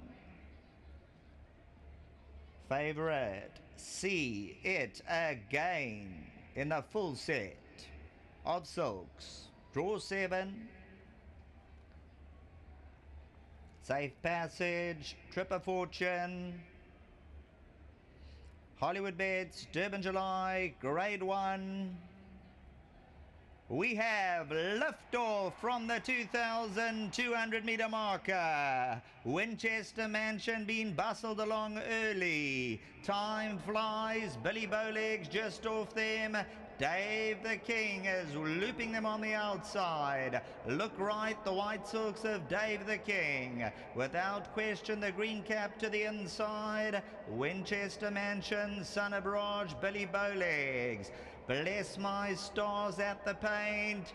Favorite, See It Again. Will the universe favor him today? 5 to 6 lengths off. Rain in Holland further back in the running, Silver Darling, as Dave the King paints the picture in the Hollywoodbets Durban July at around the 1350 zone. Puerto Manzano, Do It Again's 12 lengths off. The pace is really on. Pacaya's further back in the running, Safe Passage. Then we have second base, Rascallion. Trip of Fortune towards the back end. They bunching, barring the leader. 1,000 meters to go. Dave the King, let rip by 3. Without question, scraping paint in second. Time flies, eyeballs him. Winchester Mansion and Billy Bowlegs. Then we have further back in the running, trying to commit, Son of Raj. That's 6 lengths off. See It Again. Rain and Holland's going around them. Pacaya 2. Pomp and Power. Billy Bowlegs. Bless my stars. Homeward bound in the Hollywoodbets Durban July. Dave the King by a length. Towards the outside, Winchester Mansion. Rain in Holland. See It Again goes through the inside split. Son of Raj is running on. Look left. See It Again. Winchester Mansion and Dave the King. See It Again and Winchester Mansion. See It Again. Hit the front, 150 to go. Winchester Mansion is fighting back. See It Again and Winchester Mansion. Eyeball to eyeball. Here it comes. Winchester Mansion. See It Again. Bless my stars in behind these. And the champion, Do It Again, sneaking in late on. Winchester Mansion. Number 4, Kabele Matsinyoni gets to See It Again, and Strikers straight him. They get very close, eyeball to eyeball, but Winchester Mansion. Let's take a look at this. Gonna look to put the nose down on the line from See It Again, and wins a head decision. The Drakenstein stud, Gaynor Rupert and the team, the Trippy. Bless my stars, and there he is, Do It Again, sneaking in for the minor spots, an absolute cracker. See It Again made what could be a winning run to the inside. Had the pink cap on for the Michael Roberts camp.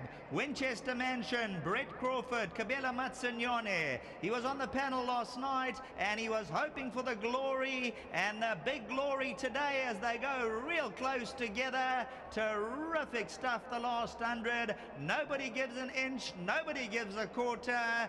And in the Hollywoodbets Durban July, they get very close together. The Stipes are coming through. We'll be back shortly.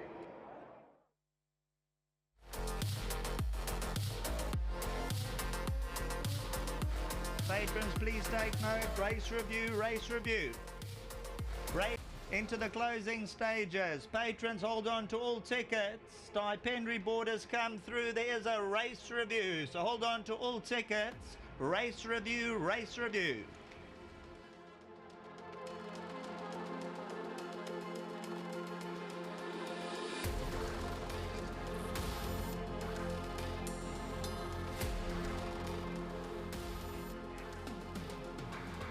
Tell us about it. I have no words. I'm absolutely speechless. Cabello, this must be a dream come true. Certainly a dream come true. My first Group 1 ever in my career to be a July. I couldn't be more happy for this moment. I'm very, very appreciative to the Rupert team, to the Crawford team. I couldn't thank them enough. Yeah, it's his first Group 1. It's his first Group 1, and he's over the moon. He's Cabello Matsunyane. He's making a noise, and so he should. Enjoy this moment, Cabello. What a moment. He's over the moon. He's absolutely over the moon. And let's go and enjoy the celebrations. Winchester Mansion, wow. Cabello, enjoy every moment. Thank you very much. I'm very, very over the moon at the moment. I'm actually out of this world. He's out of this world. That's Cabello Matsunyane. Wow. He cannot stop shouting, and quite rightly so.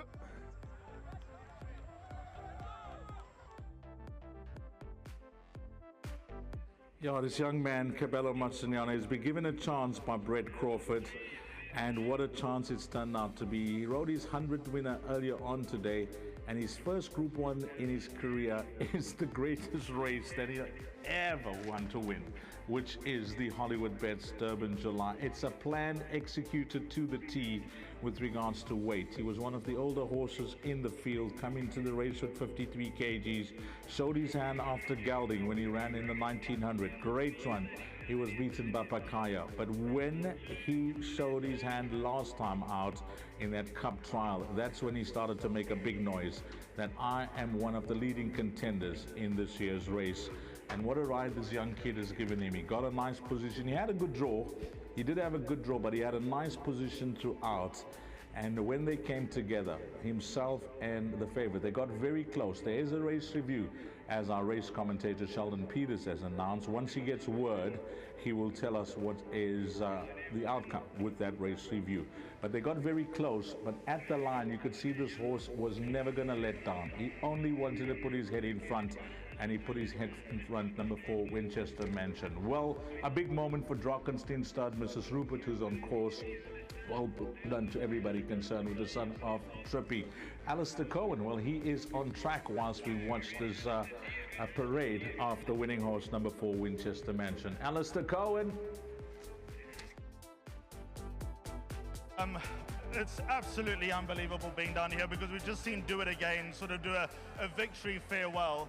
But now it's Brett Crawford's moments, and I want to get the groom here as well, because it's just a moment that will never be forgotten. Frankie Zaki leading in another Jalal winner.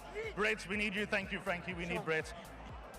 3 raids in, a long-term plan. You finally won the Hollywoodbets Durban Jalal, Brett. How do you feel? And I'm a bit speechless, to be honest. Alistair, like you say, a long-term plan. A lot of doubters and no sayers, but you know what? We knew what we were dealing with, and we stuck to our plan. Credit to James and his team. He's done a phenomenal job, and of course to the owners who let us carry out our plan. Just, go through the emotions of the last 200 meters, a ding-dong tussle. You got the crowd favorite, one of the crowd favorites, and the favorite of the race, and your boy Winchester Mansion. What were your range of emotions in the closing stages? Look, I mean, when you've got a guy like Stratham on your inside, it's going to be a hell of a job to get past him. So, full credit to that young man there. He's had a phenomenal season.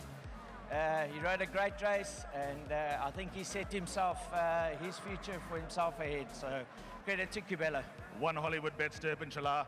Enjoy the moment, Brett. Well done. Perfect, thank you. I want to try and chase down Gaynor Rupert in just a moment, and also get Cabello Matsunyane. But Winchester Mansion has won the 127th running of the Hollywoodbets Durban Jalal. I want to try catch up with the owner, the breeder, son of Trippy, obviously Winchester Mansion. It's all happening here. It's a place to be. You can't beat this feeling. I have absolutely nothing to do with the winner, but this is unmatched.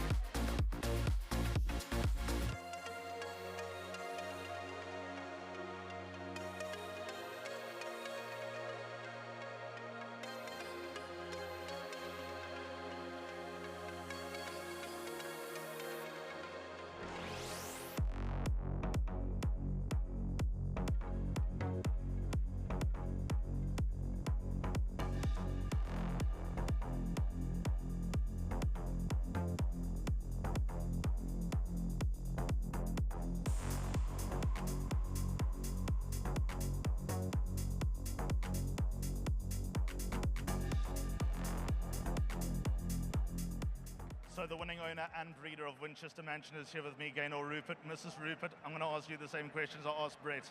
Right. Come down from heaven. How do you feel? I'm not quite down from heaven. I'm so happy. Trippy's done it again. We've had the season from heaven, and it's been such a long dream. Just didn't think it was possible to do this after the season I've had. Thank you so much. When Brett told you we're targeting the Hollywoodbets Durban July with Winchester Mansion, did you think at that time, with his rating and what he had achieved then before gelding, it was a bit of a pipe dream, and here you are pinching yourself? Well, you always have a hope, but we certainly did not, see him as possibly winning. But then he just improved. He got better and better. Enjoy the moment, Mrs. Rupert. You join a long, illustrious list of owners. Your colours are going up in the classic room. That's what you're here for. Well done. Grateful. Thank you very much to everybody. Very well done to Gaynor Rupert, the nominee of the Drakensteen stud, who also bred. Cabello's already gone. I just want to try and get Cabello. He's doing all the formalities and hugs and kisses and everything that goes with it. And I mean, I've chatted to Cabello a lot this season through all the winners, but this is the cherry on the top. Give a salute to the camera. Woo! We did it! This season has been a breakthrough for you, but let's go back to the 1st of August 2022. Cabello Matsanyane, fresh out of his time, we knew you were good, but let's also now process everything that's happened over the last 11 months with this unbelievable achievement. What does it mean to you?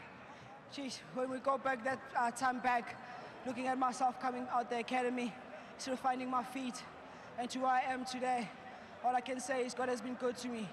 And I wouldn't have been nothing without the support that I got in racing.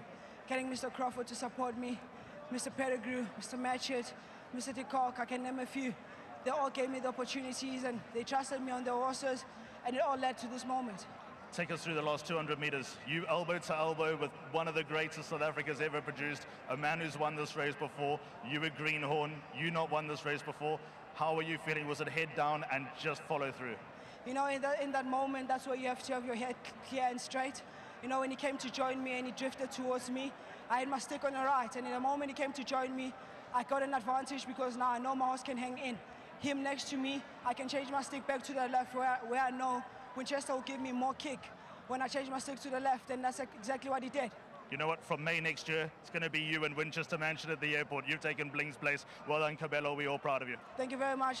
And to the Rupert team, to Mrs. Rupert here, to the Drakensteen team, big thanks to them. Well done to all winning connections. To Mr. Crawford, to James.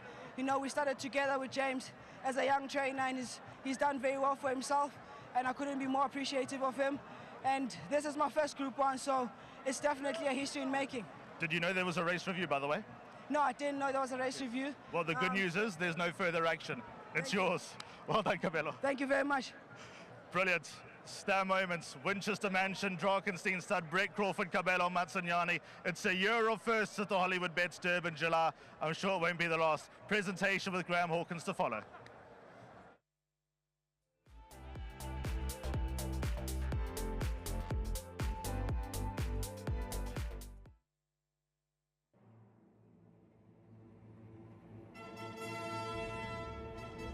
As you had heard, no further action, no further action.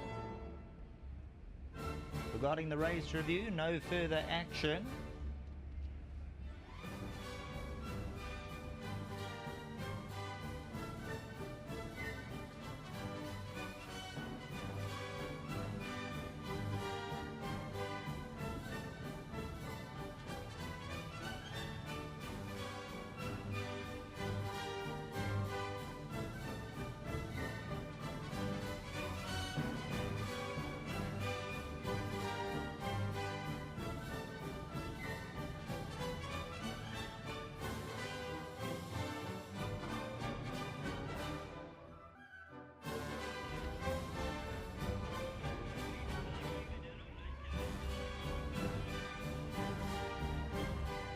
Just to repeat, no further action, no further action, stand by for all clear. And we'd like to once again introduce the Ndlovu Youth Choir. We hand it down to them.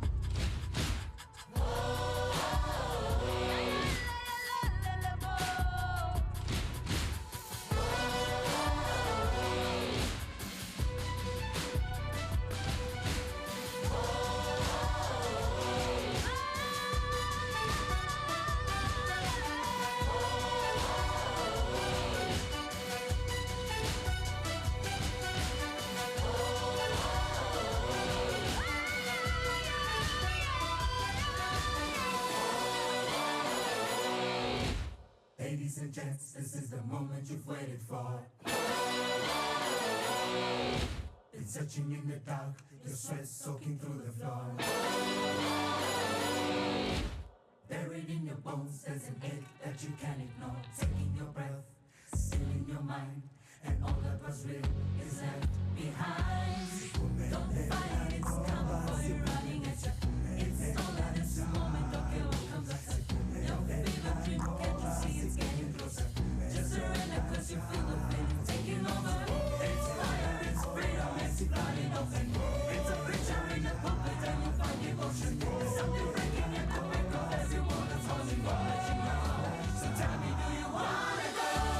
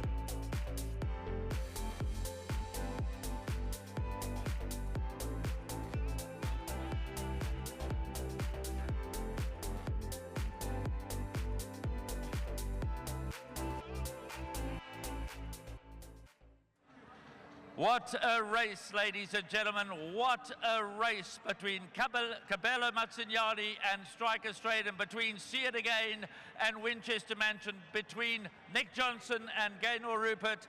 But both of them bred at the Drakenstein Stud, with Winchester Mansion getting up to win the 127th renewal of the R5 million Hollywoodbets Durban July. We joined in our celebration prize-giving ceremony party from National Government, the Honourable Minister of Sports, Arts and Culture, Mr. Msizi Kodwa. From Provincial Government, the Honourable Premier, Miss Nomusa Dubi Nkube, and it's her birthday today. Happy birthday, ma'am. Happy birthday. Also from the Provincial Government, the MEC for Economic Development, Tourism and Environmental Affairs, the Honourable Mr. Sibosiso Duma. And then from the city, His Worship, the Mayor Councillor Mkolisi Kaunda. And then from Gold Circle, our very own Chairman, Mr. Sadan Naidu. And from Hollywoodbets, our sponsors, please welcome Miss Zandili Dlamini. That is our presentation party as we are about to get underway with the prize-giving ceremony following an historic running of the R5 million Hollywoodbets Durban July. First up, winning himself 10,000 rand. Compliments of our sponsors. Please put your hands together for the groom of Winchester Mansion, Sibusiso Paka.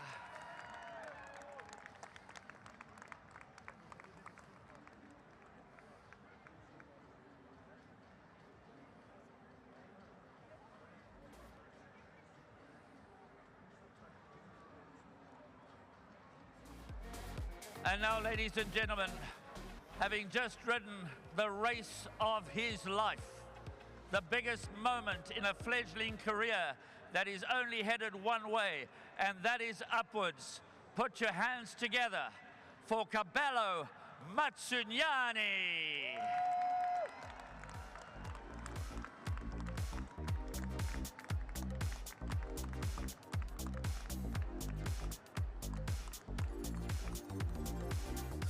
Bright young star, graduate of the South African Jockey Academy, and now a winner of the most coveted prize in South African racing. Once again, congratulations to Cabello Matsignani as he dons his winner's sash. Now, ladies and gentlemen, they said it can't be done. You can come once from Johannesburg. You can come twice from Johannesburg, but you can't come 3 times from Johannesburg and win. Well, Brett Crawford and his son James Crawford have proved that theory completely wrong. Put your hands together for Brett Crawford.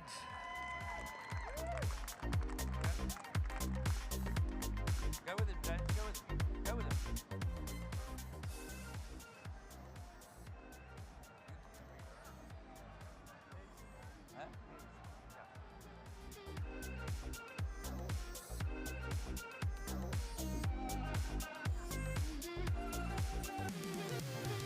Now, ladies and gentlemen, we know that Winchester Mansion is owned and bred by the Drakenstein Stud, housed in Franschhoek, picking up the Breeders' Prize on behalf of the stud and racing manager for Gaynor Rupert. Please welcome Kevin Somerville.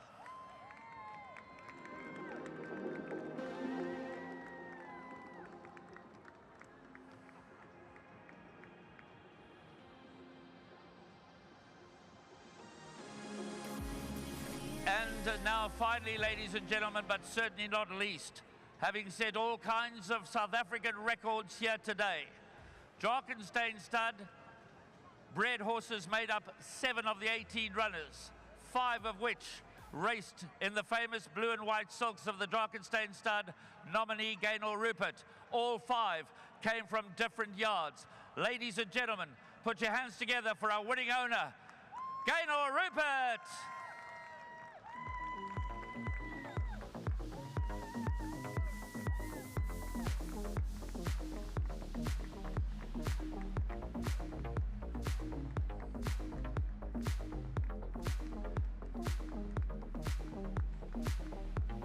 Okay, here we've come to that moment. We know who the champion is for this year. The champion is Winchester Mansion. Here are the connections.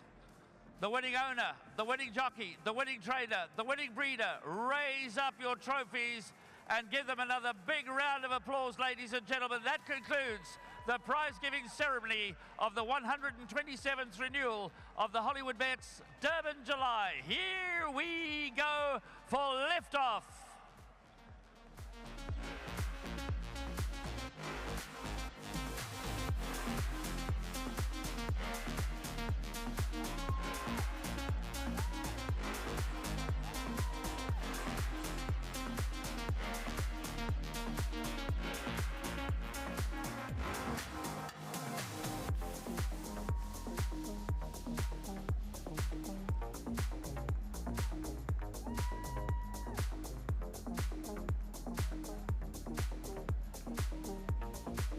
Once again, a warm congratulations, firstly, to the star of the show, Winchester Mansion. He is the star of the show today. But congratulations again to the winning connections, Gaynor Rupert, owned and bred at the Drakenstein Stud, Brett and James Crawford, Kabelo Matsinyane, and Subiso Baka. And our gathering of dignitaries here today, we say thank you very much. That concludes the presentation for the 2023 Hollywoodbets Durban July. We've got race 8 to come next, the Ridgemont Garden Province Stakes over 1,600 meters. Enjoy the rest of this fabulous day here in Durban at Hollywoodbets Greyville.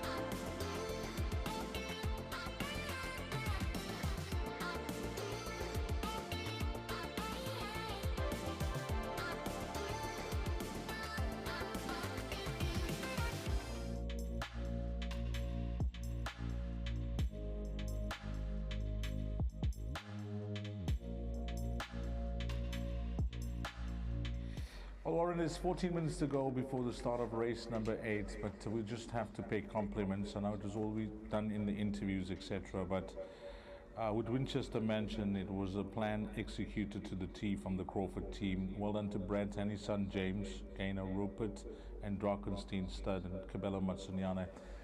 Just tremendous the way they planned this horse to come in with 53 kgs after he was gelded. And the horse won a gutsy race, showing how well he was.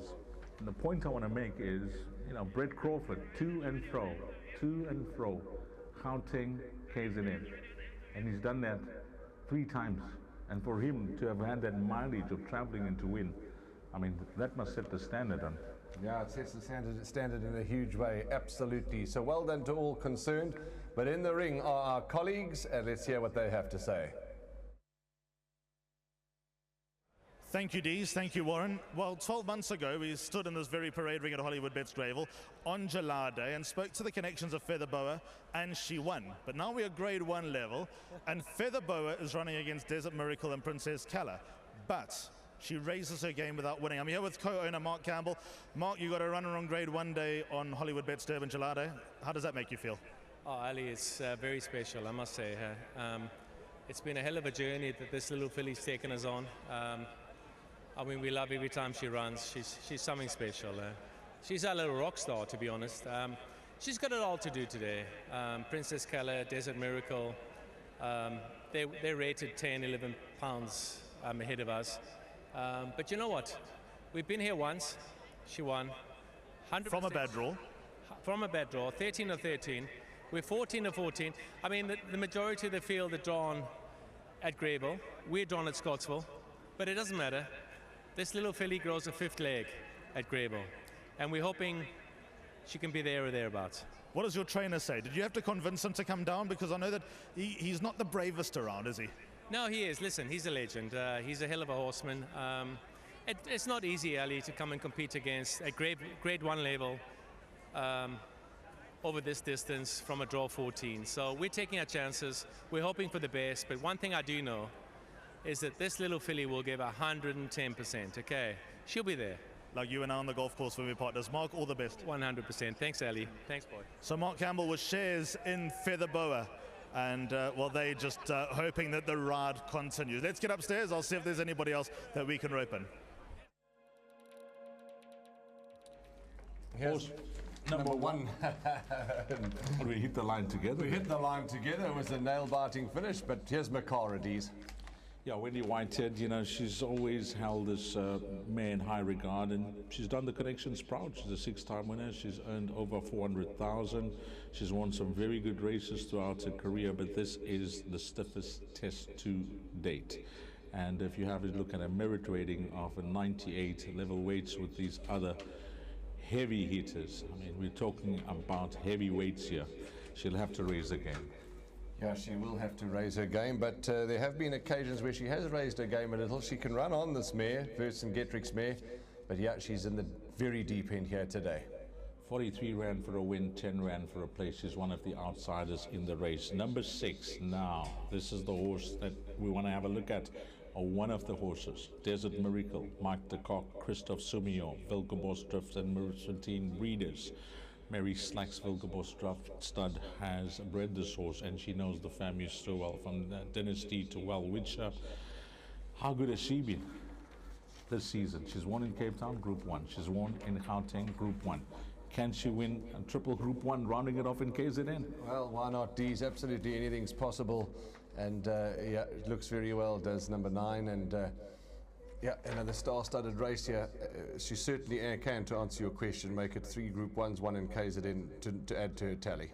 Yeah, our last start was just a nice warm-up in that 1,200 meters in the South African fillies, but easy in the early stages of the race, and then she was catching your eye when second behind Princess Kala. A lead horse with number 9 going up, Candice Bass, Robinson's runner, was engaged the services of Sean Veal. What happened last time out? Did she...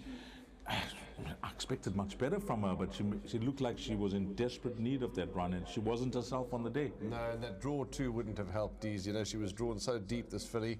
But she can do better, I'm sure. So let's ignore her, ignore that last run, rather, not ignore her. Let's ignore her last run. Sean Veal, the pilot, and she's got ability, and she goes down with the lead pony. But forget that last run. I think maybe the draw, and as you say, just not herself. Here's number 5, Miss Cool for Candace Dawson. Calvin Habib, he's already tasted success today, and she's a filly that can go with the best of them on her day. Yeah, she'll also be tested this afternoon. She's just had the 2 tries over the distance where she hasn't shaped, but they've been in some top company. In the Tequini over a mile, which is the last day of the season, the 1600 Group 1, she ran behind Canadian Summer. And the other time when she ran over 1600 meters, she was just under 3 lengths behind Lady of Power. So we'll see how she goes over this distance. It's 8 minutes to play into the running of race number 8. And they're making it one of the more exciting races on the card when you look past the main event, which was the Hollywoodbets Durban July, because of these 2 runners. Number 6, Desert Miracle, and number 10, Princess Kala. And we'll hand over to Sheldon to call them down to post race number 8. And of course, let's not forget the sponsor of this race, Ridgemont Garden Province Stake, for a stake of 1,250,000. Number 1 is Makara, ridden by Serena Mudley.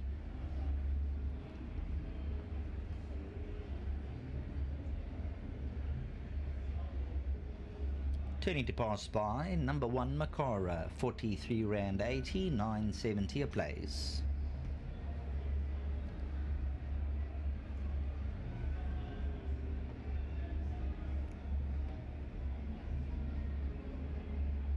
Muzieni's on number 4, Emirate Gina.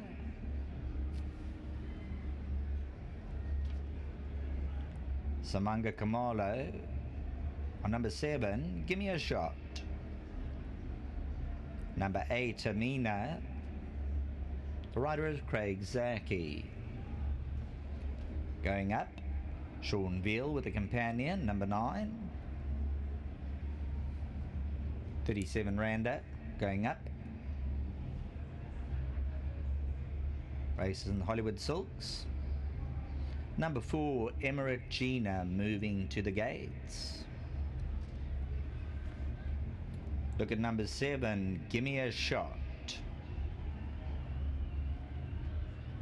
Next up is number 8, Amina, who's been half clipped.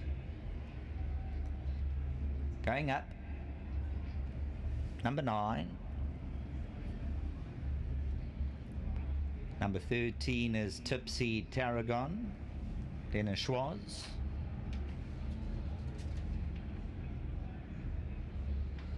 Number 10, Princess Kala, Richard Ferry, currently at 3 Rand 50.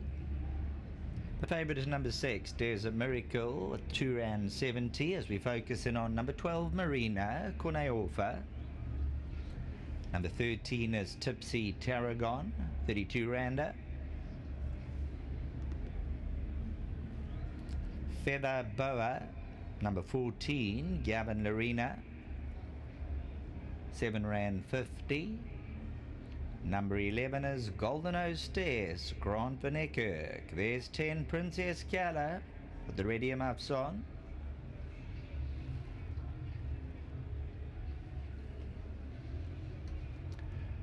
To post, number 10, Princess Kala.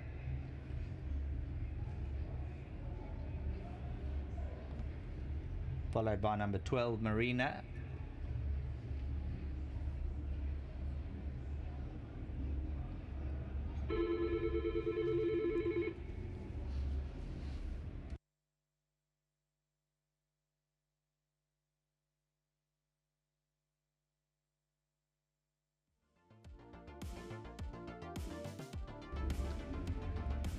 Number 3, Humdinger. 5, Miss Cool. Please note, number 6, Desert Miracle, has lifted a shoe. Number 6, Desert Miracle has lifted a shoe. Stipendiary board just coming through. So they will attend to Desert Miracle, has lifted a shoe. That is your current favourite at 2 Rand 70. Clock says 4 minutes to race time. Rainy number 2, Kabela Matsunyane on cloud 9. So just repeating, number 6, Desert Miracle, has lifted a shoe. So that shoe will have to be attended to. That is the current favourite.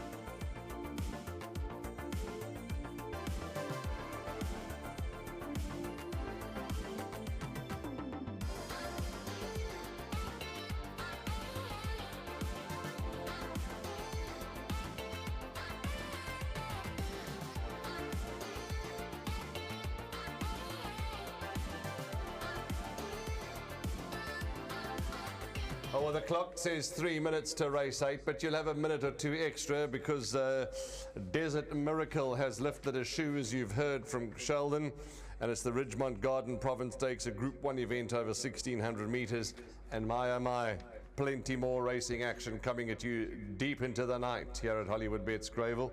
Dees, let's start with the horse that's having her shoe attended to, the Dynasty filly out of the cracking Welwitschia. Mike de Kock, Wilge Borsdrift, Mary Snack, Christoph Simeon, and she's good, the form's there for all to see. She's obviously one of the leading lights. Yeah, you want everything to go smoothly, you know, you don't want any hiccups at this stage of the game. You've done your work, the preparation is done, you know your filly is in a good space, and then you just have a speed bump. Now, this is a speed bump for the filly. She's lifted the shoe, the farrier is going to have to work on her. We've mentioned it every day when we have racing in South Africa, that we've got world-class farriers that will do an outstanding job with her behind those starting stalls, but it is a hiccup. So, when you come to her and a form that she represents over this 1,600 meter strip, she's shown as a 4-year-old that she's absolutely deadly. Not that she was bad as a 3-year-old. I mean, since the day she started off her career, she made a loud noise. But she's won the Mallorca, she's won that in fine style. She's won the Empress Club, she's won that in fine style. The Drill Old Stakes, I thought it was a tremendous run from her, considering the opposition that took their place that day. And we know how good Trip of Fortune is over 1,400 and 1,600 meters. And I must say that was a creditable, huge effort from him in the Hollywoodbets Durban July. And then last time out, Mike put her in the South African filly sprint just as a nice warm-up to bring her up into this race. And she'll be on song today.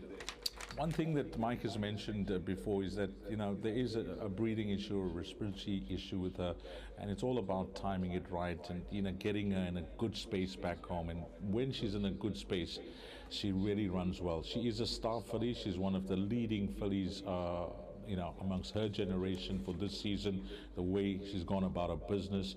And can she win another Group 1 in another province? Well, we'll have to wait and see. That ride by Christoph Sumio when she beat the mighty Captain's Ransom, how was that performance? Yeah, outstanding. Out the top draw, that ride and that rider, and yeah, they beat Captain's Ransom that day. But yeah, she gets Christoph again, who the record reads 2 rides for a win and a place, and he'll be looking to better that for sure. She's a cracking filly, and she certainly has a bright winning chance indeed. Then let's talk about number 10, Princess Color, 330, 160. She looks really well. She's good. She is drawn fairly awkwardly. But Richard Ferree, I mean, goodness gracious me, I mean, he's just firing on every single cylinder. He's in such mustard form as Richard. Yeah, this horse has got a mighty impressive CV since the day she started off. In her early days, she just seemed to be behind the best. I say behind, meaning running for that second and third spot. But then she was with Adam Marcus, who did a wonderful job with her. And of course, she was passed on to Ashley Fortune when she won her first Group 1, which was the Empress Club Stakes. And that day, you know, they were screaming from the rooftops that she'll be hard to beat. She beat a decent horse in Under Your Spell. And then the next chapter in her life was to now join Sean Terry. And Sean has had her for 5 starts. And you look at the runs from Hollywoodbets Kenilworth to Turfentine and Hollywoodbets Scottsville, and that is the late runner on the way down to the start. I think the farrier has done the job here in the stabling enclosure, because she lifted the shoe in the parade ring, not on the way down to the start. So I think that is a big plus. A huge plus, huge plus. And look at her going to post. She's going down beautifully, and she really looks good, does Desert Miracle. But good point, Dees, absolutely good point, that she was attended to here in the saddling area, which is a lot quieter and in a much more confined space. So good point, she's on her way to the start. Just coming back to the way Sean has raced this horse, she hasn't put her foot wrong for the new stable. When you look at it, 1, 2, 3, 4, 5 runs for 3 victories, and her victories have been superb, especially down in Cape Town, where she took on the best of the best when it comes to the sprinters. Then the computer form sprint was an excellent effort as well, but last time out we really showed her hand in that South African filly sprint. She hasn't been over a mile for some time, and this will be her first run over distance with Sean. She's only sprinted, and I posed the question to him earlier on, you know, on the field, and we know that she's won over 1,600 meters before, but just in the new yard, and he wasn't fazed at all by that. Yeah, I'm glad that he wasn't fazed, and that's positive talk and positive feedback. And yeah, I think she'll go well over the mile again, Princess Keller. And she's a Flower Alley mare for Mario Ferreira, represented by Des Gonzalez. And yeah, she's going to put in a huge run, and she's got obviously a bright winning chance. This race in the past, which looked to be clear cuts the way the weights were structured and the horses that were entered, has always thrown a result. It hasn't been kind to me in the exotics, but it's been pretty straightforward thus far for exotic players.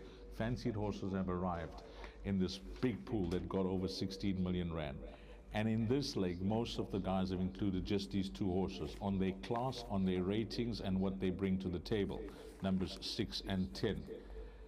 Do you see this as a form result? I do, Dees. I think it's a 2-horse race. As one of the panels I sat with Graham Hawkins, I do believe that it's between Princess Keller. They can't separate them on the top. Yeah, and well, there we go. So yeah, I think it's a 2-horse race. Horses that I have included into my trifecta and quartet are Golden Hostess, Tipsy Tarragon, and of course Featherboa deserves a mention, because they're going to start loading any time now. But Featherboa is going to run a huge race, but I make it a 2-horse race. Yeah, you just have to bring in Bless My Stars and the way she ran in the Hollywoodbets Durban July, and she comes into it. Golden Hostess, Marina, there'll be followers of those horses. I often say I hate to do this, but on this time I'm going to say I'm looking forward to doing this to you. Which camp are you on? Desert Miracle or Princess Keller? Princess Keller. Warren and Fenner likes Princess Keller. There will be Desert Miracle fans out there. That's the cock combination. They're both showing up at R2.50. Marginally, the place favorite ahead of number 10 is at 120. So we'll say advantage number 6, Desert Miracle. But all this can change over the next 60 seconds or so. Desert Miracle has arrived at the start. The job is done. Christoph seems to be happy with everything. We see this field that got on to post. You know, these other runners that have held their own and said, you know what, we're willing to make up this field and take on these 2 mighty fillies. Let's see if they can make their presence felt. Yeah, even Humdinger too. I mean, Humdinger is going to have an outstanding chance for running a good race. But it's time to load and it's time to race. So without any further ado, we go upstairs to Sheldon, and he'll take us through the 2023 renewal of the Ridgemont Garden Province Stakes, a Group 1 event over 1,600 meters. Let's race. Thanks very much. Runners are about to start the loading process. Garden Province Stakes Grade 1, 1,600 meters. The Ridgemont Garden Province Stakes. Miss Cool has moved in. Give me a shot. Marina's joined the lineup along with Tipsy Tarragon, Makara, Rennie, Emirate Gina to step in, Amina going up.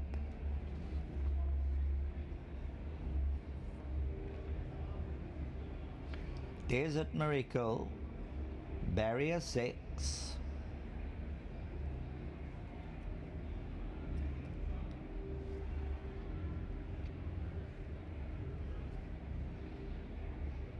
Golden Hostess, Marina, Princess Keller, Humdinger, 1,600 meters. Golden Hostess, head in the wrong gate. Handlers working with gate 11 to get Golden Hostess's head up. Stand by.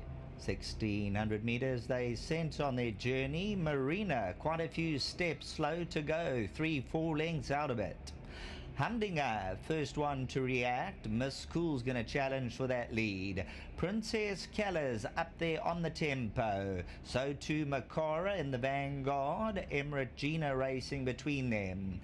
Desert Miracle, the red cap, just on the outside of runners. Then we have going up, mid-division, the pace, Sedate. Miss Cool, 6 lengths off the leaders. Tipsy Tarragon's around them. Golden Hostess as they leave the 1,000 peg behind them. Amina, Feather, Boa flashed out to the back end. Humdinger just crawling along by 3 parts. Princess Callas there in second, past the 800. Miss Cool at the paint. Desert Miracle, the red cap. Emirate Gina, you can see the rider sitting quite high in the irons there for a few strides. Give me a shots on the outside, Makara. Then we got going up. Reminders in behind that for a number of runners. Princess Keller now comes to Humdinger at the 400. Towards the inside, Miss Cool. Desert Miracle's now going to try and make up the ground. Princess Keller says, come out and take me on at the 200. Princess Keller by 2. Desert Miracle, Humdinger's on the inside. Princess Keller's finding extra. Desert Miracle's not going to get to her tonight. It's all over, Princess Keller. Desert Miracle, Humdinger and Feather Boa, low flying late on. When they good, they good. And this individual is now a 10-time winner. Very versatile. Princess Keller, the Flower Alley, Sean Terry, Mario Ferreira, Main Chance Farms bred, 2 lengths to the good, Princess Keller. Desert Miracle second, Humdinger third, Feather Boa flashes fourth. Give me a shot. Top of the lane, Princess Keller would have enjoyed the sedate tempo. Humdinger was on the inside. Desert Miracle tried to make the race of it on the grandstand side, but you could once again see Richard Faree, Sean Terry. The roadshow continues with a powerful performance. Princess Keller, another workmanlike victory as we hand you back to the studio. Richard Faree riding out of his skin.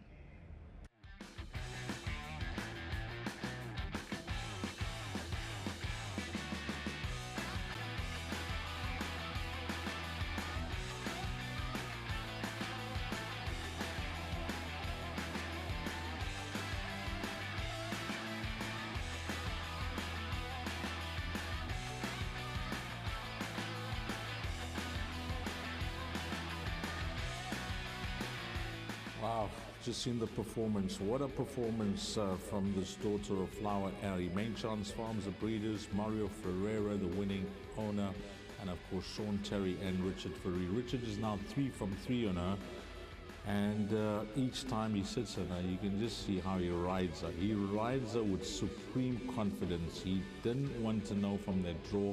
He wanted a position, and he didn't mind going 3-4 wide in the early part of the race to get that position, telling you how much of confidence she gives him. Yeah, he was up there. He was up there, and no cover, as you say. She did look to get a little fierce for a couple of strides.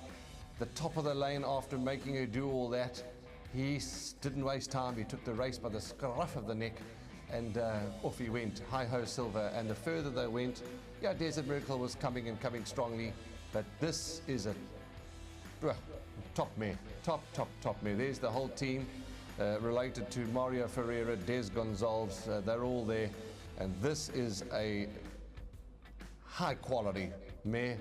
High quality. The second horse, we made it a boat race between the two. They've run first and second, and the Desert Miracle ran second. Great run.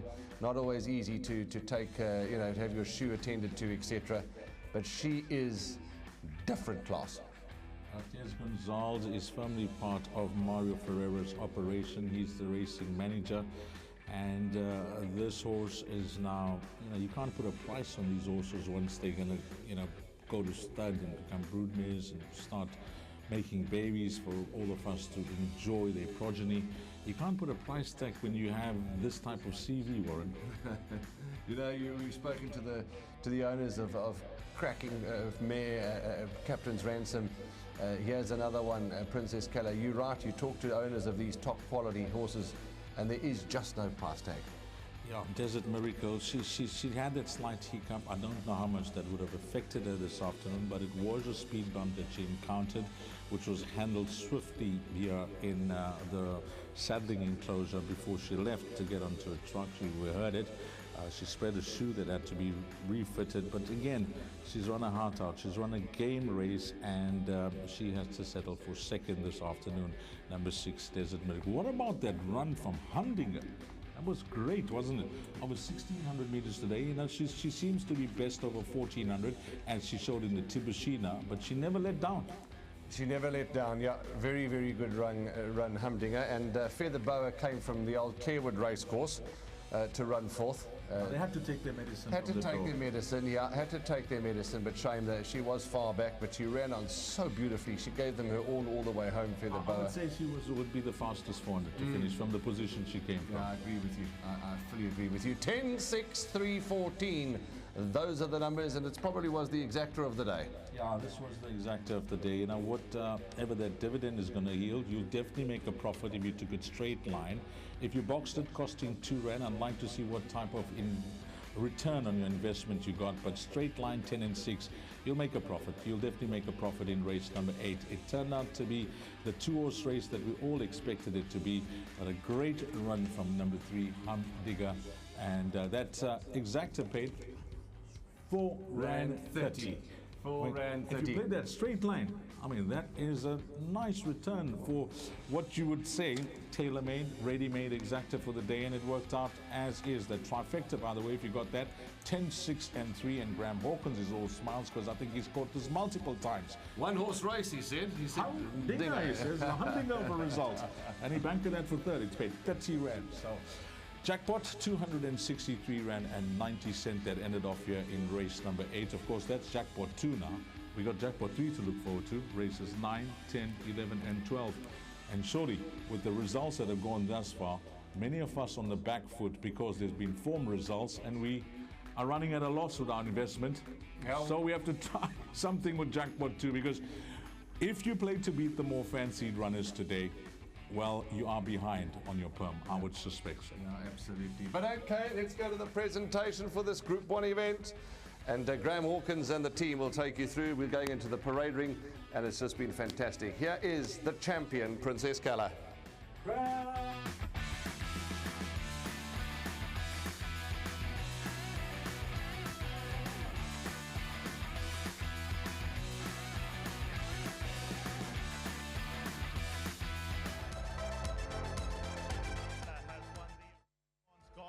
Stakes of 2023 to win all the races that she's won, this being the piece de resistance. We'll find out a little bit more about her future and what's still to come, but the way that she beat Desert Miracle was out of the top draw. We expected it to be a 2-horse race, and 2 wonder mares and fillies came to fight it out. I'm joined by Craig Kieswetter, who is representing Ridgemont, and also Myers Chetty, one of the big guys at Gold Circle, the chairperson of Gold Circle Racing, and also a director of Gold Circle. Let's start off with the winning groom. Let's get Joe in here.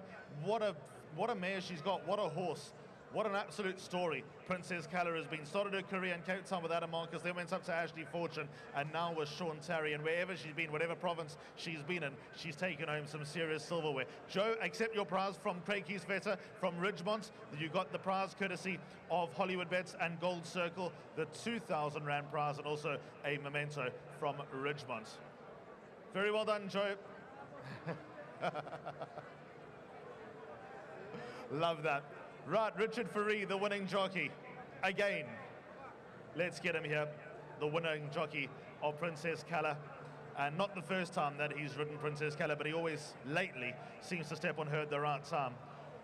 Richard, she's been sprinting and sprinting and sprinting for the last year. She's been sprinting unbelievably well. Stepping up to a mile, Were there ever any doubts, or did you just believe the quality? Well, she's won a mile many a times. I was never worried. My biggest fear today was the draw and my instructions to give it a chance and drop it out. And that's bitten me before when I rode Captain's Ransom, and I took my medicine, and it was way too much work to do. So Mr. Terry, he just said, you ride your race. If you find yourself in front, just let her be in front. But the only thing this filly doesn't like is to be restricted. And I was like, oh, thank goodness, it's game on. And great training feed from Mr. Terry. It's a beautiful filly to ride. And obviously to the owners, oh, what a horse. And it's just been such a delightful time to get on her and win some Group 1s. Is there still some juice in the tank? I'll ask Sean the same question, and Mario Ferreira. But if she were yours, would you try and, if you have a say, would you go another season? Well, they're racehorses, and she's not sour, so why not? But that's not my choices to be made, and she's a star filly. Who knows what she's going to win at the Equus Awards? She's champion sprinter, smashes them over the mile. Interesting one for the guys to try and figure out. But again, Mr. Ferreira and his team, Mr. Terry and his team, all the guys doing the work at home, my sponsors at Winning Form, thank you very much. And obviously to Hollywoodbets Greyville for such a lovely event, and to Richmond and the boys there, fantastic for their sponsorship as well.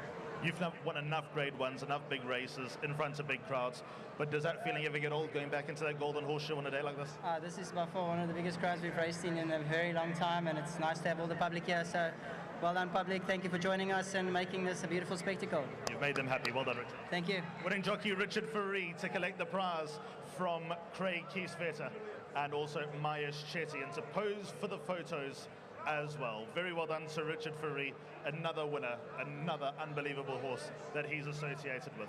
Winning trainer Sean Terry. Let's get him here again with Daniel. Sean, this is no mean feat. It was pretty much a 50-50 between Desert Miracle and Princess Color. We know her quality. Just this season alone, two Grade 1 wins in 2 different provinces, obviously angling for this. At Hollywoodbets Scottsville, Desert Miracle was the eye catcher. We know her quality, but we also know Princess Color's quality. How great is she? She's top drawer. You don't get these every day. And I've got to be very blessed for her to arrive at my door as an older man, What a blessing. Thanks to Mario and Des. Even if it's only late on, I appreciated the call-up, and she's sheer quality. It's not like I've got to do anything special with her. I just got to look after her, really. But, I thought it's game on today, because if they're going to beat her, they're going to have to be good today. And I respect Desert Miracle. She's a proper Group 1 filly. But I knew we had a bit in the tank. Now, I'll ask Richard this question, but ultimately you and Des are going to be the men to make the decision. I'll ask you the same question to Hollywoodbets Greyville. Are you tempted by another season with Princess Color? Richard says she's not sour. He's obviously happy, but what's the feeling? Listen, there's a fair chance she's going to race another season. But at the end of the day, this was just our target, and we'll probably regroup after this. Well done, Sean. Great feat. Considering where she was 3 months ago, the way that you're pulling your hair out, you made no secret about that. Even though she's quality, she needed the right hands. Well done. Listen, you just take your medicine when things don't go right. You make the wrong move, and it's game over. But fortunately, you know what? Everything's panned out. Well done to Richmond. What a race to sponsor. Really, I mean, this is an unbelievable race, quality race, and they're a quality stud, and what a race to sponsor. To Hollywood, what a day. And honestly, if they're going to top this July, they're going to have to go some, because to me, it was really, really slick and well done. Quick word on Bless My Stars. What a run. Yeah, it was hard to just listen to all the panelists this week, and you have to just swallow hard with a 100-to-1 chance in the race. But she was in supreme condition, and I knew she's going to beat more than half the field home for certain. That I knew. But I didn't want to be a big mouth and start calling the bets, on the opinions. But, I'm just thankful. Kenneth, Michelle, Malashni, lovely people, and I'm just thankful that I've got a bit of support from them, and I was able to do the filly justice today. Well, you walked the walk. Well done, Sean. Thank you. Daniel, last time you missed the photo, so I don't want you to miss this. Very well done to you and Dad. Thank you. I want to say very well done to Richard Fourie. He's been a pleasure to work with this season. He's won us 4 Grade 1s. That's not easy to do, and he's one of the best jockeys in the country right now, if not the best. Well done, Dan. Thank you. So there we go. Go pose for the photo as well. Let's get 2 generations of Tarry to pose, and that will look good, because it's only Princess Kala, one of the best mares that we've seen in quite a long time in South Africa, along with a lot of others, Captain's Ransom and also Desert Miracle. Des Gonzalez, racing manager Mario Ferreira. Des, this mare has been there, seen it, done it, and done it, and done it, and done it again. How great is it to be associated with a horse like this? Alistair, like I said, at Scottsville, I mean, it's a dream come true. You know, a lot of people doubted that, you know, Sean's only sprinted her. The boss, I just want to thank him. He's at home, you know, for all his support. He asked me in the week. I was pretty confident, but I couldn't be totally bullish, you know, running against a horse like Desert Miracle. But it's unbelievable. She's just never, ever run a bad race. For all the horses that you've associated with, obviously you get on the phone, you chat to the trainers, and a lot of the time it's a headache, things that go wrong, things that happen. Obviously there was one hiccup with Princess Kala, but overall, how easy has it been to manage her? Does she just basically do it all herself, and just in the right hand she produces? Yeah, no, she was, and I must say a big thank you to Sean. You know, she's been with Adam, started off with Dennis, and then with Ashley and them for a while, but Sean is just, you know, she's gone to a different level with him. And last year was very, you know, we had to swallow a bitter pill because we had to sit out last year. She had a little nick, and I said to the boss, you know, let's rather give her time. She'll come back better than ever. And I mean, she's proved it today. And it was a bitter pill that we couldn't, you know, we would have loved to have gone for the Princess Charlene as well, but we are today. We'll celebrate. Tomorrow we'll decide where we're going to. Is this 3 Grade 1s for her? It's her 3rd Grade 1, yeah. It's hard to win one. Well done, yes. Thank you very much. And just a big thanks to Richmond for sponsoring, and for Hollywood. You know, what a fantastic day. What a horse. Okay, thanks. Cheers. Well done to Des Gonzalez. Go and collect your prize from Craigie's Feta, from Ridgemont and Myers Chetty as well, who's handing over the good stuff, the champagne, and we're going to get the whole bang shoot, the whole 10 yards, Jamie here as well, to join the presentation party and pose with all the prizes, all the awards. The beautiful Garden Province Stakes, now sponsored by Ridgemont. How apt is that this race has such incredible paddock value, and now we got a farm of the caliber of Ridgemont now associated with them. That's the Ridgemont Garden Province Stakes of 2023. It goes to Princess Kala, number 3-time Grade 1 winner. Up next is the Grade 2 Post Merchants.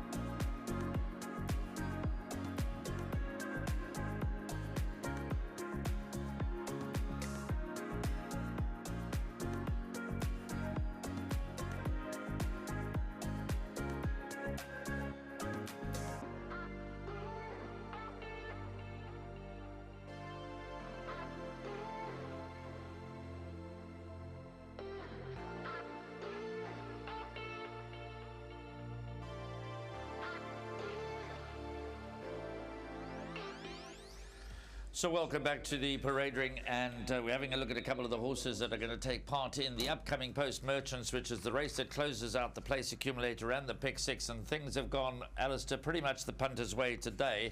I saw the pick six with Thunderstruck is paying a margin over 5,000 Rand, and that's quite unusual for a competitive day's racing such as the one we've had today. But in screen now is number 6, Cold Fact, from the Tony Peters stable. Dennis Schwartz takes the ride. Tony had a winner earlier on today, and Cold Fact is certainly not without a winning chance. Quick filly. I think she'll run well. I think she'll handle Hollywoodbets Greyville, the turning Hollywoodbets Greyville with aplomb. Her last run at Hollywoodbets Scottsville in the Grade 1 South African filly sprint was full of merit when you consider what Princess Colour has just done, and also the form held with Desert Miracle running a great gallon second there. So number 6, Cold Fact, every time I look at her, I give her more and more of a chance.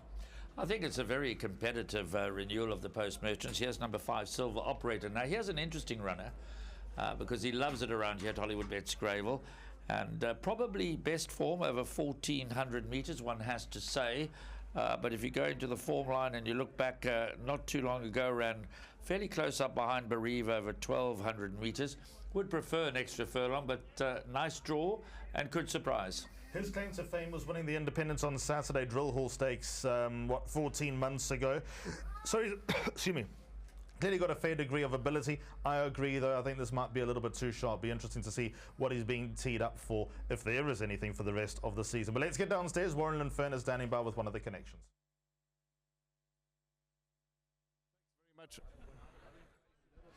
Thanks very much, Ali, and lovely to be talking to Hollywoodbets Durban July winning trainer Brett Crawford.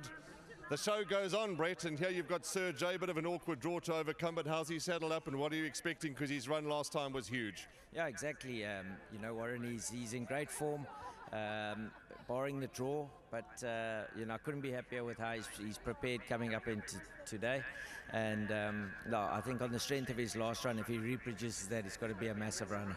Is the champagne on ice upstairs?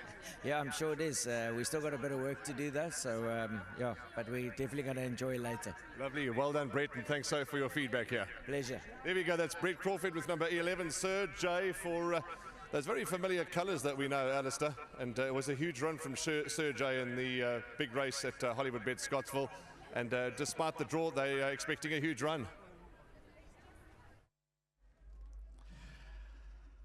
Number 7, Thunderstruck, is your favourite here. We've still got Silver Operator on screen, and we have dealt with Silver Operator, but Thunderstruck is our favourite. And Richard Faree taking a break in this race, but certainly not Sean Tarry. It's been a wonderful day for Sean Tarry.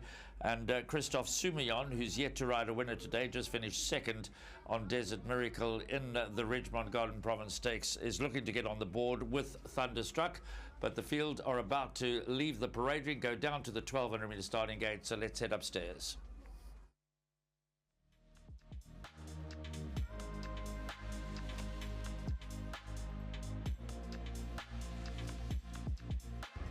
Runners passing by. Number 3 is Gobsmack, Gavin Larena. Number 2, Sheldon. Diego de Gouveia. There's a look at number 2, Sheldon. So number 3, Gobsmacked was Gavin Larena. Number 2, Sheldon, Diego de Gouveia. Note in race number 10. Number 6, Countdown. We've been given Kabela Matsunyane. As number 6, Cold Fact. Dennis Schwartz moving by.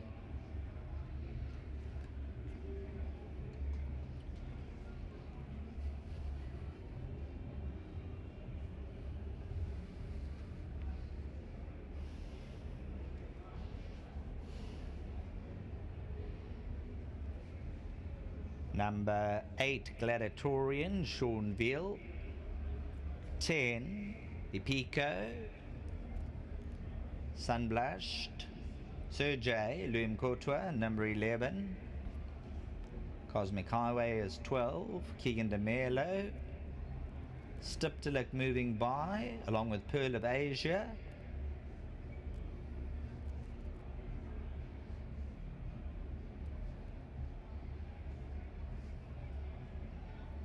Kabela Matsunyane is on Stiptalik. Craig Zaki on Pearl of Asia.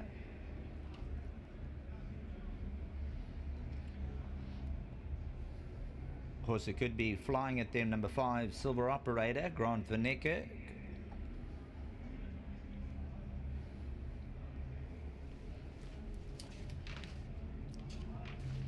Post Merchants, Grade 2 over 1,200 metres. The favourite, number 7,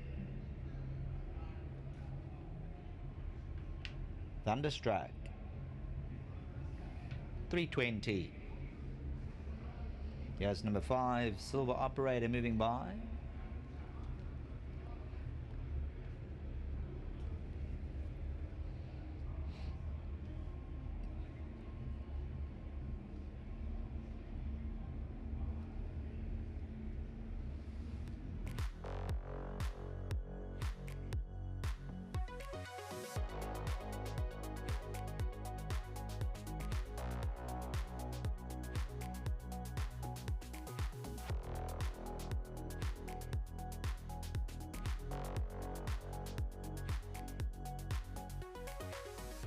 Runners on their way down to the start for race 9, the first leg of Jackpot 3, and this is a carryover jackpot pool currently standing at 1.3 million.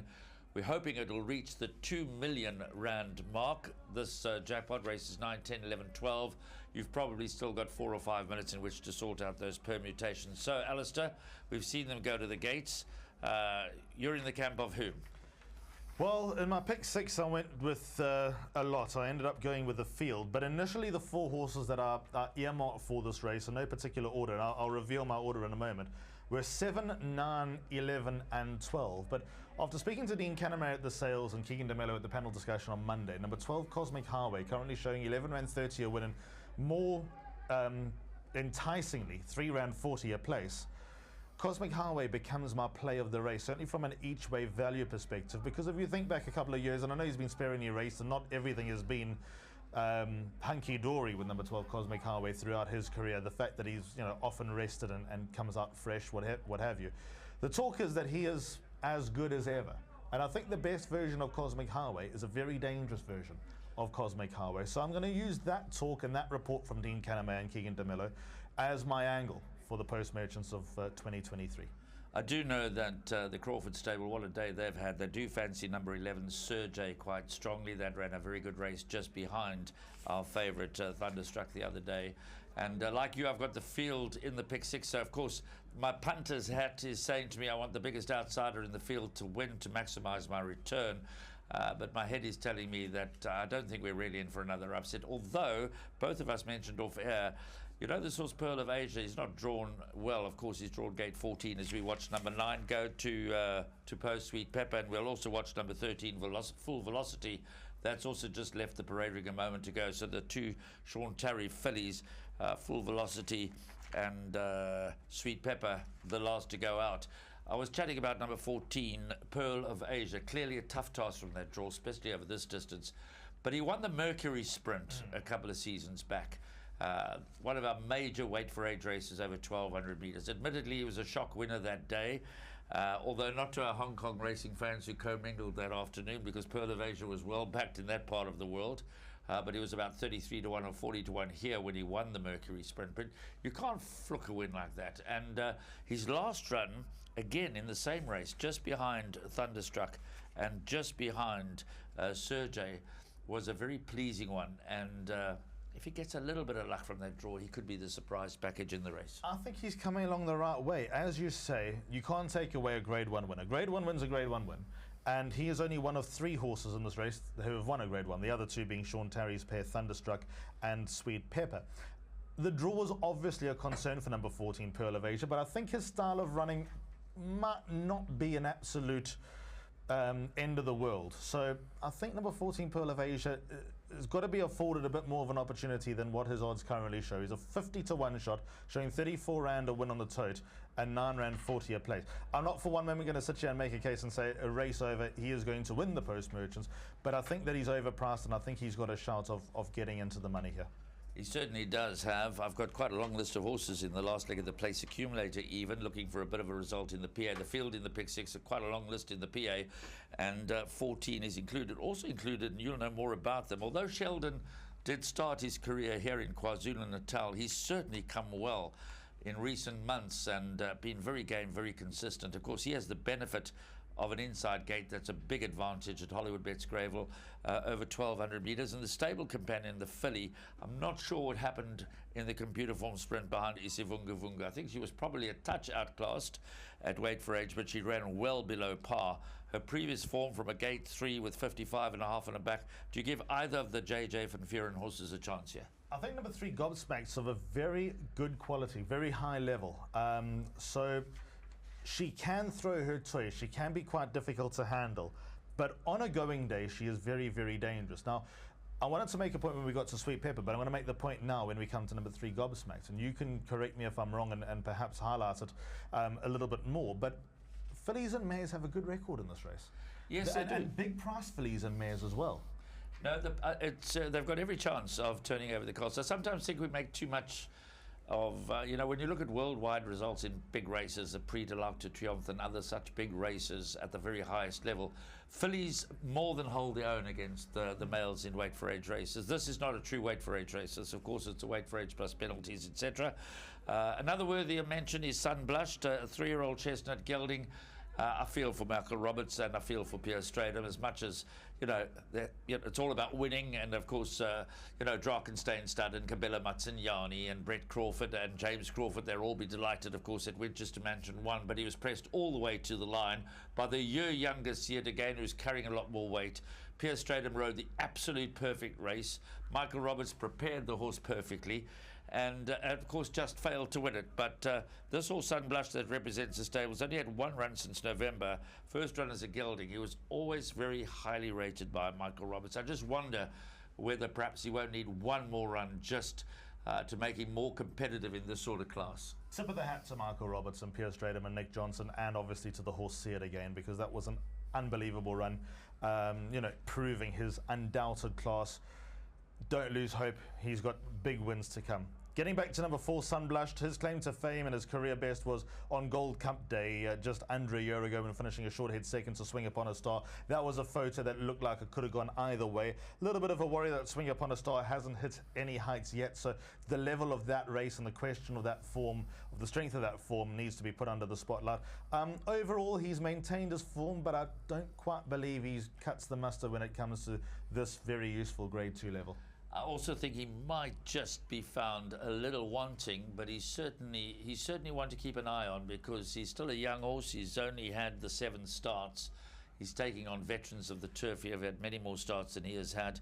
Interestingly, Gobsmacked has also only had 7 starts for her 4 wins and 2 placings. So they are completely unexposed, one might say, that they have still got plenty to come, those 2 3-year-olds, when they enter their 4-year-old career. But let's chat more about now Thunderstruck, the favourite. It is a tote favourite, returning 3 Rand 10 and 1 Rand 60 off a net win pool at this stage of 603,000 Rand. The start slightly delayed because obviously Sean Tarry's 2 horses left the ring a little bit late. But Thunderstruck was a Group 1 winner as a 2-year-old, and then they tried a couple of different distances, but I think we can safely say that the son of Rafif is a pure sprinter. Correct. There are a few angles with Thunderstruck, even though the handicapper may have Sergey rated 119 and Thunderstruck 117, and even though probably on untapped ability Cosmic Highway may have that on tap, Thunderstruck pound for pound is the most proven horse in the race, and for me certainly the horse that's shown his mettle more consistently at a high level. I think he deserves his place at the top of the board. The one niggle I have, funny enough, because it's such a specialist course, does he save his best for Hollywoodbets Scottsville? He's a Grade 1 winner there, a cracking run last time in the Golden Horse Sprint behind Gimme a Prince, who is likely to be crowned as a champion sprint, although the Equus Committee, I think, have got their work cut out with Isivungavunga probably having something to say, and the Mercury Sprint probably being the pivotal race of the season. But Gimme a Prince certainly likely target on his back heading into that with 2 Grade 1 wins. You're looking at me as if I'm talking Greek.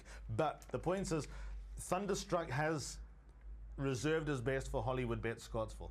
Can he be at his absolute best at Hollywoodbets Greyville? I heard you saying earlier that if you win on the inside track at Turfington, you should be able to win here, and he's done that. But we'll find out in just a moment because they're loading.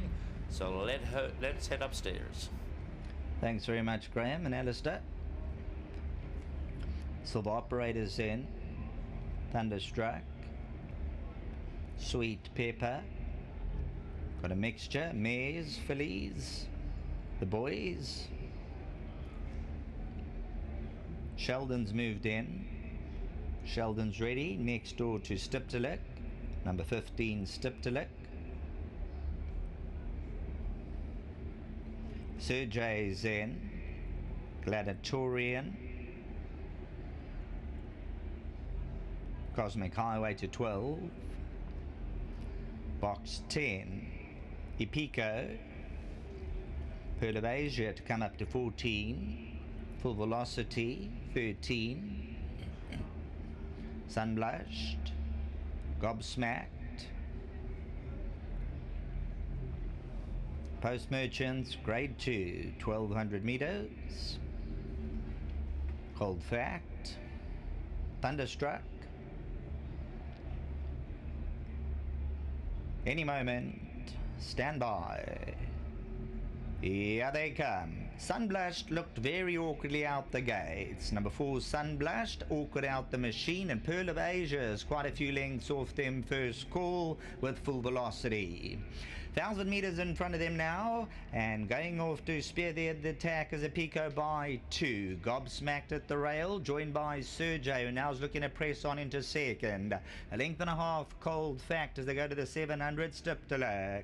At this point in time, Thunderstruck has 5.5, 6 to make up. Sheldon's on the inside, then Gladiatorian, Sunblushed. Sweet Pepper on the outside of runners, then we have Silver Operator. Cosmic Highways out of the zone, 9, 10 lengths to make up. Top of the lane, Epico. Sergey moves in for a challenge. Thunderstruck the outside and Gobsmacked along the inside. But it's Sergey by 2.5. Thunderstruck is trying to warm up on the outside, Cold Fact. But it's still Sergey who going strongly. Gladiatorian's flying out the pack. Gladiatorian's eating it up with Thunderstruck. Thunderstruck's coming home hard. Gladiatorian got up. Gladiatorian, Thunderstruck, Sergey. Photos in behind that. Silver Operators on the inside, looking to do battle late on. But as they come down to the wire, Gladiatorian rises to the occasion and will take the glory. Look at number 8, Gladiatorian for the Steward Ferry stable. 32 Rander. Sean Veal takes off. Thunderstruck. Sergey. Silver Operator the inside, but it's number 8, Gladiatorian. Host of winning connections. Thunderstruck second, Sergey. Silver Operator, Cold Fact. Let's have a look there. Oh, we'll leave that to the judges. They flashed past very, very quickly. Look where Gladiatorian, the gold cap, 4 off the right-hand side. The Vercingetorix, another one to come alive. The action's on the inside. Sergey. Thunderstruck's looking to warm up late on. Here comes Gladiatorian, and he will come home powerfully. Gladiatorian rises to the occasion. Look at that salute, and that tells the tale. Back to the studio.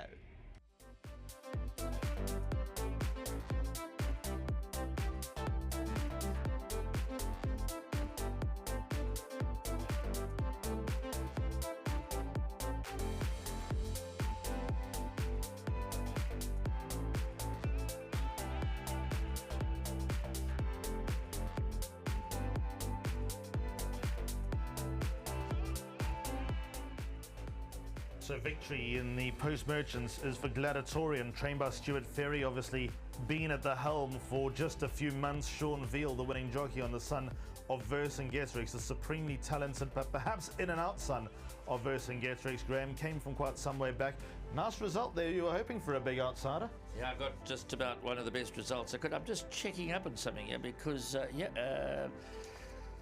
Gladiatorian is partly owned by our boss, Michelle Narak, so French Mauritian connection here, but wonderful to see Steward Ferry so soon after taking out his full trainer's license after having been assistant trainer to the legendary Dennis Dry for so many years, getting a victory here in this Grade 2 Post Merchants. 32 Rand 30 a win, 690 a place. But on his best form, he's not the most reliable around, as you've mentioned. In fact, if you go back to the gold medallion, when Thunderstruck won that race as a 2-year-old. Gladiatorian was 5th on that occasion, but under 4 lengths behind him. And of course, that was a long time ago. So Gladiatorian had won his penultimate start, beating African Skyline at Hollywoodbets Scottsville, but was not really competitive in the more recent Golden Horse Sprint. But he put his act together here. Interestingly, his first run ever at Hollywoodbets Greyville on the turf, and this in his 10th career start. Big run from Thunderstruck again, so close yet so far for Thunderstruck. Sergey took the race by the scruff of the neck when the pace fell apart. Hit the front a long way out, looked like he was going to do some damage, just petered out over the closing stages. Sergey ran 3rd, 4th was close. It looked like it could have gone to number 5, Silver Operator, but we'll just wait for those numbers to be confirmed. But number 8, Gladiatorian, unsaddles in the number 1 box. Well done to Steward Ferry and all the connections, bred by Jaco Erasmus Thoroughbreds, who of course is one of the right-hand men out at Fastfontein. It's been a good day out on the Cape for the guys at Fastfontein. Gladiatorian at 50-1 salutes in the Grade 2 post merchants.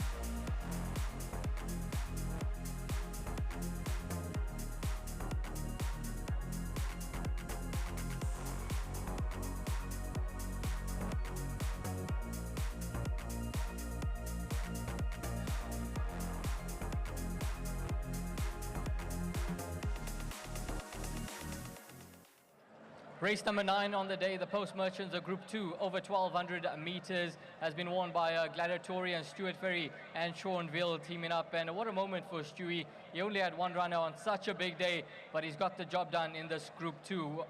Presentation party, we've got Akash Bramdiop, who is the editor of the Post newspaper, and of course we've got Dr. Manfred Rower, director of Gold Circle, that is joining us here in the presentation. And first and foremost, I'd like to say well done to the winning groom, which is Sam. And Sam, come through, you receive the winning check. You've done extremely well with your horse today, Sam, and well done to the winning groom there, Sam, who receives his winning check. And he's taken extremely good care of his horse, Gladiatorian. And what a moment for Sam as well to get Group 2 success with this individual. And he's just a 3-year-old. He's a son of Vercingetorix, and he's now a 4-time winner. So well done to the winning groom there, Sam. Well done to Sam. Next up, let's get the winning rider in. That is Seanville. And yeah, Sean has a huge affiliation with drier yard prior to Dennis Dreyer calling it a day. But Sean, Stewie's done an awesome job taking over from the boss. And I just want to touch on you before we speak about Stew. I mean, you were stiff, so stiff in race number 1, but to get a Group 2 success today, especially for Stewie, with this horse here, there's so much of meaning behind it. Yo, there's a lot of meaning behind it. I just see Mr. Dryers walking over there. Big boss, for you, boy, for you! To Stewie, well done. The plan come together. I said to Stewie, we can't win the Group 1, but I'll try. I said the Merchants was always my plan. I've won this race before with the horse carrying a nice weight. And I said to Stewie, we're well in here. I can turn the tables on them. His last run, he sort of wasn't himself. Coming into the race, I was quietly confident of a huge run from this horse. I didn't think I could win, but all credit to the horse. He pulled out this last 100 meters. He took off tremendous, and he won a very good race. So well done to all the owners concerned with this horse, to Daphne, Stewie's best friend, and to my wife and my boys, they're here. I'm so glad I can have a winner for them on this special day. I've never seen Greyville Racecourse look like this. And obviously to my sponsors, John Doe, thank you very much, and to all the sponsors. And to the Haas family, thank you very much for the opportunity. I really appreciate everything. Shawnee, well done. Thank you very much. Well done there to Seanville, and you receive your silver plate there, your award from Akash, and of course Dr. Manfred Rover, who is here as well. So Seanville, the winning rider here aboard horse number 8, Gladiatoria. Next up, let's get Stewart Ferry. Stewart, come through. You can have a quick chat with us, Stewie. And yeah, Stewie's done a fantastic job with this individual, who's now a 4-time winner, as I mentioned. Stewie, come through, have a chat with us. And Gladiatorian, getting the job done. And obviously I spoke to you during the week, met you at Summerfeld, and you just had one run on the day. I thought it may have been Priceless Ruler because he goes back Hollywoodbets Durban July day, but you told me, nope, it's Gladiatorian. You were sort of playing on the side of caution. He's got a place chance, he's got a few to beat, but this horse has turned it on so well today. Well done, and you've just been in the job 2 months or so. Group 2 success already, Stewie. What more could you ask for? Yeah, no, we've been very lucky, and just obviously thanks to Michelle, Jean, Greg, and then Shame the late Mr. Gujado, whose colours it runs in, and yeah, just thanks to them, you know, they left the horse with me, and I'm glad we could get one home, you know. Over the final 200, surely you got screaming there. Come on, Stewie.